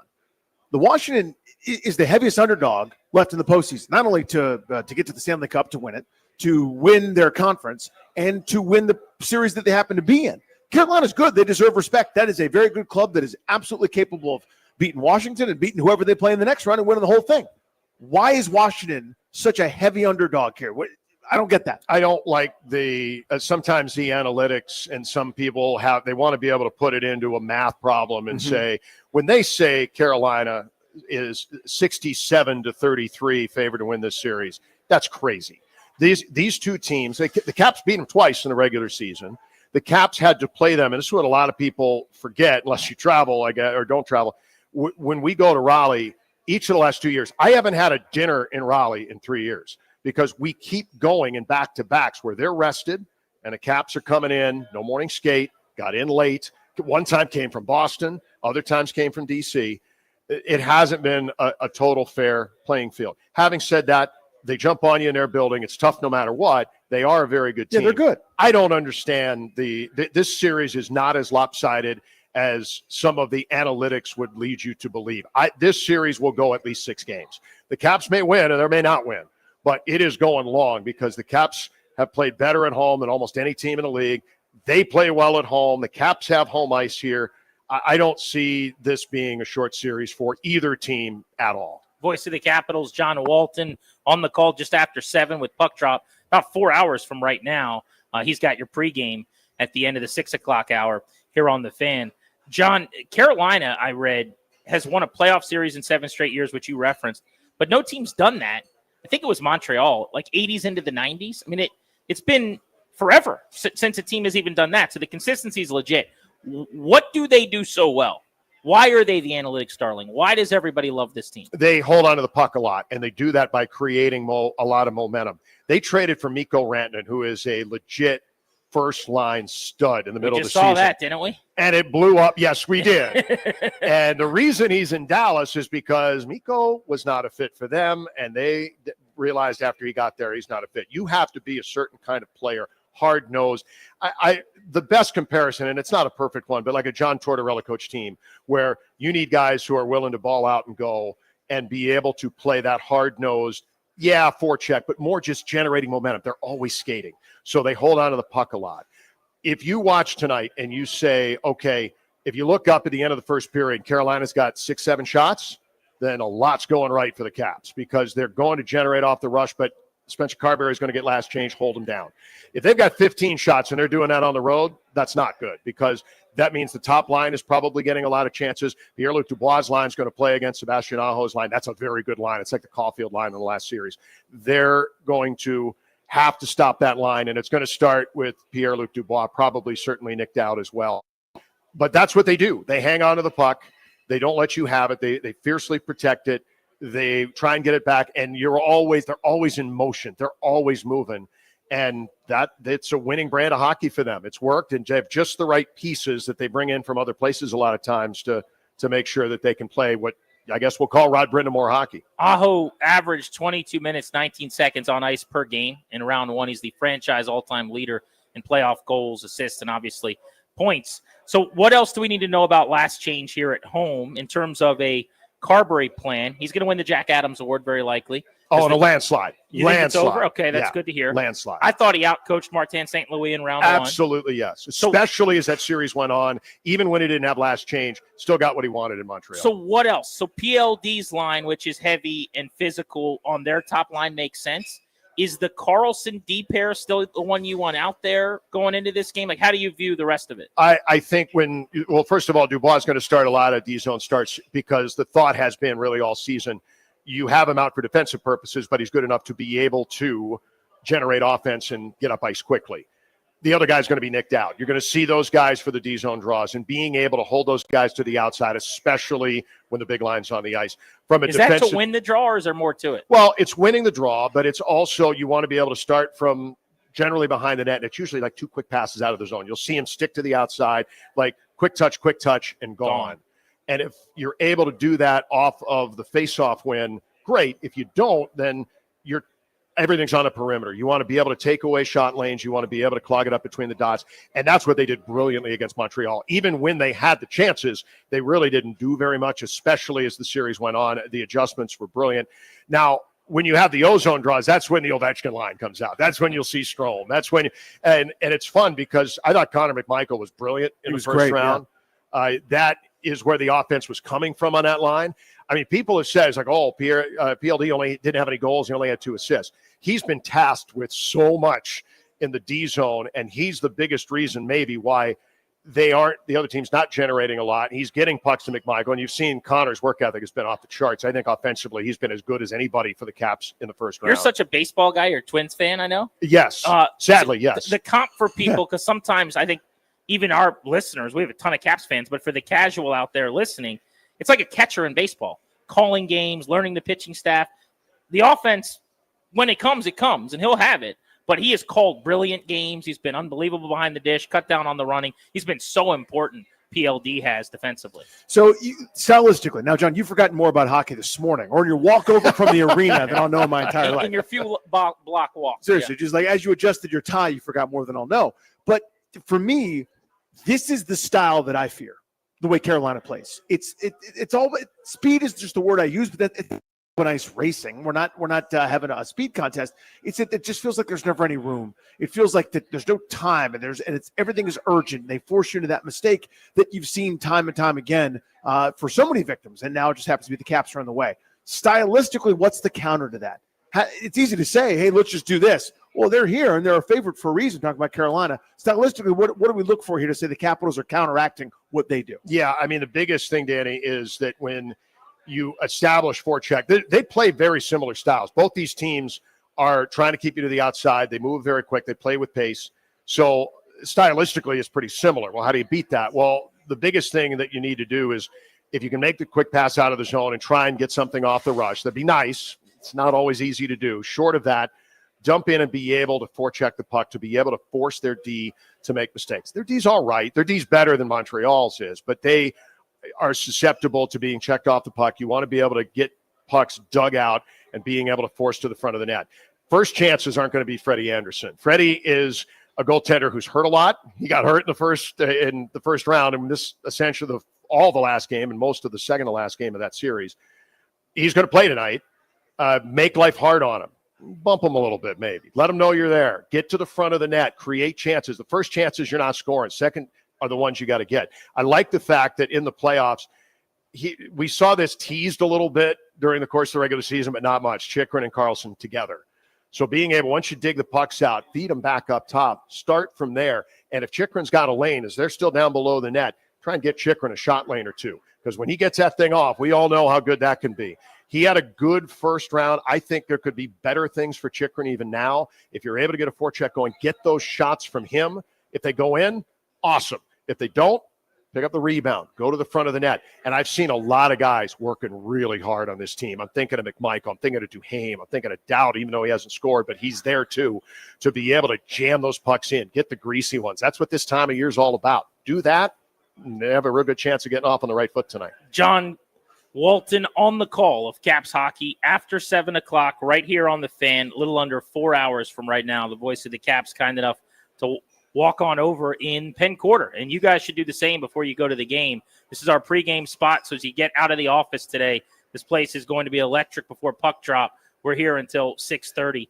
John, who's got to be better in series number 2 than they were in series 1? Who do you want to see elevate? I would say maybe not even an individual, but special teams were a bit of a concern. At 5-on-5, the Capitals owned Montreal and badly outscored them. Where the series remained close was that Montreal scored 5 power play goals. You do that against Carolina over the course of a long series, you're probably not going to win the series. You've got to be able to contain their weapons, which starts with a couple of things, right?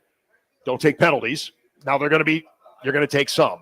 But keep the number low and be able to get the penalty kill going. And to that end, the fact that Alexei Protas is back is huge. The fact he was able to get a game in the last series was big.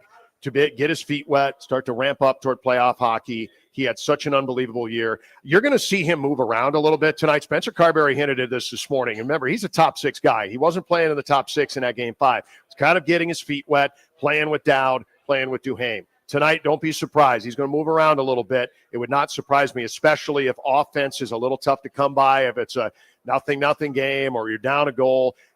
Look for him to elevate in the lineup a little bit. You might see him playing alongside Stroman, Ovechkin. He obviously played there a lot.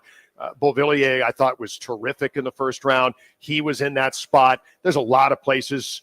He's a Swiss Army knife. I mean, that's, he can go a lot of different places and help you. Mm-hmm. So I think you're going to see some movement. I think you're going to see if you're Spencer, how everything plays out tonight in the first 10. But don't be surprised if Alexei moves up. He's going to penalty kill. Be better on special teams. Do that. I think they're going to be fine. How did they respond to this 9-month layoff that they've just had? It's crazy. NHL stupid quirk. I said this at the top of the show, John. I feel like this is such an unusual set of circumstances. Carolina closed a week ago, Washington the day after. That's just how the schedule worked. I think whoever handles that best, whatever that means, to come out tonight and try to find their game quickest will have an advantage to start the series. What's the best way to go about it? Well, you're exactly right. And for a guy like Alex Ovechkin having a week off, that's not bad. Be able to rejuice the batteries a little bit. It is. The fact that it's an even playing field, they both sat out, I think that's great probably for both sides. Here's what's crazy about that. And over the course, this is end of 14 years for me here. There has never been a time, not once. The only time this team ever won in 5 games ever, there was no hockey left to be played. They beat Vegas in 5.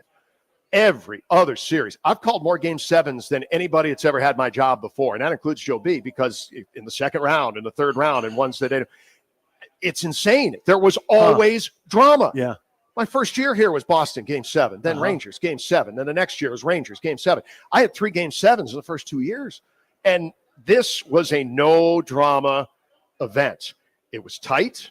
It wasn't always easy. But winning in 5, especially when you're up 3-1, this tortured history of what's gone on in the past, it's almost never happened. So in the history of the team, we haven't really experienced this in the early on where you're like, okay, you know what? You're rested. You know what I got to do for a week? I'm watching playoffs. So look, game 7. Boy, that must be hard. Yeah, I'm going to go back to the fridge and grab a snack. Seems exhausting. Yeah, so I think for everybody, it was a great mental reset. It's not one that's been afforded this team very much, but it's great. Under Spencer Carberry, I have felt, guys, from the very beginning of his coming here last year and certainly this year, business. This is business. We go out, we do a job, we work for the guy in the stall next to us, and they just get it done. So they can doubt all they want. The analytics people can doubt all they want. This team thrives on that. They won all those games in October, November because they had, the Caps aren't even a playoff team. Yeah, how'd that work out for you? If Winnipeg lost to you tonight, they'd have home ice all the way to the final. This team is very good, and they don't panic, even if bad things happen. And look, every series, something bad happens. They might lose tonight. You might be down 1-0, but this team never panics. And if they're up 1-0, all right, doesn't matter. We don't even think about Raleigh. Win game 2. That's it. That's all they've done all year, and they never panic, and they always find a way to do it. John, last one for me, goaltending matchup. You talked about Frederik Andersen. When he's healthy, he's really good. This season, though, he was not as good against Washington, not surprisingly, one of the best offensive teams in the league, as he was against the rest of the National Hockey League. 8.98 save percentage. And then Logan Thompson, interestingly, because of the injury late, I think, only had 1 start against Carolina this year. He gave up 3 goals on 12 shots, and then he got hurt. That was the game where he left via injury, I'm Correct. pretty sure. Yeah, but that April was 2. One of his worst starts to a game in the season during his only real lull. Should I be worried about that, I guess, from a matchup standpoint, or was it just a weird night on a back-to-back? Weird and then night. The goalie matchup. Yeah, weird night. And with Logan, he certainly showed in the first round what he's made of. 0 worries there. I think when you look at, why did he only play 1 game? Like I was saying before, all these back-to-backs. So Charlie was getting what Barry Trotz used to call the junk mail games. Not so much, hey, you're playing a good team on a back half of 2-2 with no morning skate, no rest. Hey, Charlie, good luck. Those are kind of the things that happen too. So Logan is going to be fine. I loved his rebound and what he was able to do in game 4 and game 5. He's done nothing but win at home. This team was good at home during the regular season. They've been good at home in the playoffs. They've been good if they get down. They've come from behind to win too. They've done exactly in the first round. They did exactly what they did in the regular season when they were at their best.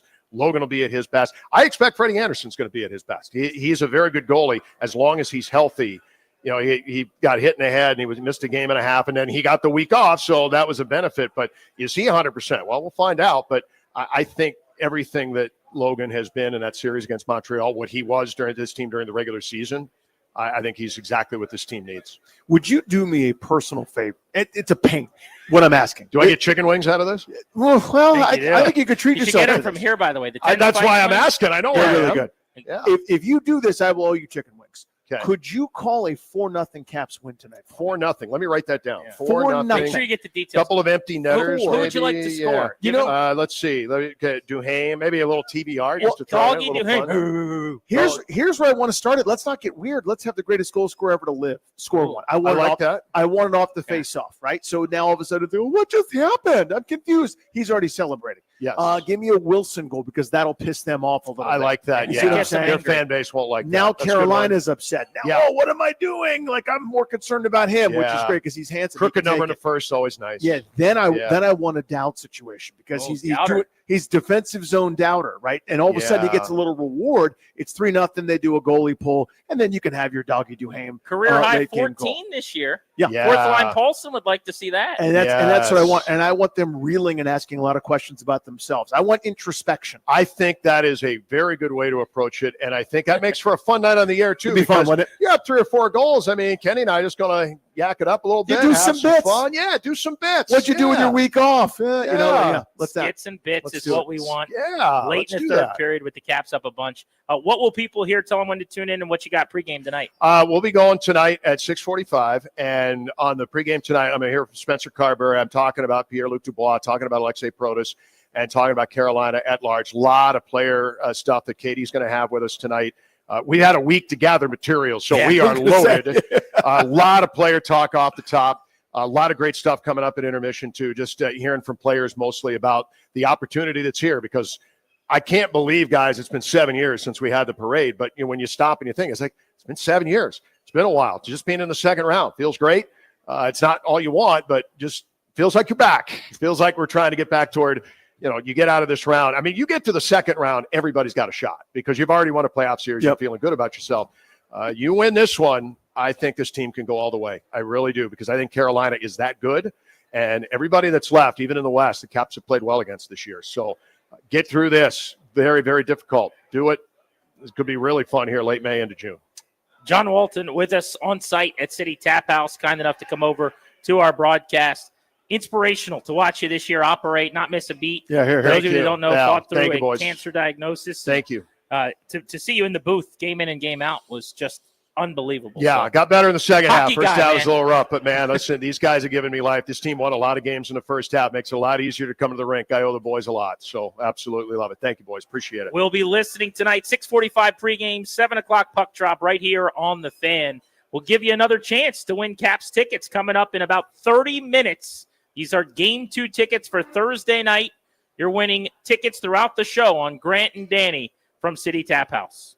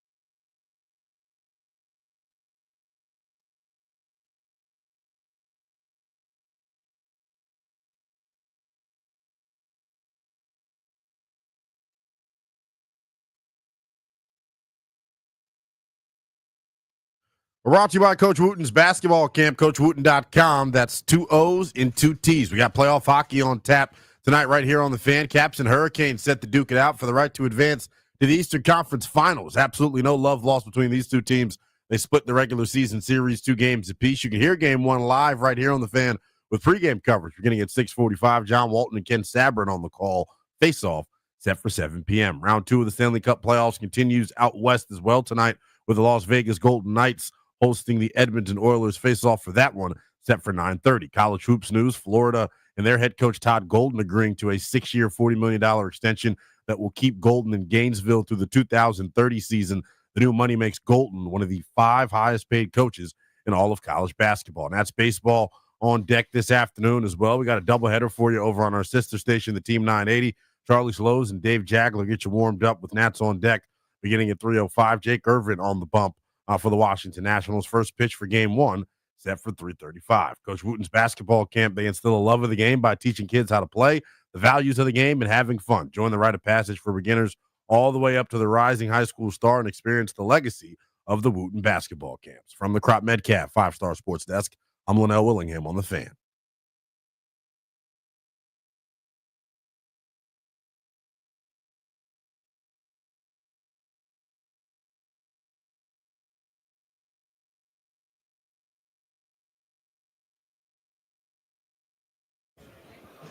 A little over 20 minutes from now, we'll give away another pair of Caps tickets to Game 4. Welcome back, Grant and Danny on the Fan. I guess I should say that's Game 2.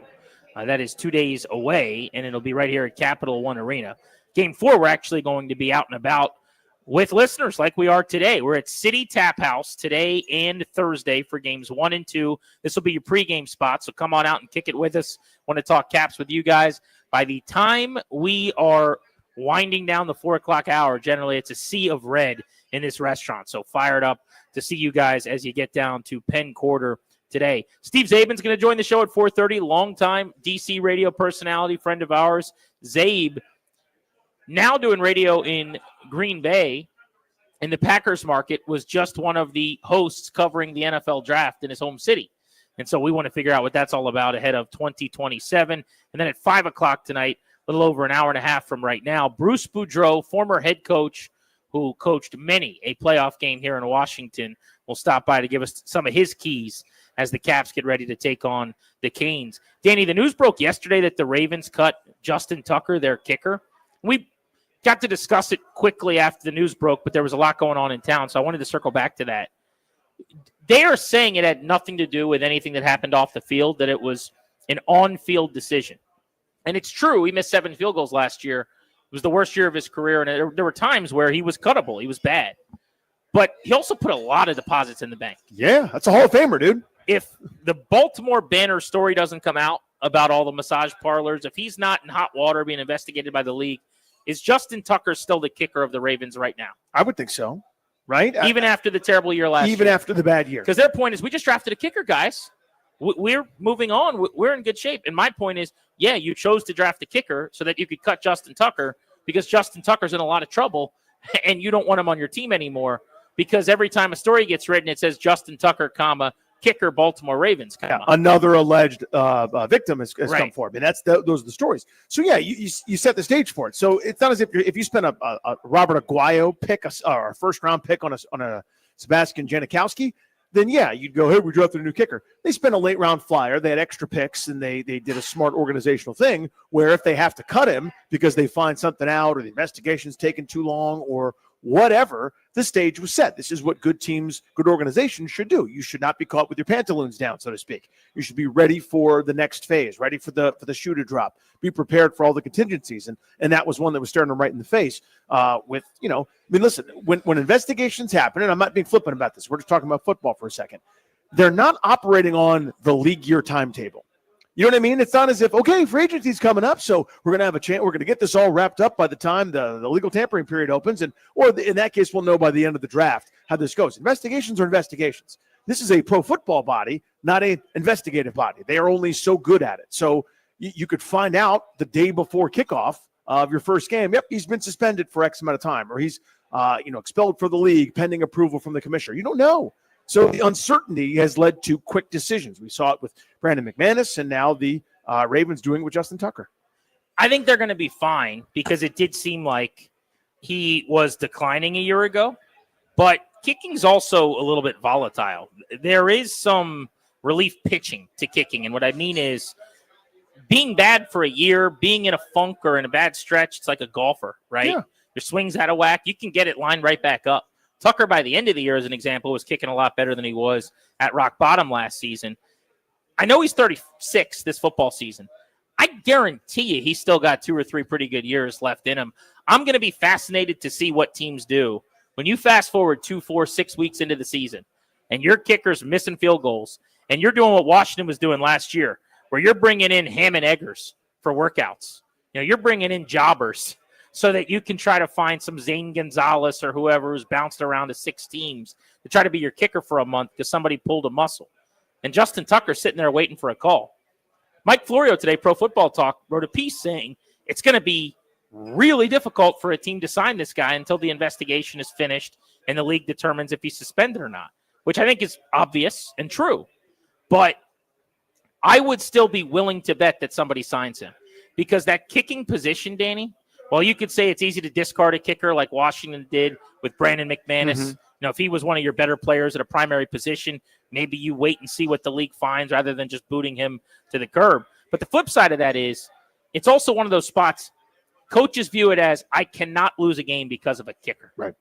Peyton Manning once referred to one of the great kickers in the league as idiot kicker. Our idiot kicker. Mike Vanderjagt. We got liquored up. It takes a team that is off to a 2-3 start and a kicker problem.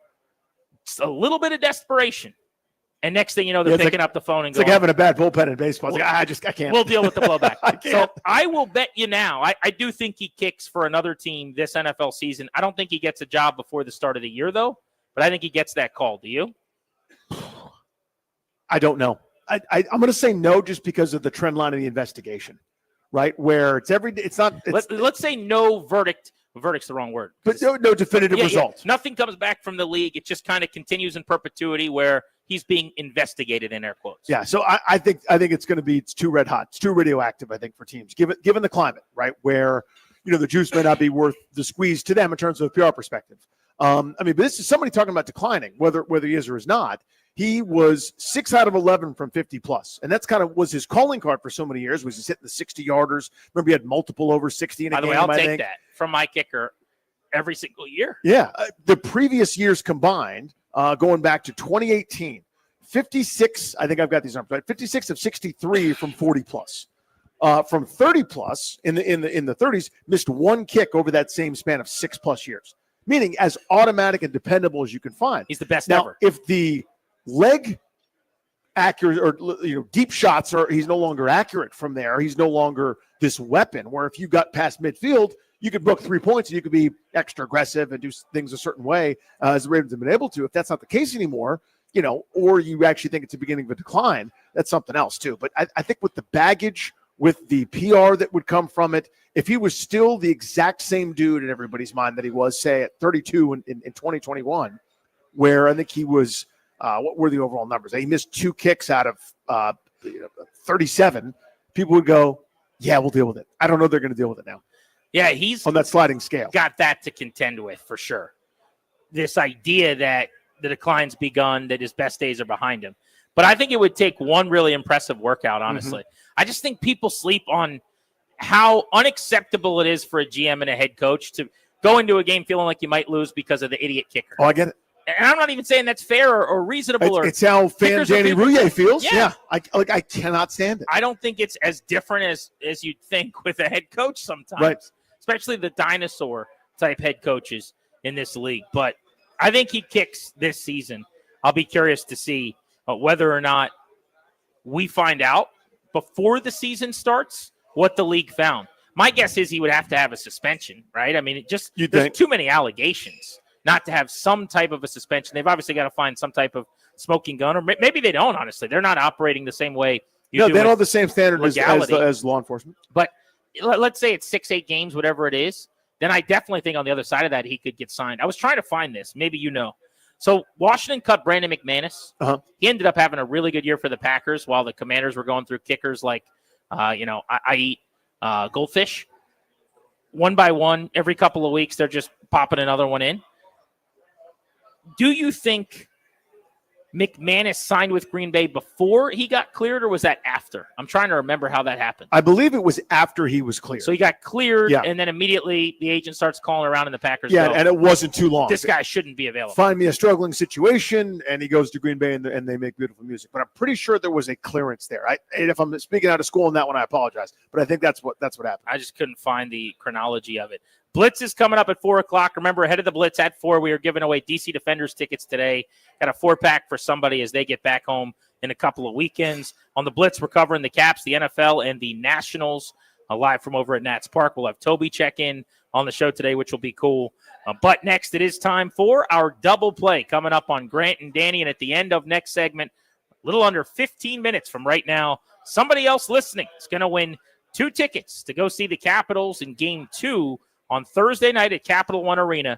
You're listening to G&D Live from City Tap House in Penn Quarter.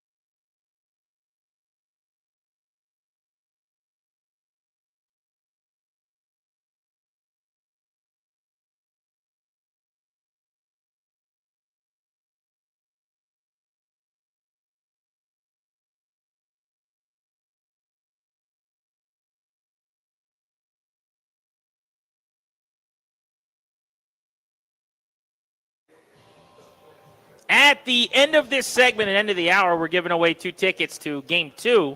Caps Canes coming up on Thursday night. You better be listening for the cue to call here on the Fan. It is time for our double play driven by your local Washington area Honda dealers. Now's the time for a great deal on a new Honda. Visit your local Washington area Honda dealers today. City Tap House, Penn Quarters, where the show is coming your way from here on Grant and Danny. Will be here until 6:30 and have a little Caps pregame party as you guys get downtown today ahead of Puck Drop, which is slated for just after 7 o'clock. I know generally the double play is non-sports related. Oh, okay. But I'm going to make this work because it's the programming that I'm consuming right now. It's content that I'm watching. We didn't really do much pre-show in the way of communicating because I was locked in. And it was one of those where we're on in a couple of minutes, and I'm just going to keep pushing through and getting this in as I can. Untold Netflix film series. So this was Manti Te'o, some of the other stories over the years that were the most unbelievable, and then you get all the behind-the-scenes information, documentary style. Netflix today dropped Untold Shooting Guards. This is Gilbert Arenas, Javaris Crittenton, when they're on the Wizards in 2008, bringing guns to the locker room and having some type of fake gangster near shootout where they're both pretending that they're going to kill the other one. Over some games of Boo-Ray. Just unbelievable that this actually happened. I would say about 80% done with this hour and 10 or so minute documentary on Netflix. Couple of takeaways, I suppose. Number one, we should never forget how unacceptably stupid that locker room was and what a joke at that time that organization was allowing to fester. Unserious. I loved Gilbert Arenas. He was one of my favorite athletes in DC sports history. For him to have been the guy running the locker room, though, doesn't work because he is an admitted class clown who he was doing foolish, ridiculous, childish, stupid things. And that's the guy everyone's taking their cues from in a locker room where he's the elder statesman who makes all the money and all the kids are coming in thinking this is how it's done. So no wonder they never won anything meaningful based on that culture. That's number one. Number two, Javaris Crittenton, bro. Yeah. What? Yeah. A donk he is. I mean, I'm sure by the end of this thing, I will have some empathy. I'm going to find it in my heart because I'm an empathetic guy. I'm an empath, as they say. What a ridiculous person he is. I mean, dude, you are a millionaire in the NBA. How about you don't try to act like you are belonging to whatever set you've tattooed on your body? And that's a true story. I'm not making that up. I know. He literally got a tattoo, was part of a gang, and he couldn't get to a point where he didn't want to live that way. Despite the millions of dollars and the NBA opportunities, he just went home and said, you know what? This guy just tried to rob from me. I'm going to go get him back. I'm sorry. I'll find some empathy in here somewhere before the end of this hour and 10 minutes. But my God, what a silly goose. So I'm only 20 minutes in. I got started today. I think it came out today. Maybe today or yesterday. Something It dropped today. It is amazing, wonderful. I would like to go home and watch it, quite frankly. I'm ready for it. It is so unbelievably good. I didn't realize why Arenas dropped in the draft. I don't remember that story. Yeah. In the first 15 minutes, it gives you kind of the background of how we got here, who was who and why and everything. And Arenas was, this ascending player, was the best player on this Arizona team. It wasn't like he was a bench warmer that did well at the draft combine or something. He gave a ridiculous answer and then doubled down on it, and that caused them to drop in the draft into the second round. I'd forgotten about that part of the story. But anyway, it's incredible. It's so well done. Well, the answer was, so they asked him basically about his future. Yep. Like, what do you want to become as an NBA player? And he said, I want to be a pimp. I want to be a pimp.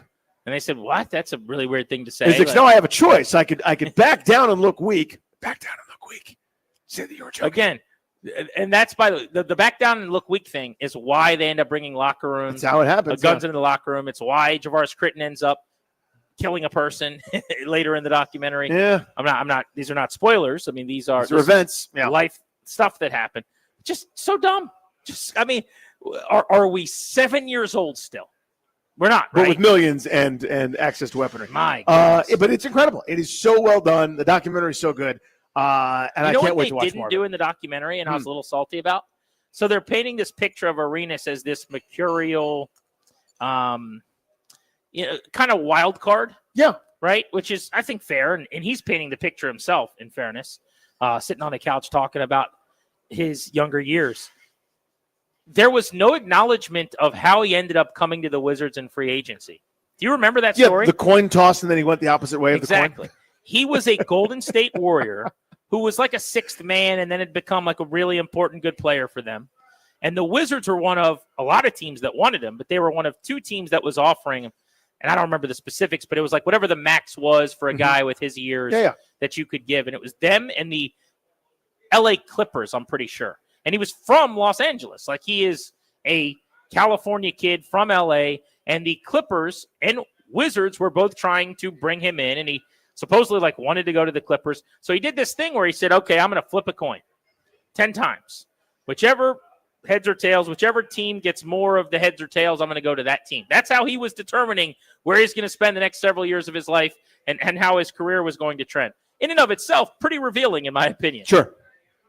A lot of people do pros and cons lists. Then he flipped the coin, and it came back Clippers. And he said, okay, I'll go to the Wizards. Like, you are dealing with a person that is just different than most people at that point, right? Yes. I love Gil. I'll always love Gil. But my goodness, bro, you're not making it easier on me as I'm watching this documentary.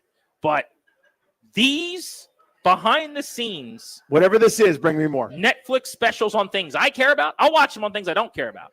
When you're talking about the 08 Wizards, my squad, and I'm watching footage from the locker room off cell phones of Etan Thomas and Brendan Haywood and Caron Butler and dudes I haven't thought about in 6 years, this was made for me. Bring me all of it. Give me the documentary series on the obscure sports thing that I'm not interested in, that I've become interested in. Obscure Sports Quarterly? Yeah, give me the 1 hour plus.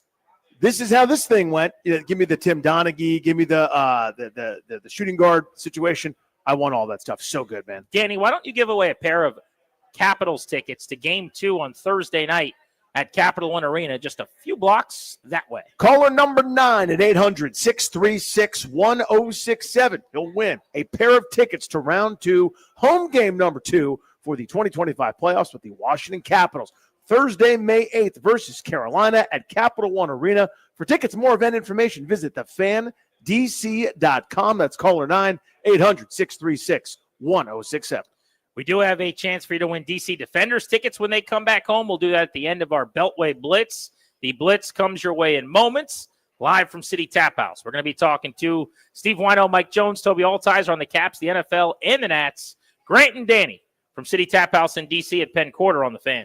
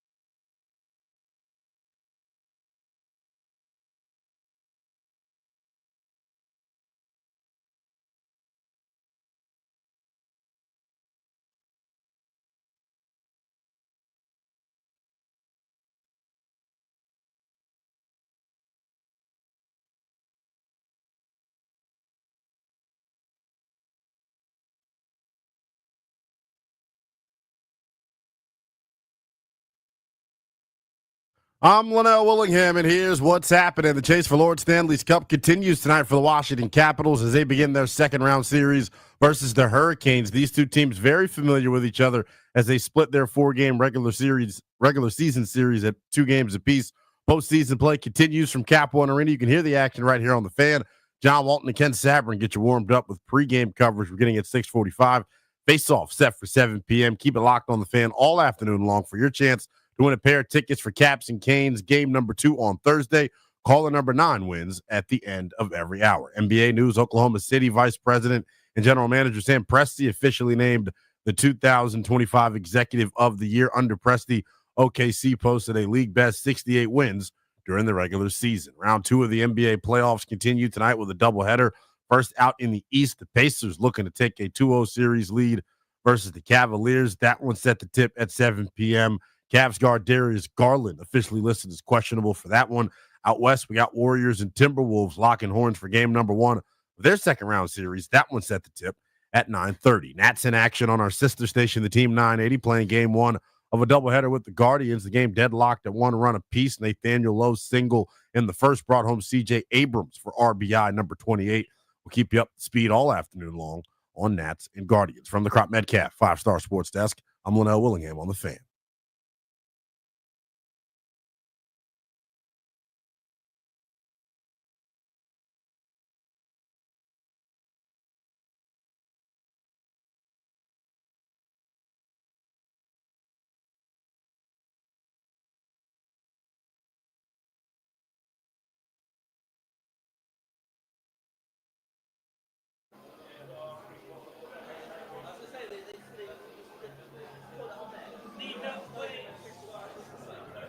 The Beltway Blitz is coming your way in moments on Grant and Danny, covering the Caps, the NFL, and the Nationals. We are live at City Tap House, Penn Quarter, just a few blocks away from Capital One Arena, where tonight the Caps and the Canes inaugurate round 2, game 1 of this second-round series between two teams, Danny. To say they don't like each other is an understatement. Go back and watch a game where there were over 100 penalty minutes in one period about 1 month ago. They hate each other's guts. And going into a playoff series with that animus and that venom already. You usually grow to hate the other team, right? As the agitators agitate and face washes happen. And just after the whistle, that little bit of business turns into a lot. And next thing you know, you don't like each other. You come in with that level of animus. To be honest, I think this is an area where the NHL doesn't get enough credit. Because even though it's fairly unfair to the teams that like a Washington's playing at Carolina in round 2 rather than reseeding and going 1-8, and then you play as the number 1 seed, make it as easy as possible that the next worst team available. They do it almost regionally and by division. It creates these rivalry series where you play Carolina 4 times, you hate them. It's why the Penguins or the Flyers, as an example, regionally here in the Mid-Atlantic, like are always playing the Caps in the playoffs.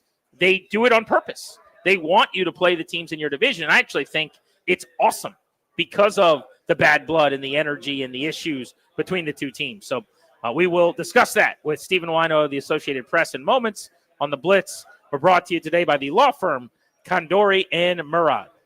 What are you doing to protect your family's assets? As the exclusive sponsor of our show, the law firm of Condor and Murad can help you draft your last will and testament, set up a living trust, or put together a medical power of attorney. Schedule a free consultation with their attorneys today by visiting kmlawyers.com. Be sure to let them know that we sent you. That's kmlawyers.com. All right, let's go to Steve Wino of the AP and talk hockey on the Blitz. Swino, break it down for us. Canes, Caps, what do you think? Yeah, GP, it's an evenly matched series to me. This is the Capitals team playing 2 games late in the season. It got really heated, but these are 2 really good teams. They play very similar sort of defensive checking styles. Hurricanes are an entirely different sort of way they try to score. Capitals a little more selective in terms of not being a shot volume team, but it's a second round series between 2 really good teams that we've been waiting forever to start.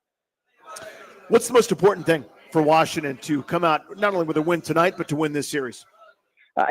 Look, I think it's Spencer Cartwright said it the other day. Secondary scoring, special teams, and goaltending. And Carolina was the only team in the first round not to allow a power play goal. Capitals penalty kill struggled in the first round against Montreal at times. They got really good goaltending. They got depth of scoring all over the place, and they're going to need that. And I think it's a little bit of just trying to survive a lot of Carolina's forecheck and sort of pressure that the Canadians put on them. because the Hurricanes are a better team than the Canadians, and the Capitals know it. And sort of the difficulty levels ratcheting it up, and the Capitals need to ratchet basically their play up everywhere around on the ice. Goaltending situation. Frederik Andersen's healthy. He's playing. What kind of problems does he present? He's a very solid veteran goaltender, and he's not like someone like Igor Shesterkin last year where he's going to steal games or steal a series, but him being healthy certainly is better for the Hurricanes than Peter Kochetkov, the backup, playing. And he's a guy who is used to seeing, used to not facing a whole ton of shots because the Hurricanes outshoot basically everybody they play. What the Capitals are going to need to do is try to, just like every other good goaltender in the NHL, set up screens, figure out how to score goals from different places on the ice, which is something, to be fair, they've been doing well all season. So, for me, I'm worried about a lot with this Carolina Hurricanes team. They're really good. We've been trying to figure this out. Grant and I have with guests and esteemed hockey minds like yourself. I want you to weigh on it. Why is Carolina such a prohibitive favorite over Washington by all the odds makers? You know what? I think it's a lot of it. It's the same reason as we all talked later in the year about why the Capitals weren't a Stanley Cup favorite. But I think a lot of people look at the Capitals and say they've overplayed what it looks like. Like they're not as good as their record. And I think there's something to be said for Carolina might be a little bit better than their record. To me, it's a coin flip series. I think this should be slightly more like we're a slight favorite, like the Edmonton Oilers are against Vegas, where it's like a minus 115 and a minus 105. I think it's a series that goes one bounce here, one bounce there. But clearly, you look at what Carolina did in the first round on the power play, almost 32%, and the elite talent and the sort of playoff experience that group has had in recent years. And I guess people give them the edge. To me, I think that's a little bit overrating Carolina versus and underrating what the Capitals have done this season.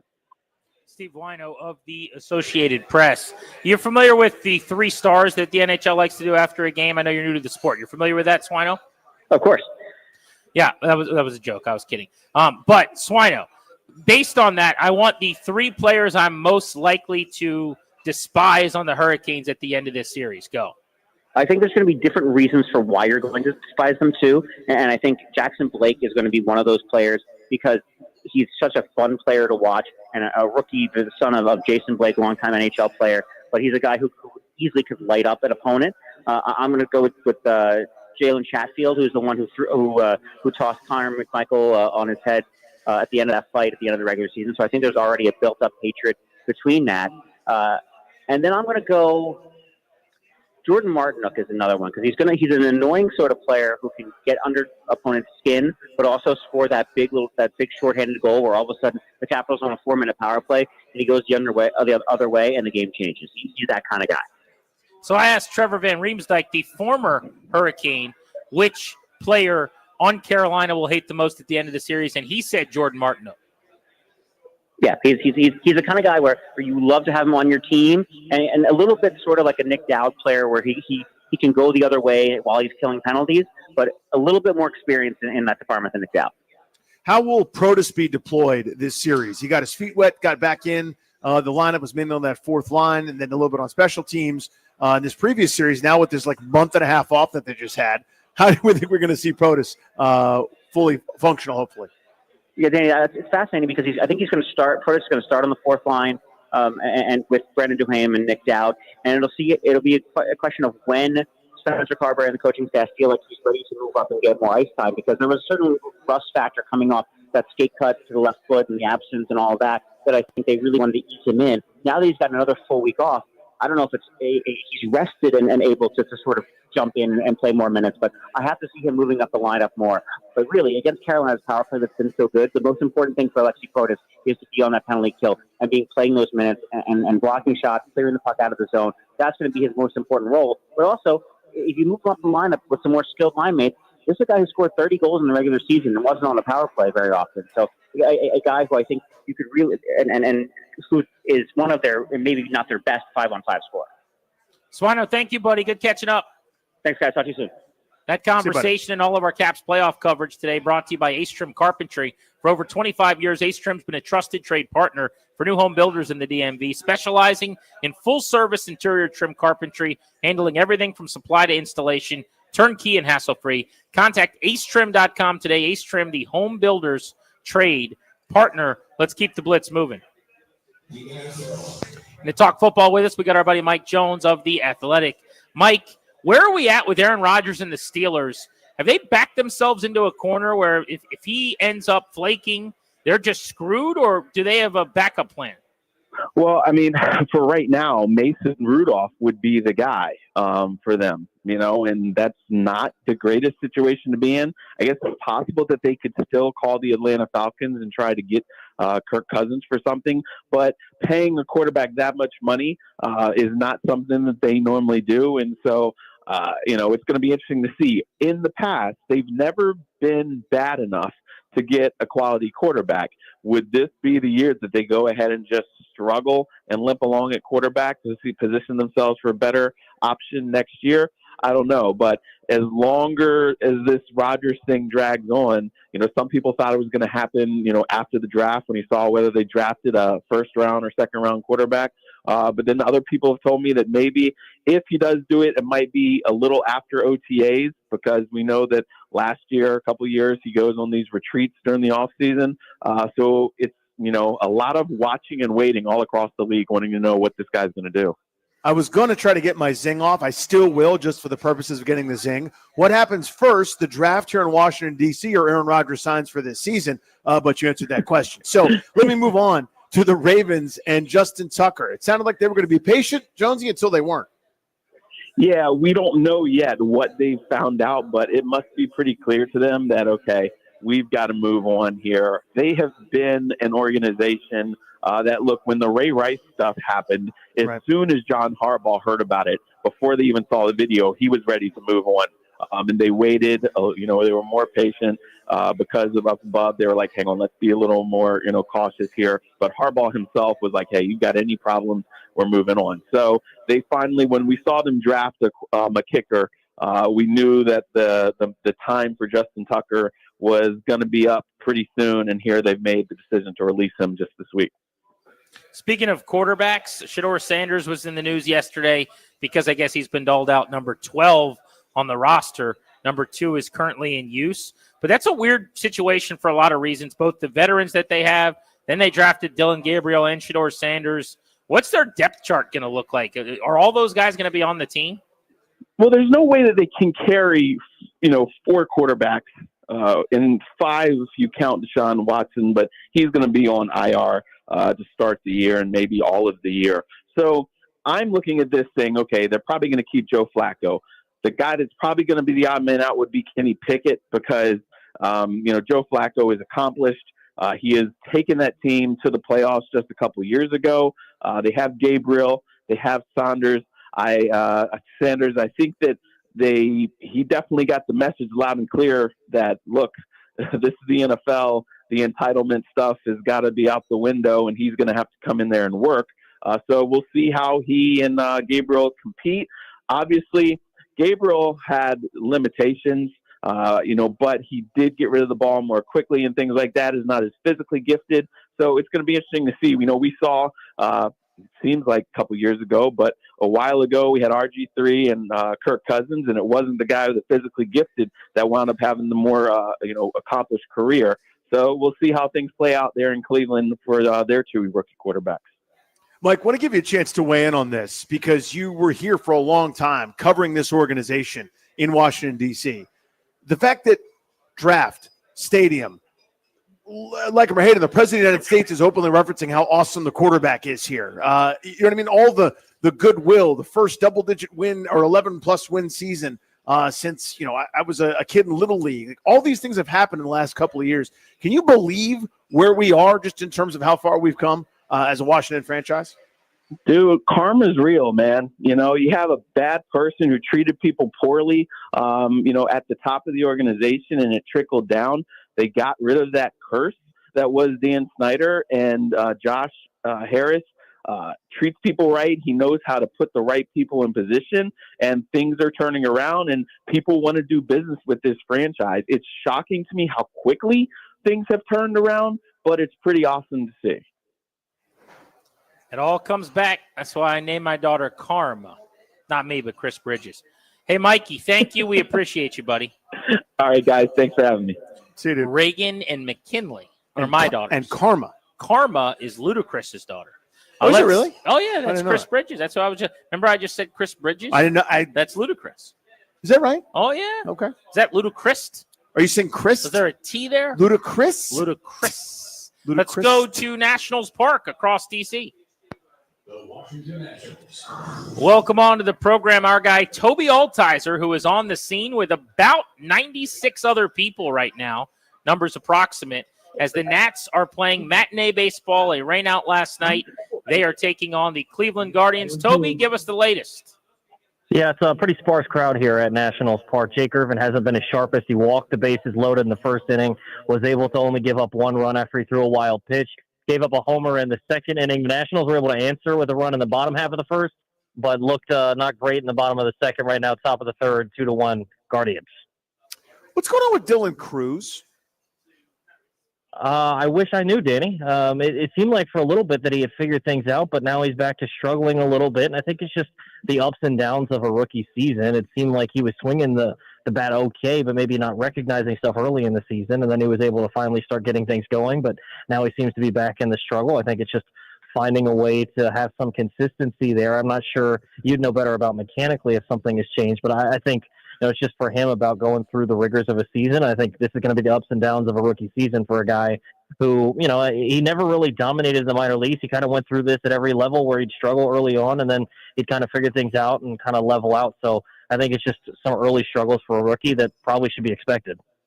Nathaniel Lowe's already got 28 runs batted in for the Nationals in game 36. He's been outstanding for them in that capacity, had the RBI in the first inning. What do you make of his season so far, hitting 260, about a 790 OPS?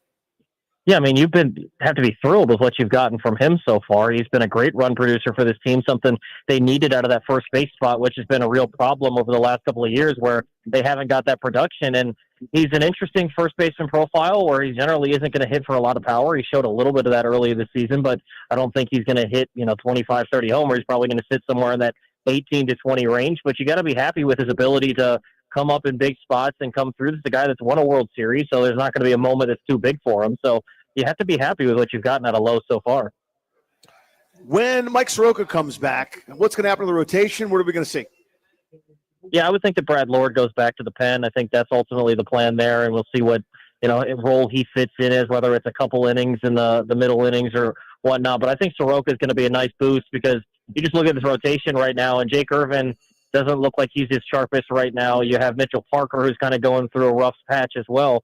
And Gore's been good, but Trevor Williams is only giving you 5 innings every time out, and they're trying to give him the 6th inning sometimes, but that hasn't always worked out the best. So I think if they could get another reliable starter in Soroka, if he can come back and pitch well, I think that'd be a really big boost. But I think the immediate answer is they'll probably just move Brad Lord back to the bullpen, which I think will help out the pen as well. Jake Irvin just hung a 0 for the first time today in the top of the third. They're headed to the bottom of the third at Nats Park. It's 2-1 Cleveland over Washington. Set the table here, rest of this game, some storylines, and then also into the evening, who's on the bump for the Nats. I know it's a doubleheader where you could get in for the price of one and see a couple games, which is rare. Yeah, I'm hoping some more people trickle in at the regularly scheduled 6:30, 6:45 game tonight. I think you'll see a little more people here, but Brad Lord going to be on the hill for the Nationals tonight, Ben Lively for the Guardians. I think the big thing to watch for the rest of this one is Jake Irvin already over 50 pitches through 3 innings, the first of a doubleheader. You're going to need him to get through some innings here, so he's going to have to figure out a way to hang some more zeros, get through at least 6 innings and see if he can do that. And the offense has to show up. They're facing some guys with some, the Luis Ortiz coming in, had an over 4 ERA, get some runs on the board and see if you can win the first one. And then you're taking on a little stiffer competition in Lively, who has a 3.72 ERA coming in when Brad Lord has struggled a little bit at times as a starter. So I think you got to try to get game 1 here and see if you can maybe win both of them if you give yourself a chance for that. Toby Larone, thank you, sir. Always great to talk, guys. That's our guy, Toby Altizer. You know him from the Bustin' Loose Baseball Nationals podcast. That's an award-winning podcast. They've won many awards. Which awards? So many. Go through them. First year, name a couple of them. It was a new podcast of the year by, I think it was Radio Inc., something like that. Wow. I could be wrong, but I got to look that up. Yeah, double check that. Then this past year, they won Best Podcast on the Washington Nationals as an Odyssey podcast. Mm-hmm. That was from Rolling Stone. The Stone. Like something like that. Yep. And then, there was one more. Do you remember? Oh, it was, I know what it was. Best podcast on the Nationals in a season in which there's not as much interest as you'd like as a podcast host. Yeah. They won that award from thefandc.com. They got that one? Yes, That's they did. awesome. Yes. Who are the other nominees? It was Anybody that, else? Yeah. I think Locked On, the Yeah. Clary podcast. The Once a Week Nationals one. Yeah. With Dan Coco and Ryan Zimmerman. Yeah, 11th inning. 11th. I actually the saw 11th. Zim in the elevator last night, and I told him, and I'll tell him right now if he's out there, they are killing it with their guests. They got this week they had Backstrom and Oshie, who are like two of his best buddies. I know, it's cool. All their kids are in school together all the time. But yeah, good stories, good fun. But anyway, Boston Loose Baseball. Won the award for podcast most likely to mention Jacob Young. Yes. Won that award. I think so. Right? Yeah. Best detailed breakdowns on Harley and Susana. Two-time winner of that award, two The straight years. two-time, Yeah. they won it twice. So good. That's awesome. Absolutely. Awesome. So wherever you get your audio, awesome. Boston Loose Baseball. All right, let's pay this off. We told you we'd give away tickets to the DC Defenders. We got a 4-pack for you all week long in this Blitz segment. So right now, caller number 10 at 800-636-1067. You're winning tickets. The Defenders are hosting Arlington on Sunday, May 18th, coming up in a couple of weekends. Tickets on sale now. For tickets and more event information, go to thefandc.com. Nobody gives away more tickets than we do. We're ticket giveaway guys. We're giving away another pair of tickets to go see the Caps and the Canes. Game 2 Thursday night at Cap One Arena. That is about 30 minutes from right now. But next, the Commanders in Washington, D.C. going to host the NFL Draft in 2027. Our buddy Steve Zabin does radio in Green Bay, where they just hosted the 2025 Draft. What exactly are we in for? We're going to talk to Zabe next on The Fan.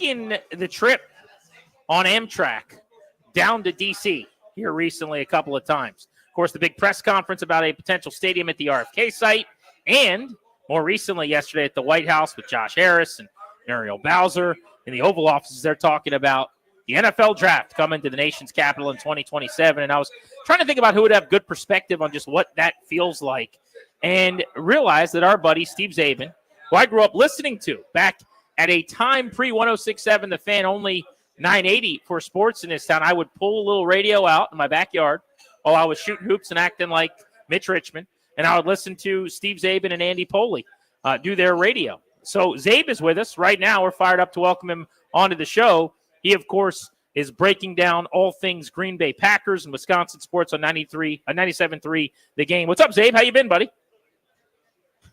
Good, Grant. Would you stop doing that? Makes me feel terribly old because I I, know. consider you and Danny peers. And so That's all I can therefore, think of. We don't need the whole to bring time. all that Yeah. up, but I appreciate the sentiment.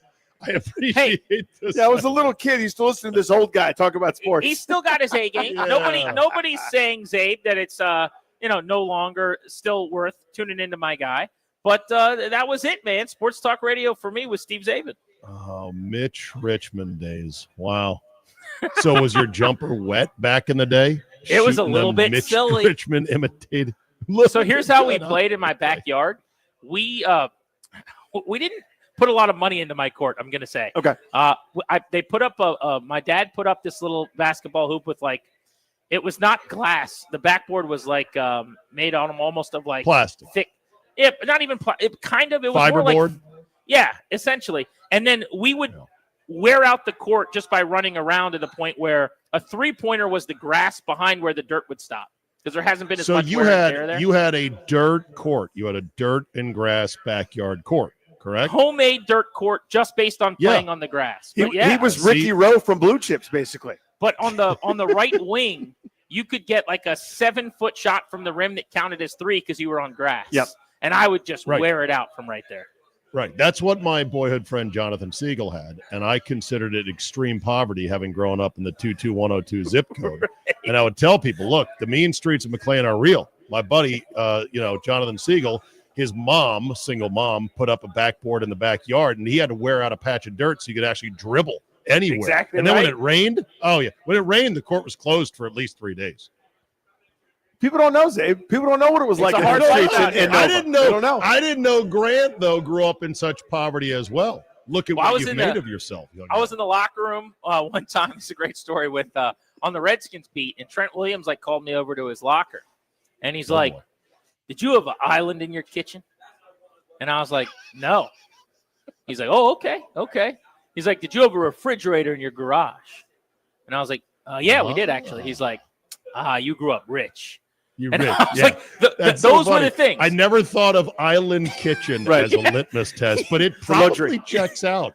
He asked, Probably I think, checks out. Fridge and garage checks out as well. Yeah. right?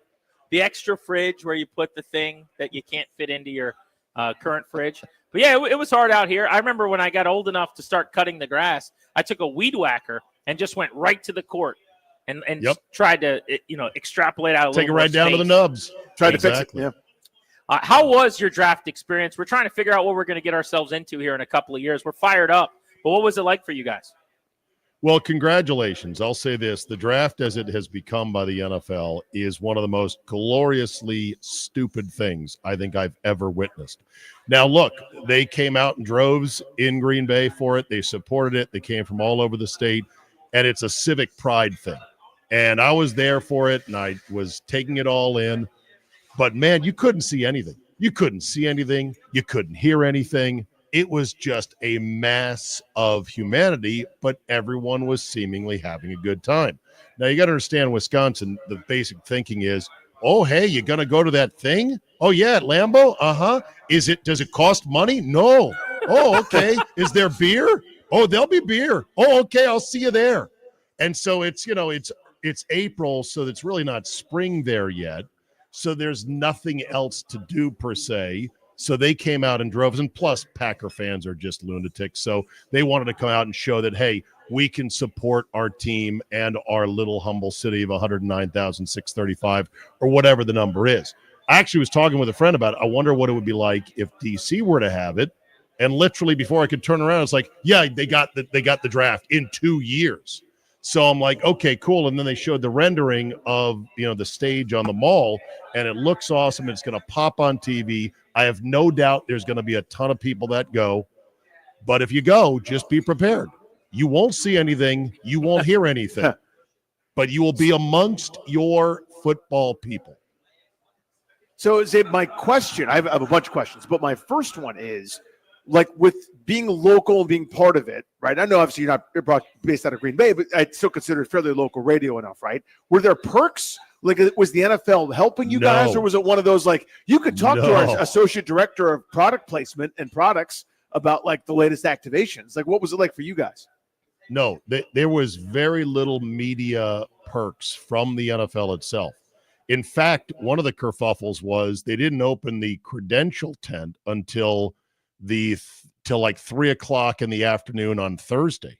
So about 5 hours after before the draft started, there was media members waiting. Do I still have you guys or not? Yeah, we got you. Yeah, you're still here. Okay, good. All right, cool. Yeah, so there was, media was waiting. I thought there was going to be a nice sort of media area, maybe a standing room only area somewhere underneath the so-called theater, the giant tent with all the lights and the video boards. Live Nation contracts with this company called A3, and they're the ones that make all these huge stages, so they know how to do it. I thought there'd be like a media ledge or balcony or something where we could get close enough to kind of see the stage and whatnot, but no. They're like, you're on your own. Now, you can buy VIP packages as a fan to be underneath the theater tent and up close where the tables are, but they're like $3,500 a pop, which to me is insane. And they tend to front load a lot of the super fans that dress up in cosplay outfits with their favorite teams because it looks better on TV. Mm-hmm. Those are my favorites, actually. I don't hate them. I do it's not the hate best. them. It's Everyone's the going to best. have a hobby and a passion. I'm like, Read a list of names over 4 hours with long breaks in between. You want to dress up, Right. you dress up, brother. Well, I always thought, like, now this is getting a little bit deep here. I always thought those were fake. I thought they were characters, like you're hiring this person and he'll put on the commander Really? outfit. They're Until not about actual 5 years people? ago. Yeah, but I realized, like, these guys, we know them. Yeah. They've done events with us, and Uh-huh. Rally this yeah. and Commander that, and they're just dudes. The thing about the Chiefs guy that's in prison right now, that was Robin Banks. Chiefsaholic. Like, they're just dudes that on Wednesday they're Carl at the office, and then they paint their Right. face and put on a cape. They're and David Putty on the weekend. They're at the stadium, dude. Yeah. Well, there's a wide open, there's a ripe picking for new Commander super fans because the logo and the name is so fresh and unique. There's not a lot of guys who have been doing it for years. Like at Lambeau with the Packers, there's a number of guys who have been doing whatever. Like there's one guy who dresses up as the, quote, frozen tundra, and he's got icicles that are hanging off his giant headset, his headdress, and everything else. There's a guy who's kind of a dead ringer for Vince Lombardi, and he wears a camel overcoat and a similar hat, and he walks around and does really bad impressions. So there's a lot of character acts that have been built up through the years of the Packers. Is there, do you know, similar for the Commanders at this point? Oh, yeah. They've got a couple of guys that like host fan events that either just based on an outfit that they have or based on putting on the Block What's their W. character, though? Rally Captain is one. Okay. I'm the wrong All guy right. to ask. I really don't keep up Yeah, with it. this I'm not my strong suit. I like football. And I'm weird. And Danny would be the wronger guy to ask. from Yeah, what I've precisely. listened to Right. and heard. Yes. Yes, that's very true. Hey, while we've got you, I am curious about this.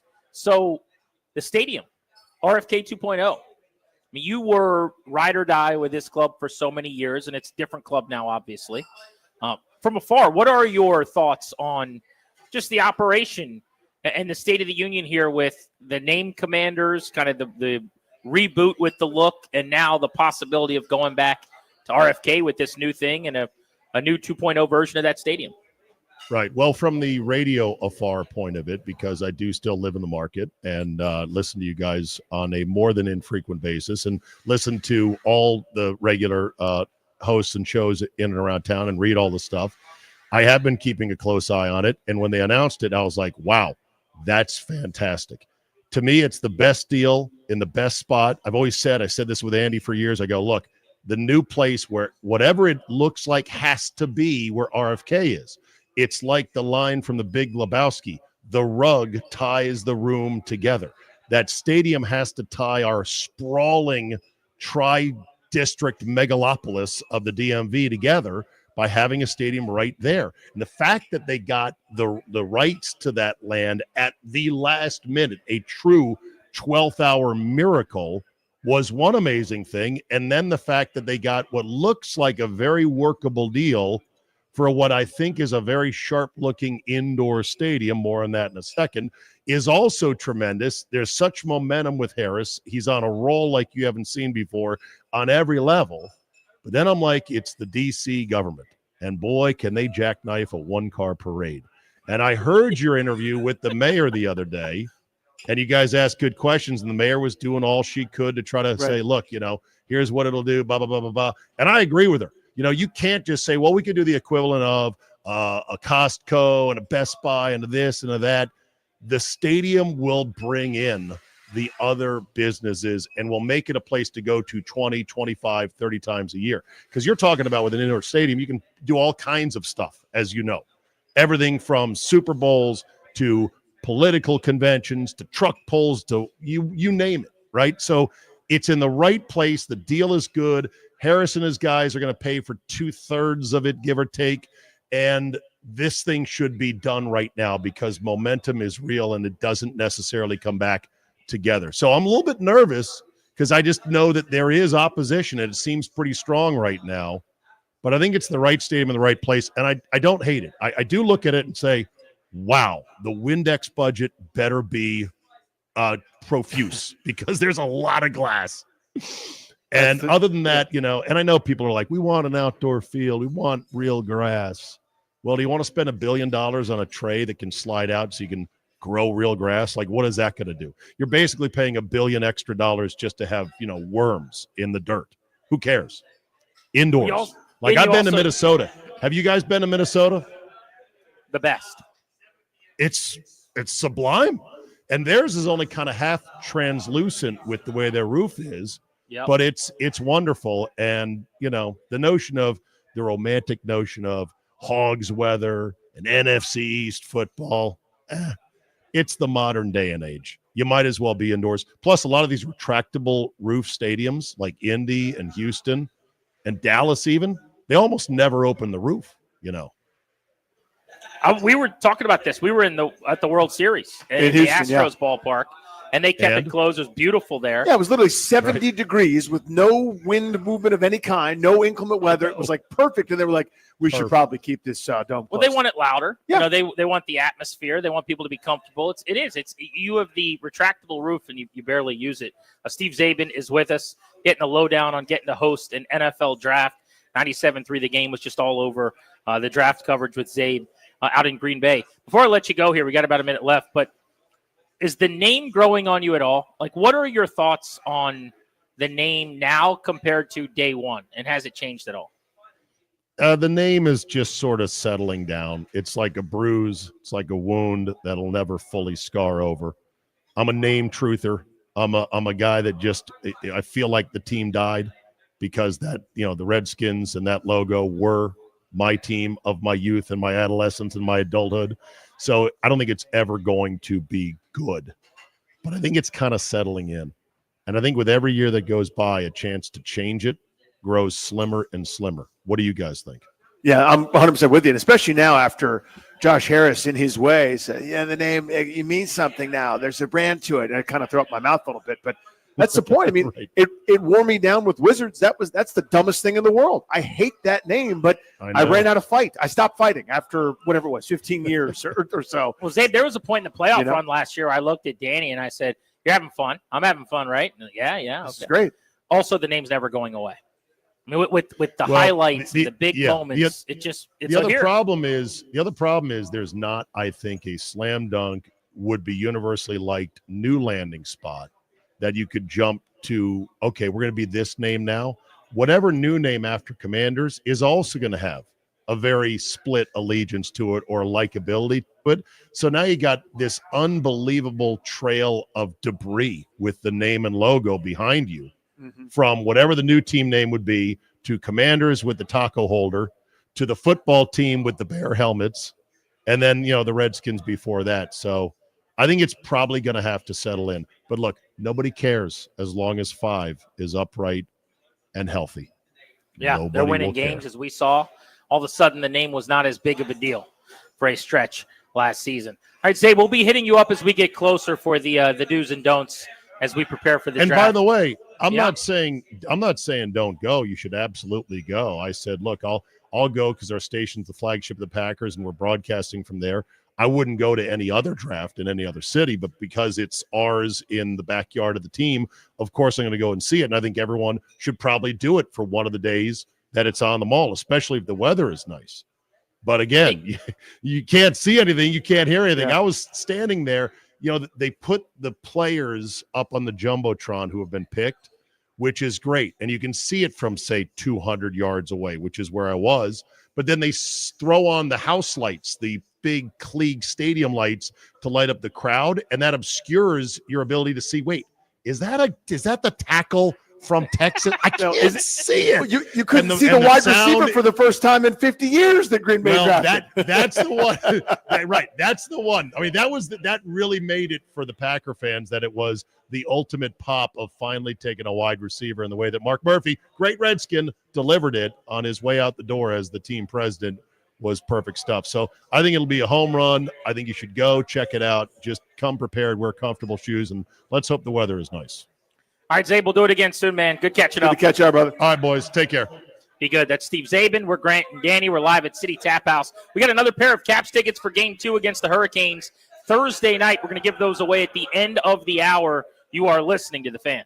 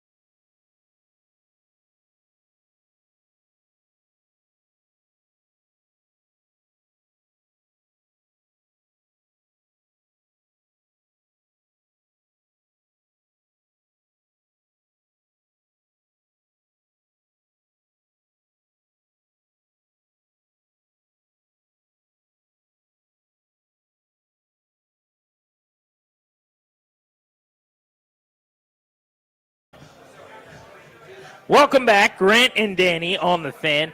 Bruce Boudreau is going to be joining us in about 10 minutes. We're going to talk to the longtime former head coach, very popular in town, of the Washington Capitals, get his thoughts as we get ready for the Caps and the Canes going into Game 1 tonight of the second round. Nationals, by the way, playing at home against the Cleveland Guardians. They've got a 4-2 lead, thanks largely to a 2-run home run from James Wood, who's already got 10 bolts on the season.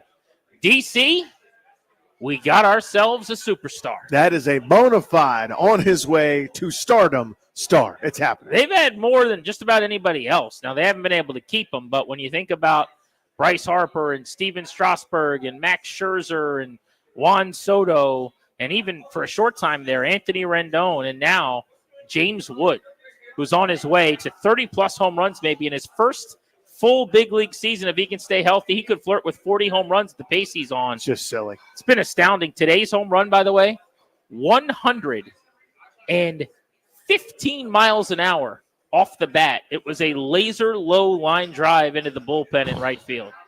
It was dumb, quite frankly. I mean, it looked like somebody with a cannon for an arm trying to throw the ball on a line, like the projectile that it had, or the angle that it had coming up. And it's probably a line out for most people, not for the super phenom. I mentioned to John Walton when he was on the show that the Carolina Hurricanes are creeping up on the Penguins as far as rivalries go. I don't have a rival here. Do you think Carolina can catch Pittsburgh, or is the Crosby Ovechkin backstory and 20-year history too much? I mean, if we got into a situation where Carolina's better than Pittsburgh the next 3 years, that's probably a lock. Washington and Carolina are vying for the division, and now you start playing every year in the playoffs.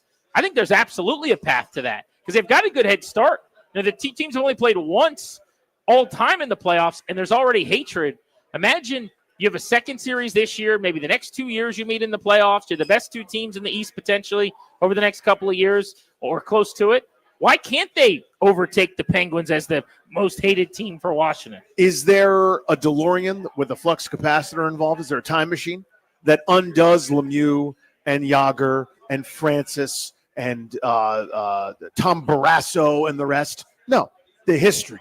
There's too much Penguin history. There's too much. Isn't there a lot of young Caps fans that don't care that much about that? Maybe, and that's fine. They're allowed to think what they want. Too much sadness. Too much unbearable anger and hatred for yous and yins standing on the steps of the portrait gallery. Never. Carolina's got 50 years of making my life as a sports fan miserable to start approaching this. Now, I hate them. I hate them good. I'm good at it. I got plenty of hate to give. I hate in my heart. It's a big, wide open storage facility for hatred. Plenty. I hate Brindamore. I hated him when he played for Philadelphia. I hated him when he played for Carolina. I hate him now that he coaches Carolina. I hate Warren Fogle wherever he is. I hope he get athlete's foot today. He's in the Western Conference. Good. I hope he stays there and has like a weird misunderstanding that like leads to conflict. Nobody gets like parking tickets and stuff the rest of his life. Screw him. But I hate the Hurricanes. Nothing can compare to those loathsome Penguins as far as I'm concerned. Nothing. It must just be that they've been so irrelevant the last few years and out of sight and out of mind and not a playoff team over the last 3 campaigns. But with a side dish of Crosby and Ovechkin seeming to come together at the end of their careers here with mutual respect, and there's a little bit less animus between the two. But my hatred for them, which has always been a 10, is just a good casual, like 8.5, 9 right now.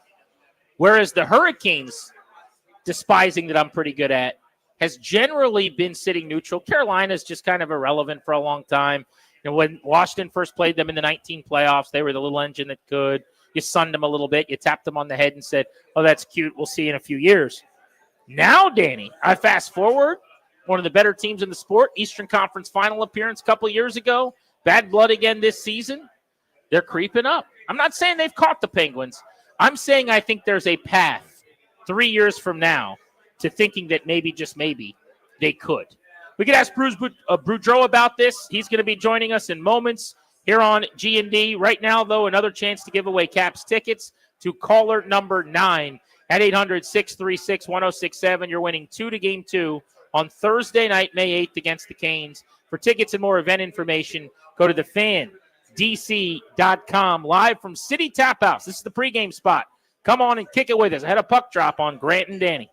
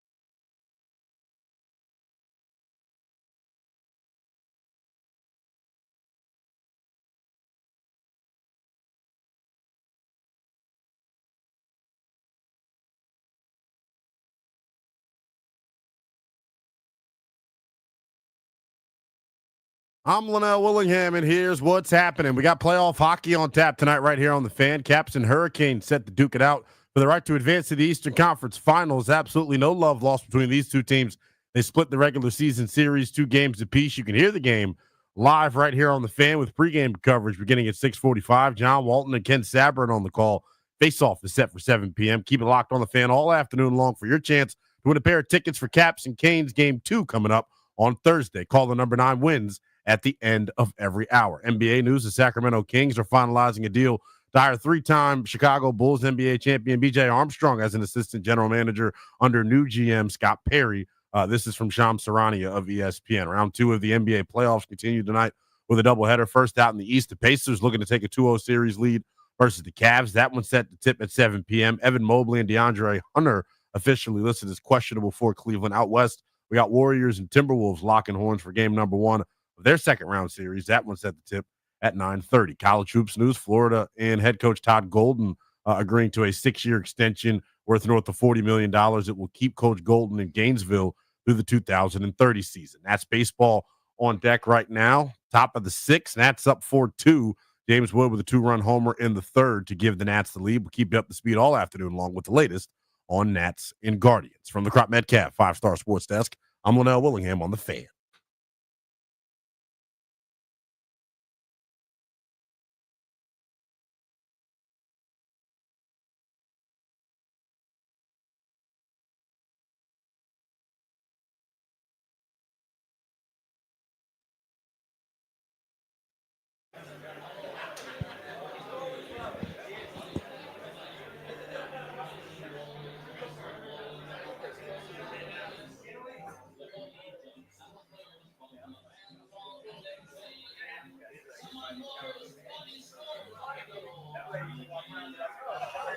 Caps playoff coverage continues on Grant and Danny. One more chance for somebody to win a pair of tickets to Game 2 coming up at the end of this hour, about 50 minutes from right now. Caps playoff coverage today is brought to you by Ace Trim Carpentry.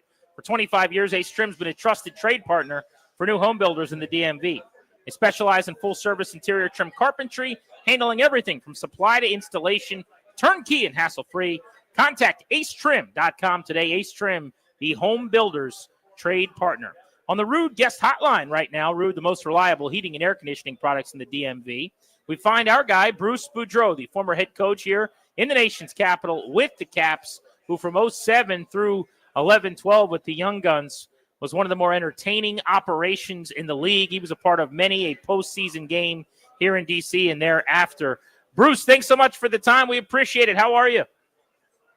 I'm good, Grant. How are you today?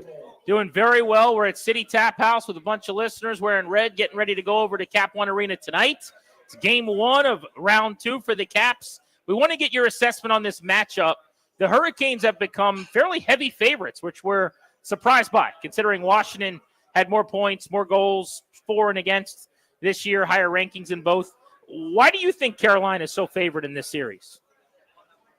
You know, it's really hard to tell. I just think the Caps are not respected for whatever reason.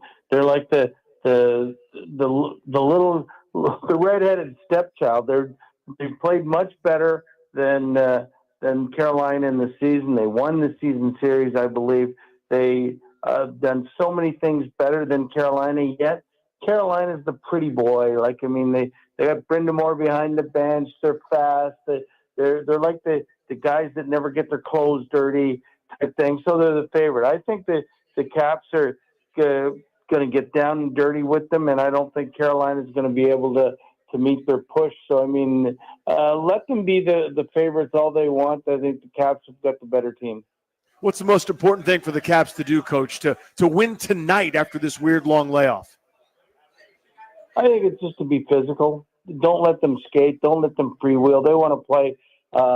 They want to play a rush kind of game. I think if the Caps are more structured, get it deep, and just finish checks, and don't give them any odd man rushes. I think that then they'll be successful. The biggest thing Carolina has going for it is in the playoffs anyway. Their special teams were so good, 15 for 15 on the PK, and I think they scored 5 power play goals. If the Caps don't don't take penalties and they can get in at 5-5 game, I think they're the better team. My guess for the answer of the question I'm about to ask you is just their speed, but I want your expertise and kind of more insight than that. The Hurricanes this year had more power play opportunities than anybody else. I think it was like 219 in the NHL, and then they had 19 in the playoffs in the first round, which was more than anybody else through 5 games. Why are they able to draw so many penalties? Because I'm with you, staying out of the box might be the key to the series, but when teams have played them, nobody's been able to avoid taking penalties. Why is that? Well, they do have a speed game. They do play a simple game where they just they get it deep and everything else. Listen, if you want to put the analyst hat on, I think that's basically it. They go to the dirty areas. They don't retaliate as much. They're disciplined. If you want me to put on my fans hat, I'm saying they cry all the time, and when things don't go good for them, you got Brenda Moore screaming behind the bench. You got the players crying on the ice, and I think they get extra calls from that. So, I mean, it would tick me off so much, or it does tick me off when I watch Carolina and they get obvious penalties or they get called on a penalty and they're all crying from the bench, and I think it hampers them. But, I mean, at the same time, I do believe that it's their speed and their work ethic. Because, I mean, if you outwork teams, and the one thing Carolina does do for the most part is outwork other teams, the other teams have to do something in the penalty department to stop you. And I think that's what they do. That's what they do best. But, I mean, if you play in their zone and you play and you don't let them get that speed game generated or that rush chance game generated, I think you're much better suited to beat these guys. And I think, you know, when Logan Thompson's at his best, I think he's a better goalie than Freddie Anderson, who I had for 5 years and know him pretty well. Coach Bruce Boudreau with us here on G&D. Coach, this layoff was such a weird thing for both teams. Obviously, Carolina clinched a week ago, Washington the day after. How would you have handled that as a coach with some of the uncertainty about when the game was going to end up being and then kind of the ramp up to try to get some guys rest, which is probably good, but to keep them sharp, which is what's needed? Well, you know what? I think for the most part, they could. Both organizations are smart enough to probably guess when the series was going to start within a day, and you ramp it up like that. I mean, it's a combination. I mean, I've always believed that if you've got a week or more off, you have to have one tough practice in there, and just to make sure that you've kept the legs and and the wind going in your body here. But I mean, time off, days of rest is so important at this stage. There's so many bumps and bruises on every athlete out there that, I mean, I think rest is going to be good. But one good practice, and the rest of the practices you work on special teams. I mean, if you don't have the systems down by now, if you don't have those things that you do down by now, then you know, you're usually not in the second round.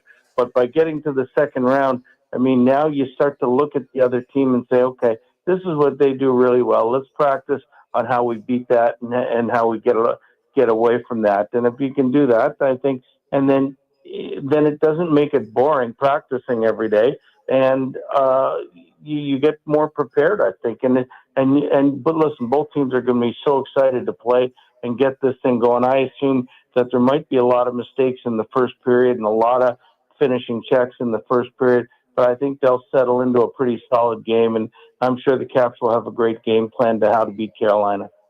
Bruce Boudreau is with us multiple times, 50-plus wins in a regular season with the Capitals. Joining us here on Grant and Danny. We're at City Tap House. Stop by on your way to the arena to pregame with us on the Fan. You mentioned having Freddie Anderson. I mean, that would have obviously been his Ducks time way back at the beginning of his career. So maybe things have changed since then. But what's the book? Like, how do they beat him? What's the key? Well, the key, you know what, when he can see the puck, he stops it. He's a big man. Like, I mean, 6'3", 230 pounds. I mean, I think you got to get in his face, and I think you got to make it tough in his crease. Like, I mean, if a guy's taking you in, if one of the Carolina defensemen are taking you into the net because you're going to the net, to me, you just keep going. Like, I mean, You're not going to get a penalty if they're pushing you in, but you got to make it tough for Freddie. If he can see everything, he usually stops it. So you get to that net, you make it tough on him. He's not the greatest puck handler in the world, but he handles it pretty well. You make him handle a lot of pucks. You do all of those things to bug him. But the one thing about Freddie is if he does get hurt, he only plays if he's about 100%. If he is 100%.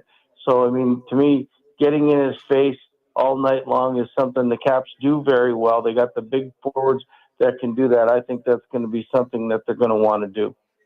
Bruce Boudreau is with us on Grant and Danny. We're talking about Rod Brindamore working the officials a little bit and getting to work some of the altcasts with you over the years. We've told some fun stories about your time. Now, I've tried to tell Danny a couple of these stories about you and the officials that you said on air, Bruce, but would you mind regaling him with whatever length version of the tale you told me that involved an official in the playoffs and toilet paper? Oh, yeah, you know what? Paul Dvorsky is my friend, and we both live in Hershey, and we both lived in Hershey that year. And not only did we live in Hershey, we were next door neighbors. So it was really ironic that he coached or he reffed Game 7 in the playoffs against us in Philadelphia, my first year coaching, and in the NHL. And so, he called a penalty on John Erskine in the neutral zone in overtime in Game 7, and they ended up scoring a goal in that game or win the series. And he moved on to the next series. He was always a senior ref. I ended up in a few days coming home, and me and my wife said, okay, let's do something. So we went next door and we TP'd his whole house, just so when he came home that he would have to do some work. So, we saw him come back home and we said, this is about 4 days later, and we go, Jesus, we got to go apologize to him. So I knocked on the door and I said, Paul, listen, it's us. We've TP'd your house and everything. And he laughed about it. And I said, besides, I got to tell you, because you're the only guy with a pool in the neighborhood, I want to use it. I don't want you to be pissed off at me for the rest of the year. So we'll help you with it. But he became, we're good friends still to this day. But it was something that, hey, not only did we do that, his son, his mother was living in another part of Hershey, he wouldn't come home to his dad's house for a week. He was so mad at him. So, I think all Caps fans were mad at Mr. Dvorsky at that moment. I love let's do something. And the something was TP your neighbor's house. Got to do something. I've said let's do something to many people many times, and that hasn't come up. Well, it was either that or take the air out of his tires when he got home. I didn't think he'd appreciate that one. So, Bruce Boudreau on Grant and Danny here on 106.7 The Fan. What did you make of the Caps defensively in the Montreal series? They seem to be buttoned up. They allowed the fewest high-danger chances in round one of any team, albeit only playing the 5 games, but they only gave up 24. Was that more about Montreal or Washington, and whose game did you like? Who's got to pick it up on the blue line?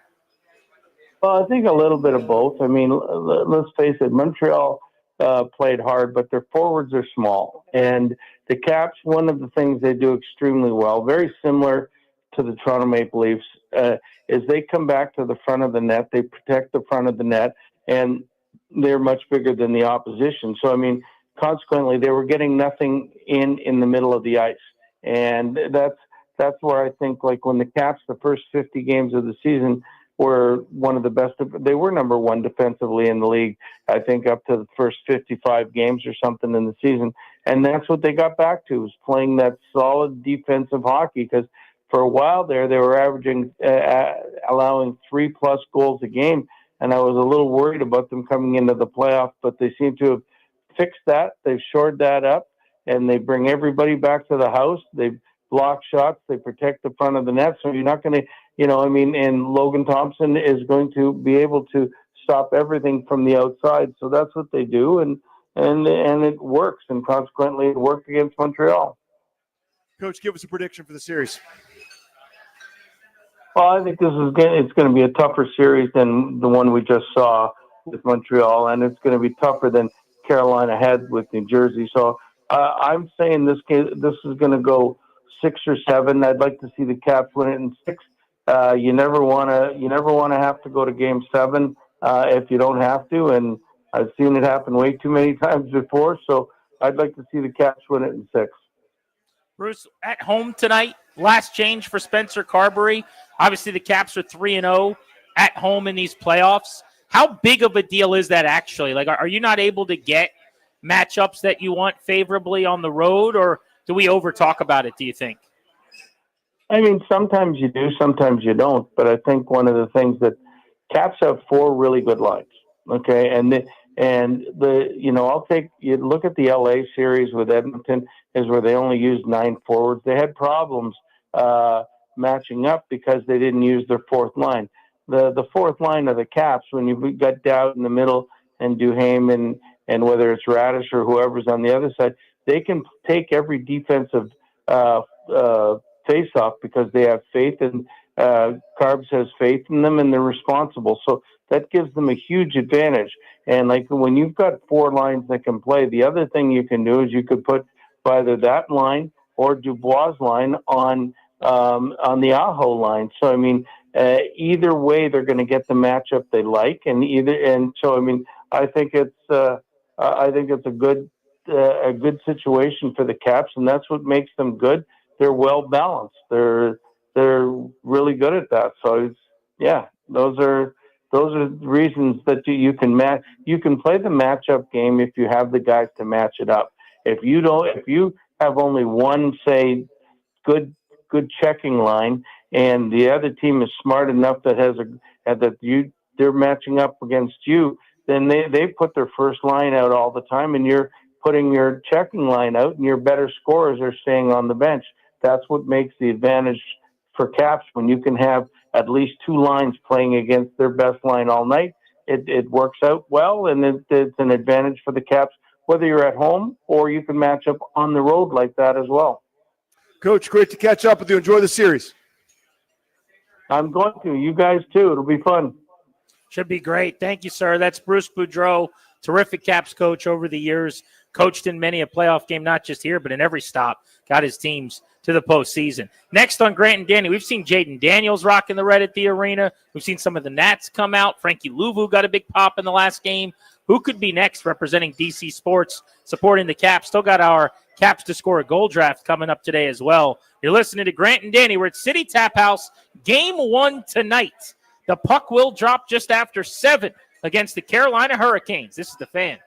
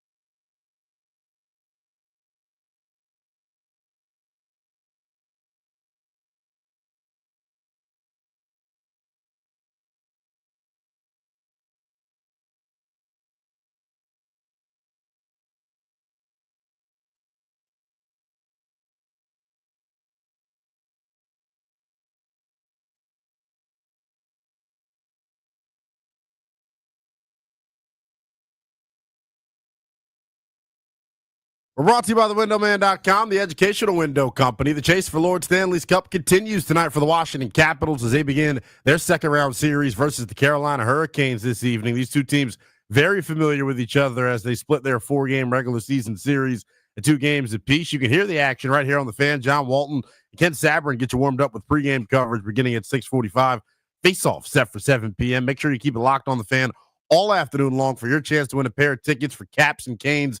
Game number 2 coming up on Thursday. Caller number 9 wins at the end of every hour. Round 2 of the Stanley Cup playoffs continue out west tonight as well, with the Las Vegas Golden Knights hosting the Edmonton Oilers. Face off of that one set for 9:30. College football news: Clemson and Notre Dame announced that they have a 12-year scheduling agreement that will pit the two college football powerhouses against each other annually through the 2038 season. Nats lead the Guardians 6-2 in the top of the 7th. James Wood hit a 2-run shot in the 3rd. Then to end the 6th, Jacob Young with a 2-run single. Offense looking good for DC. Jake Irvin on the bump with an okay day. He lasted 5 innings, 5 1/3 innings rather, giving up 2 runs on 4 hits. Summer heat is on the way. Replace those inefficient vinyl windows now. The windowman.com's fiberglass windows offer maximum comfort and are now $200 off every window. Visit thewindowman.com for your free consultation. $200 in savings per Infinity replacement window only. Minimums and installations apply. From the Crop Metcalf 5-Star Sports Desk, I'm Linnell Willingham on the Fan.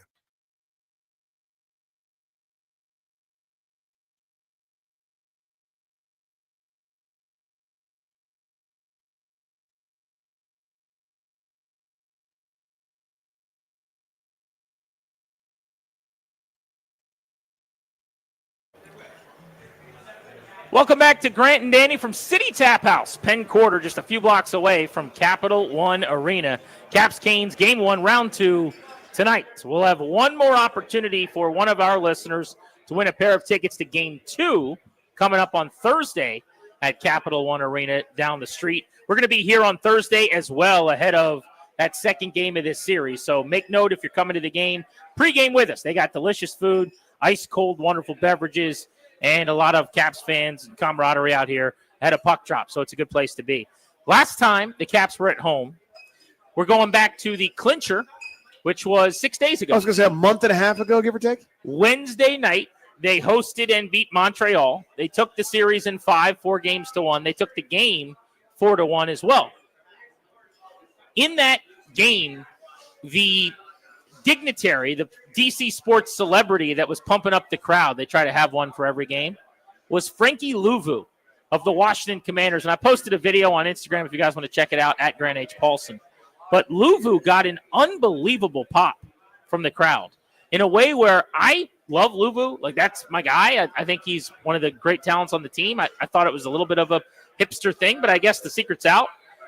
I was taken aback. He is a star in this town because he's one of these guys where I thought they put him on the board and maybe people wouldn't even recognize or know who he was. And they eventually give you the chyron where it says his name or whatever. Mm-hmm. But the moment you saw Louvu standing there, he ended up chugging a beer. And that's all it takes, man. Yeah. You slam that beer and start throwing out T-shirts. But winner. Just the mere showing of Frankie Louvu, because initially he just kind of stands there and does like the B-boy pose, crossed arms, leaning back. And everyone went nuts. I didn't know it was like that for Frankie Louvu in town. Cool. It was cool to see, man. Again, it shows you the wholehearted embracing of the foosball boys, right? I mean, at one point, if you'd had the off-ball linebacker from like 6 years ago at a Caps playoff game, you would have waited. People would have been like, "Who is that? Do we know him? Oh, the chyron. Yeah, he's the linebacker." It's like Will Compton. So people knew Will Compton. You know what I mean? Like something like that. But now everybody's in. I also think he's just so good. And he's awesome. Yeah. And he's only going to, I think, be even more impactful this year if they have him stand up and rush off the edge. Because by not addressing that pass rushing role with Dante Fowler as a double-digit sack guy gone, the possibility is there that Frankie Louvu, who was used that way in Carolina more than he was last year, could actually just be your edge rusher, like stand him up and rush him. But I just thought it was really, really cool because being at Game 1, Jake Irvin and Mackenzie Gore, Irvin who pitched for the Nats today, they're leading by 3 runs in the 7th inning. He's got a chance to get another win. And Gore, who's leading the major leagues in strikeouts and has been one of the better left-handed starting pitchers in the sport this year, those guys were right on the glass. And I went down, I know Jake pretty well, so was visiting with them and just talking to them. And Mackenzie was having a blast and had not really spent much time. Around the game of hockey, it didn't seem like in person. And it seemed like he was having just a real welcome to the sport moment, essentially, which I love to see. But then the next night, so for game 2 of that series, they brought in like a dozen commanders. And that was the night where Jaden Daniels was on the glass with the QBs. It was him and Mariota and Sam Hartman. But the entire offensive line and a bunch of players from the offense took a bus over, big party bus. So cool. And it was just a party. And the commanders all night long, not unlike the Caps and the Nats during that time where there was the back and forth after their championships, they were just partying and on screen constantly. And it really added to the atmosphere. So I was kind of wondering, Danny, who do they have left? Like, what else could you do potentially now? You've rolled out Daniels. Ovi's the other superstar in town. He's busy. Yeah, he's occupied. He's on the ice. Luvu got the big pop, so I'm open to the possibility that there are maybe non-superstars that would be on screen and everybody would want to see them. But I don't know what that looks like. The Nats are playing tonight. Yeah, so they're busy too. They don't really have a guy, but I think if you put James Wood or Dylan Cruz or maybe those guys together or C.J. Abrams or something, maybe you'd get a nice pop. But I think we're a little short on superstars. We got really good players in town, but who else could they trot out there as the sports celebrity? So the first thing that jumped into my mind is John Bernthal, right? Or like a Jeffrey Wright or something like that. Yeah, celebrity. but almost like guys that have sports in their blood and backgrounds, guys that are big sports fans. But you just pointed out, I mean, the stars, many are playing. Yeah. In terms of Nats and the Caps. Well, like Thursday night's a good example. The Nats are off, so they're available. If you brought out Dylan Cruz and James Wood and they did the Scherzer, Max Scherzer, Ryan Zimmerman thing where yeah. they like put on hockey buckets and they yelled, "Let's go Caps." Does that get the big pop? Maybe. It'll get a little juice, but not the same. Not like, decade-long career superstar type status, right?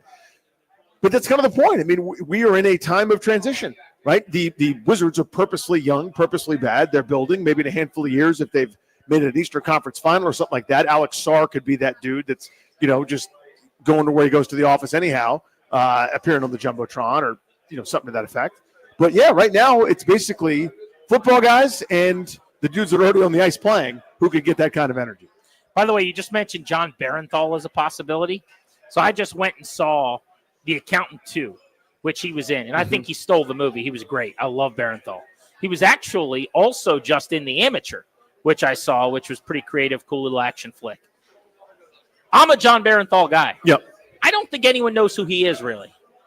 I think they see him on the screen tonight at the game, in this hypothetical where he's there, because he's a DMV guy, and they go, I've seen him in something. If he's walking through the arena, I don't think he's getting stopped 100 times. Oh, I don't know about that. Really? Yeah. Okay, so there's enough Wolf of Wall Street, but enough of those. I can't even picture his character in that movie. I remember liking it, but my point is, I think people go, that's that actor. How many people are name-checking John Barenthal? I don't think it's that many. Now, if he's in St. Louis, you're probably right. It's like, that's the guy from the thing. In D.C., he's known, I think. Because it's like there's a Caps game, though. Yeah, I think so. The same way, the local ties where it's like Jeffrey Wright, who I think is one of the great actors living at this point. Again, if you were in Portland or, I don't know, Minnesota, you'd go, oh, he was in Westworld, or I think I saw that guy he's in The Last of Us, or he's been in movies. I think I know that dude. But it's like a DC thing where we know Jeffrey Wright to a certain degree. I think there's more when it's the local guy, right? Like in St. Louis, for example, everyone knew John Hamm before he was Don Draper. You know what I'm saying? Like that's because that's where he's from. I think because he's from here, he might get a little more rep. Maybe I'm wrong. I think Wright, St. Albans guy, Danny Rouillet. It's St. Albans School. My apologies. Wright is way more recognizable. He's also a unique looking guy in a sense. But I think if you showed his picture to 100 people in a mall, Pentagon City Mall, I don't think anyone would. It'd be a very small number that would say that's Jeffrey Wright or that's John Barenthal. A lot of people would recognize both, and I think Jeffrey Wright would be more recognized. He would get more recognized, I would think. He's been in Bond movies. But my point is, I don't think Caps fans all lathered up watching hockey would be moved by someone like that being on the screen. I could be completely wrong. I mean, he played. I think Barenthal they'd be did more the Punisher. People would get steamed up. Dude, they'd be more psyched to see Johnny Cakes Allville. No. Yes. No. Dude, Caps fans, It's just fishing in a bucket, in a barrel. It's just sports fans in DC. Like, walk around right now and ask people who John Barenthal is in this bar. They don't have his resume. I'm telling you. No, I disagree with that. I think you don't have his resume. I think everyone else has seen all the stuff. Again, the disrespect from you. I love the guy. He's one of my favorite little bit actors. He is the same guy in every movie, but he's an awesome version of it. He plays. He's like a hitman in every single movie. Very serious, John Bernthal. The grievance is different, but the actions are the same. He's good. I think he legit stole The Accountant too. He was as good as he's been in any movie because that movie's got some heart and some there's some comedic chops to him too. Dude, the original Accountant is slept on. That movie is slept on. Because it's like, you think, it's Ben Affleck's version of like a Liam Neeson January release throat chopper, and he's doing some of that. But like, there's, as you said, to your point, there's like a little bit more heart and guts to it than you would think. It's a good movie. The Nats bullpen, by the way, is in the process of blowing a 4-run lead. A giant meltdown. So we got that going for us. It was 6-2. The bases are now loaded, and it's 6-5. Other than that, how was the play, Danny Rouillet? Man, oh man. This has been quite the inning. Jose Ferrer, who I like, just came in and was like, this could use some kerosene. Didn't want get any outs. No, not a fan I assure you that. I will get you Caps stock report coming your way next on Grant and Danny here on The Fan. Also, one more shot to win tickets to Thursday night's Game 2, Caps and the Canes at Capital One Arena, coming up in less than 15 minutes. You got to be listening to The Fan.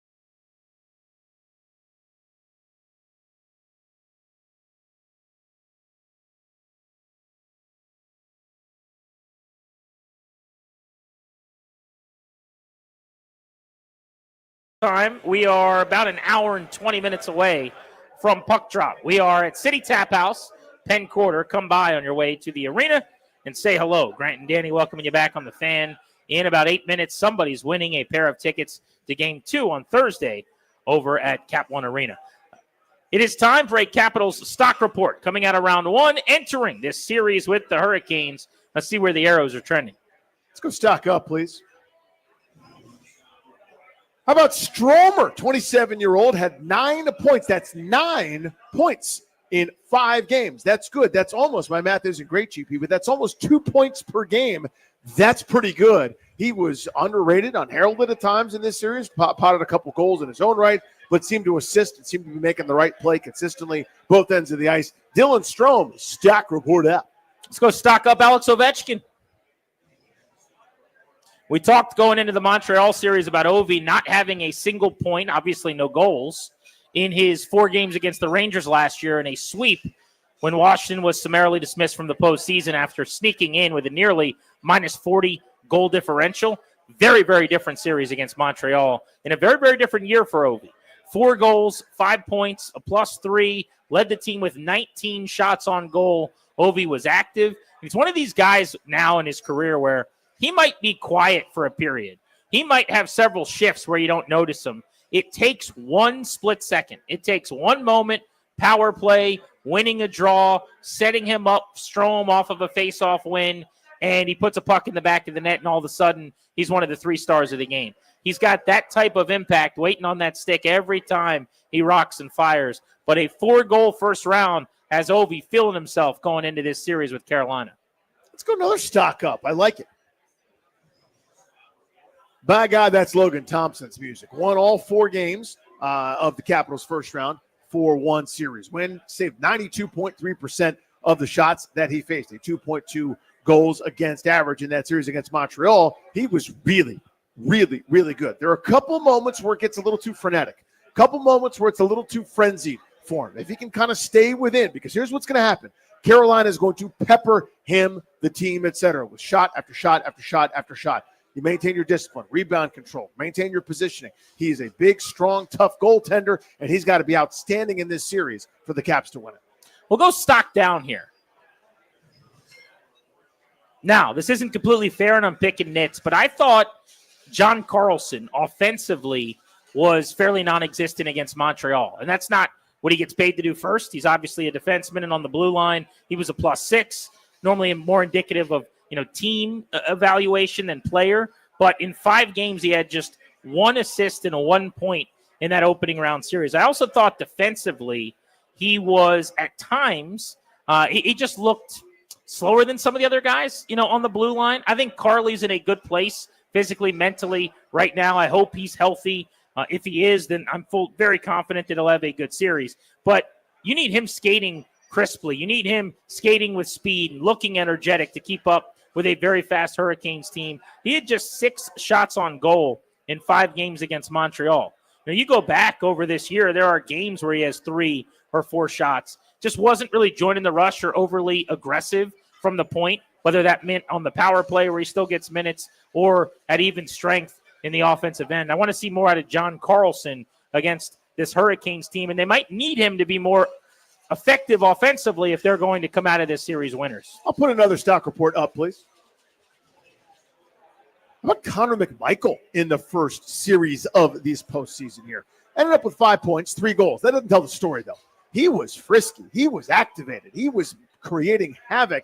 He was probably the best offensive player in terms of goal scoring and high-danger chances and getting himself right there on the doorstep, putting himself in really good position to pot some things, to be a challenging pain-in-the-ass pest in terms of goal-scoring type stuff. Obviously, different player, but kind of reminded me of how Dino Ciccarelli used to do it. Not the greatest skater, not the greatest stick handler, not the greatest shot, but you put it all together, knows for the goal, knows where he's supposed to be. Just a pain in the butt, was there for some timely goals and some good scoring chances for the Caps. They're going to need that here this series. He had 15 shots on goal, second most on the team in the opening round against Montreal. I'll go stock up as well.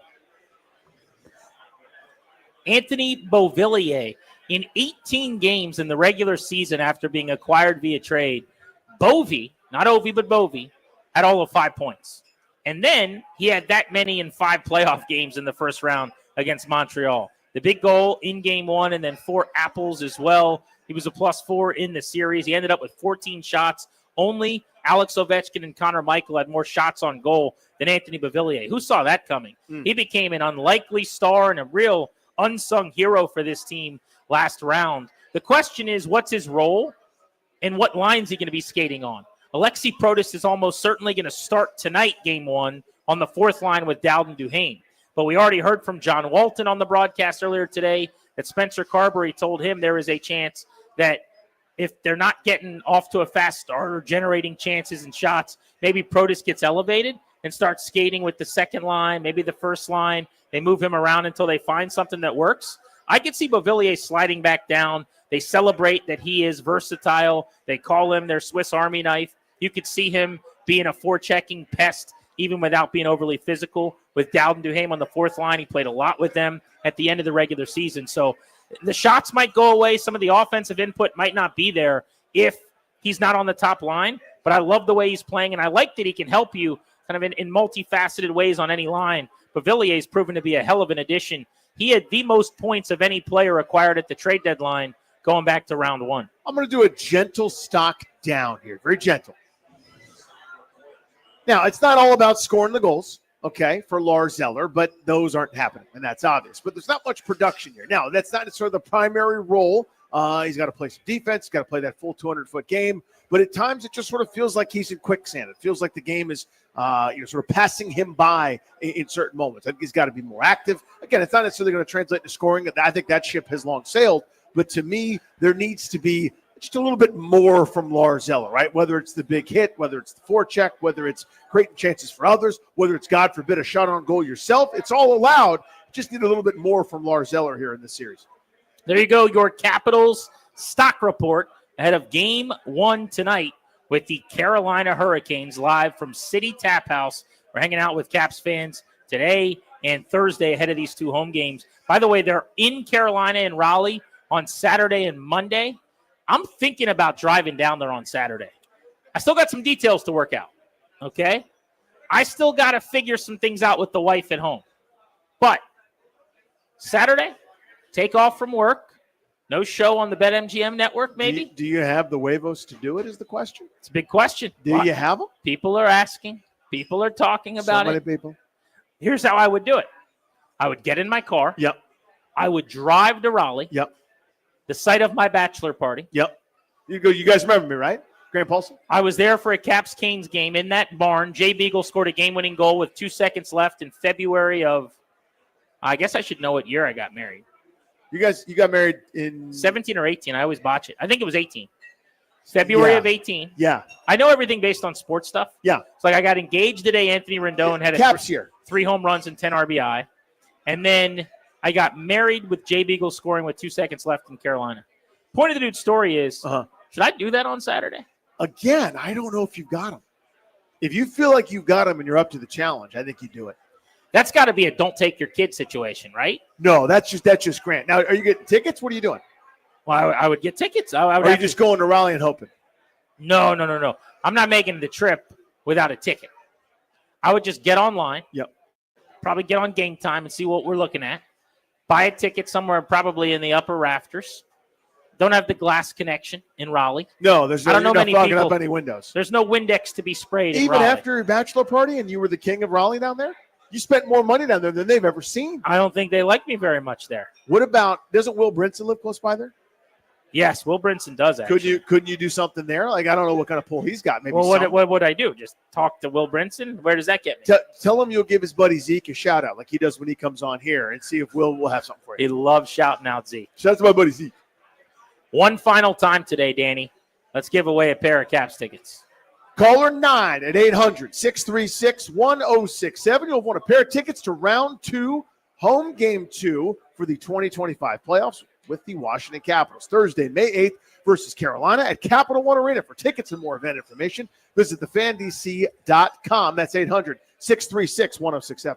Next on G&D, we're going to hit the headlines, best of the day, and then we've got our Caps to score a goal draft. If you're coming down to Penn Quarter, we are at City Tap House. Got a little time to stop in for a cold beverage before they drop the puck after 7. This is your flagship home for Caps hockey. All of our coverage brought to you by Ace Trim Carpentry. 25 years, Ace Trim's been a trusted trade partner for new home builders in the DMV, specializing in full-service interior trim carpentry, handling everything from supply to installation, turnkey and hassle-free. Contact them.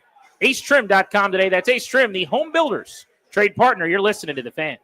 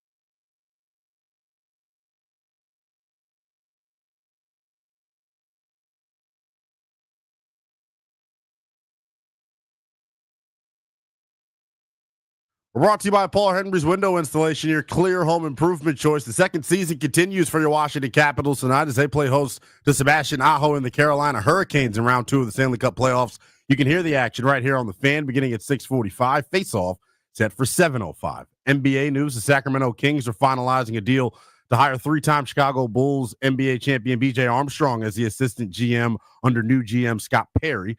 Round 2 of the NBA playoffs continue tonight with a doubleheader. First out in the East, Pacers looking to take a 2-0 series lead versus the Cavs. That one set to tip at 7 p.m. Evan Mobley and DeAndre Hunter officially listed as game time decisions for Cleveland. Out west, we got Warriors and Timberwolves locking horns for game 1 of their second round series. That one set to tip at 9:30. Jose Ferrer entered the game in the top of the 7th with a 4-run lead for the Nationals. He went on to give up 5 runs. Up came Dylan Cruz. His double scored Nathaniel Lowe, tying the game at 8 apiece. Then Jose Tena, ice in his veins, a 2-run double scoring Dylan Cruz and K-Bear Ruiz. The Nats currently lead 10-8 in the bottom of the 7th. This may only get $125 off each window with a 5-window minimum and $600 off each door at Paul Henry's Window Installation. Schedule your no-pressure free estimate today at paulhenryswindows.com. Your clear home improvement choice. From the Crop Metcalf 5-Star Sports Desk, I'm Linnell Willingham on the Fan.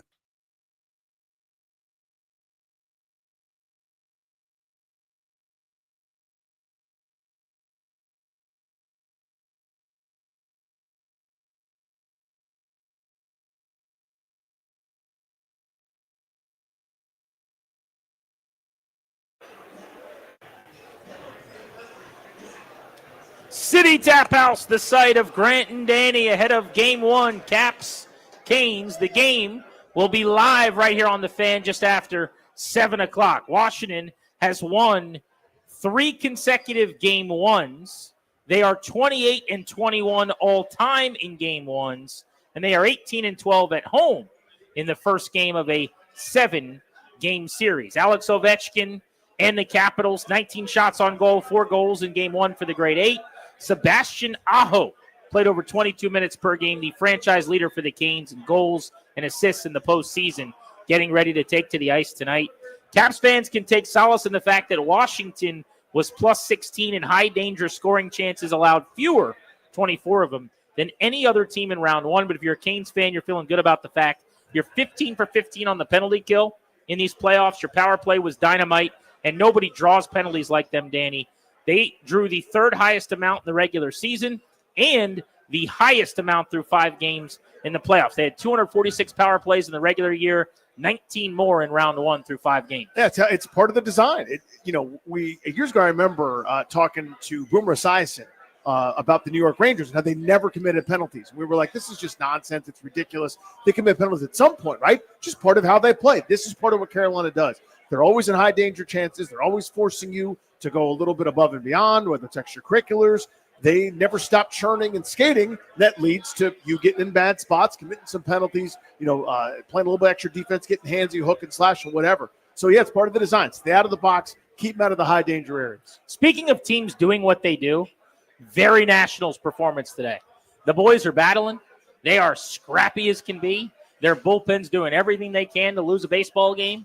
And yet it's the good guys right now. 10-8 leaders in the bottom of the 7th inning. They led 6-2 like 8 minutes ago. Then their bullpen gave up 6 runs, and the Nats have come back to score 4 more thanks to a huge extra base hit from Dylan Cruz to tie the game. They now have a 2-run cushion as they play in the bottom of the 7th. I tweeted this. I've been workshopping this theory, but I've gone public with it now. I think the Nats are an upper 70s win team with an upper 50s win bullpen. Yeah, that's about right. Like, I think about this football-wise through this lens all the time. Team makeup. It's a 14-win offense, but it's a 7-win defense, and it's a 9-win special teams, and generally that means you're going to be somewhere around a 10-win team or whatever. The Nationals, to me, that's a 79-win team in terms of starting pitching and lineup. It's about a 500-ish type ball club, major strides from the last couple of years. And then you add in the bullpen, and that's a 58-win bullpen that's ready to go lose 108 games or whatever. And you add it all up, and you're probably going to be in the low 70s in wins, thanks to that bullpen blowing a lot of leads. Yeah, a handful of games under 500 now, and you're 3 games under now. You double that, you're 600. You double that, and you finish kind of where you're talking about, 15, 16 games under 500 when you do it over 162. Yeah, it's a shame too, because that's a that's an improvable, fixable thing that doesn't cost the $700 million to get a Juan Soto, right? You spend 3, 4, 5, 6, and the guys that they did spend on a little bit have not been very good. So yeah, it is. It's a bummer when you build a 6-2 lead against a quality opponent, and that's gone in the blink of an eye. But the boys are scrapping. I want to hit a couple of headlines, and then we'll get to our Caps to score a goal draft before we get out of here on Grant and Danny. First and foremost, did you see that NBC, which is going to have the NBA rights moving forward, they are going to air pregame intros for all of their games? I think this is actually a really cool idea. They've said that they want people at home to feel like they're at the game. They want it to feel bigger. You think about like college football, the national championship. I love when the networks have you walk out of the locker room with like the 5K cameras with the team and run out of the tunnel. You're kind of a part of it almost.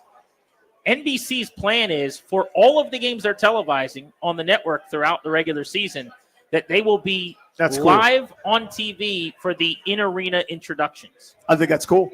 Yeah, because again, it's what you're trying to entice people in a number of ways, right? You want them closer to the action, but you also want people as part of the product to, I'm more likely to tune into something that I've seen in person, right? I fell in love with baseball, fell in love with hockey, going to USA Arena, Capitol Center, whatever you want to call it back in the day, just getting up close and seeing, oh my God, look at what these guys are doing on ice on razor blades, right? And then you kind of fall in love with the sport, and that's kind of what happens. So you want to bring that connection. I think that's really smart. I do too. There are going to be times, DC is an example of this, where maybe you don't have many games in these atmospheres, possibly because it's nationally televised, but where there's not a lot of people in the stands, there's not a lot of energy, and you've got the intros. But I guess as I think about this and spitball out loud, most of the games they're televising are good on good. Yeah. It's like the great atmosphere. Yeah. There's probably not going to be a whole lot of like Wizards Hawks where there's 6,000 Wizards fans and 5,000 Hawks fans or whatever in the arena, and there's just not a lot of juice.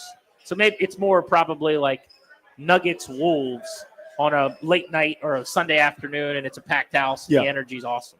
So they got that going for them. Another storyline here. This is also unrelated, but NBC, NBA coverage moving forward. Did you see what they're doing for their voice of their promos? The guy that used to do the voice, and you would recognize him. I looked him up earlier today and listened, and I'm like, oh, yeah, I remember this voice. So for the NBA and NBC years ago, that used to be Bob Costas on the call, the dude that did all of their promos and commercials and everything to get you ready for the games, he passed away in 2019. They are going to be using AI to allow him posthumously, his voice, to track all of their promos. So this is good news, bad news, I would say. It's awesome for him and his family and the estate and whatever else.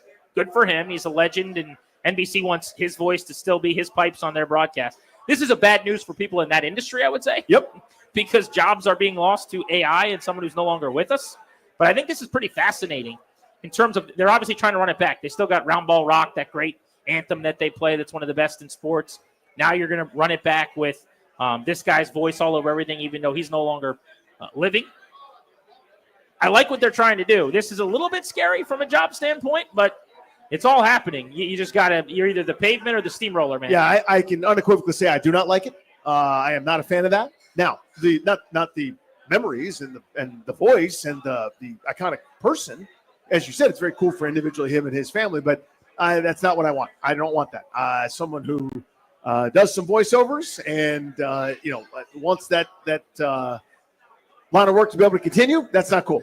No, thank you. So this is a very specific Houtier, salty about job opportunities. Yeah, and I wasn't in line for the NBA on they NBC. didn't call you? They did not. They don't want young Chuck, AI Chuck. You're on an AI commercial right now. I know. Well, so they should be Mr. AI. Well, we've done a couple of those for FanDuel, where it's like you want to call it like a quote unquote deep fake or whatever. They did like the digital rendering of an actor to make him look like young Charles Barkley, and then I, of course, was Chuck GPT, which the ads are still playing. But that's different. That's like a making fun of AI or making fun of some of the things with a real life human being doing a voice that I think is pretty good. So I'd like that to continue, please. All right, so let's get to it. This is something that we do every single show on the way out ahead of a Caps playoff game. It is our Capital to Score a Goal draft. So without further ado, we will get you your draft order here. We will go in this order. We'll make our selections. It's a 3-round draft. We go 15 deep. Oh, by the way, Darius, do you have the scoreboard at your disposal as we get ready for the cap to score a goal draft? Give me just a moment. I'll get that for you. All right, Darius will pull them up. I want it done like Global Guts. Mo, the British lady. Yeah, you always reference this, and I've never seen it, and I don't have any files. So you always tell You me don't know about Global Guts. No, you ask that question every time, and then you do your Mo impression. In I'm third like, place, Aaron in blue. I don't know if it sounds good or not. 242 points. In second place, Nikki and Patpole, 621 what was they points. calling? Nikki and Patpole. Papple? Purple. Jonathan She's Papelbon? British. Oh, okay. Patpole. And then, in first place, Stephen in red. Nothing? Nope. You know? No, again, I never watched it. I have no file on it, and this we do this every time where you can't believe it, and then if you do the impression more, you think I'm going to get it, and I don't. Do you know about the aggro crag? Only from what you've said. The rock that they climb, and then they get the rock statue that goes in their house. I do not. Wow, it's very disappointing. I don't think we've ever talked about this. This before. has come up a dozen times over the years. I'm messing with you. I actually do fully remember many times over you and I having this same discussion. In third place. All right, without further ado, did we kill enough time for you, Darius? Do you have the scoreboard? So last standings that I have is that I still remain in first place. We have Ryan in second, Danny in third, Grant in fourth, and Toby remains in last place. Linnell will be in for Toby today. All right, Linnell filling in for Toby because he's working the show. So first of all, we appreciate him for doing that. Good, yep. All right, let's put these in the hopper here. We will randomize All right, these. here we go. Darius, Danny. Yep. We're going to go Linnell for Linnell. Toby, me, and Ryan. I'll hit randomize 3 times. We had a draft order, but I lost it. So we're just going to have to do it again. And third time. Ready for this? Danny gets first pick. Ryan gets second pick. Linnell's got the third pick. I've got the fourth pick. And Darius pulls up the rear. He will have the fifth pick and the snake in the draft. So we have 3 rounds, 15 players to choose. Capital to score a goal tonight. Danny, you have pick number 1. Darius, pick us in. The pick's Alex Ovechkin. I'm not going to mess around. He scores the first goal tonight. Thanks. Taking the greatest goal scorer of all time? That's my plan. Thanks. Going out on that little limb. He had 2 goals in game 1 last round. He certainly did. Ryan, you have the second selection in the cap to score a goal draft tonight. Yeah, and the pick is in, I might add, but I'm going to be taking Dylan Strome. I think Dylan Strome gets on the board tonight. I like his chances, score a goal against the Carolina Hurricanes. Give me Dylan Strome. Which of his Capitals leading 9 points in the 5 games of the first round, or his Capitals leading 82 points in 82 games this year did you like the most? Not 1, not 2, not 3, but 9. You like all 9 of them. Okay. All 9 of them. Very good. Stromer off the board. Linnell, you have the third pick representing Toby Altizer in the cap to score a goal draft. All righty, boys. I'm going to go with – that means the pick is in. I'm going to go with Tom Wilson. I think, Willie is built for the postseason. I think this is going to be a super physical, chippy series. I think, he's pretty upset for all the time he spent in the penalty box last time these 2 teams played. So expect him to right his wrongs and light the lamp tonight. Top line Tommy. I love hearing it, Linnell. That brings me to the podium, and the pick is very much ready to be made. He did not score in round 1. He will score in game 1 of round 2. This is going to be a series, Mr. Houtier, where the Capitals are not going to score a whole lot of goals on just shots. It's going to be rebounds. It's going to be pucks that are deflected, and then they're loose in the crease, and someone's got to bang it home. And that will happen tonight off of the stick of Pierre-Luc Dubois. PLD scores his first playoff goal as a Capital tonight. Put him on the board. Yes. He will be my first round selection. Darius, on to you. And the pick is in. For the final pick of this first round, I'm going to go with the guy that's tied second in postseason points, and that's going to be Connor McMichael. Connor McMichael will score a goal tonight.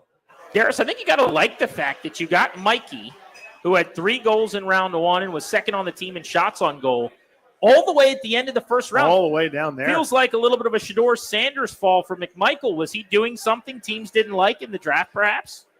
Yeah, he didn't show up for the combine. He didn't do interviews, all that stuff, yeah. Right. Apparently, there's a report out there. There's a report now. He's very mad at the New York Giants because they install plays and they gave him bad information, and he got very upset at Brian Dable. Mad. So Connor McMichael all the way to number 5. Very But you also have the 6th pick to kick off round 2. That we do, and the pick is in as you hear the sounder. And with that pick, we are going to go with a defenseman. And that defenseman is going to be old guest of the Grant and Danny show regularly this past regular season, Jacob Chikrin. Chicky boy. Danny, you got to be a little irritable. I'm a little salty. Grabbing Chicky very early in these drafts. In fact, the only time you didn't get him last round, he potted one for Toby Altizer. That's right, yeah. When he plays for me, he hits posts. Right. You got one from him, I think. I did not. You didn't? No. All the times you've had him? I have no goals from Chicky. Well, isn't that something? All right, I am ready with my 2nd pick. This is a round 2 selection. I'm adding to Pierre-Luc Dubois.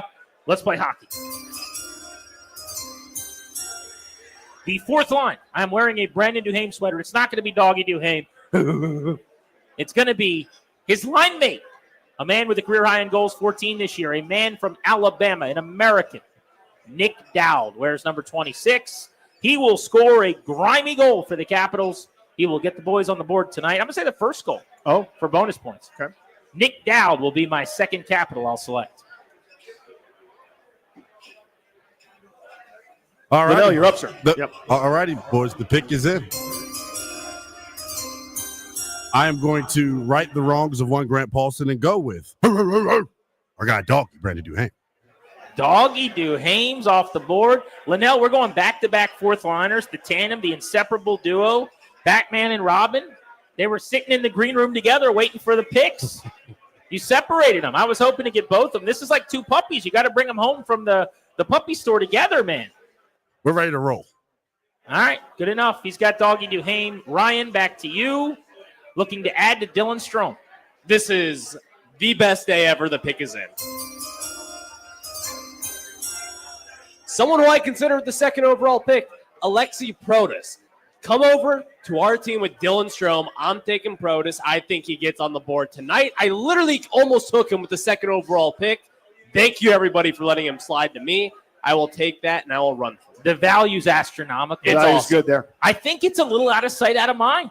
He's only played in the 1 game. He's so about just to be my pick, yeah. You're looking at the numbers. He was pointless. He was goalless. He played 2 games. Played 2 games, so I'm telling you, third game's the charm. He played one game. He came back at the very end for game 5. What I was going to say, though, is he's had a couple of 2 legit practices now, I'm sure, in the last week. So I think a week's worth. You might have just had a steal of a pick there. I know. I'm loving this pick right now. I am loving it. He's opening the game on the 4th line, though, which will sting you a little bit, but maybe he ends up elevating as the game goes on, according to John Walton, who was on the show earlier today. You'll hear some of that interview coming up in just a few. All right, without further ado, Ryan just made his selection in round 2. So, Danny, you have the final pick of the 2nd round. You are adding to Alex Ovechkin. And the pick is in. Bienvenue à l'équipe, Monsieur Beauvillier. Anthony Beauvillier, come on down to the squadron. And right away, with no hesitation, my next pick is in. Ooh, the quickness. Yeah.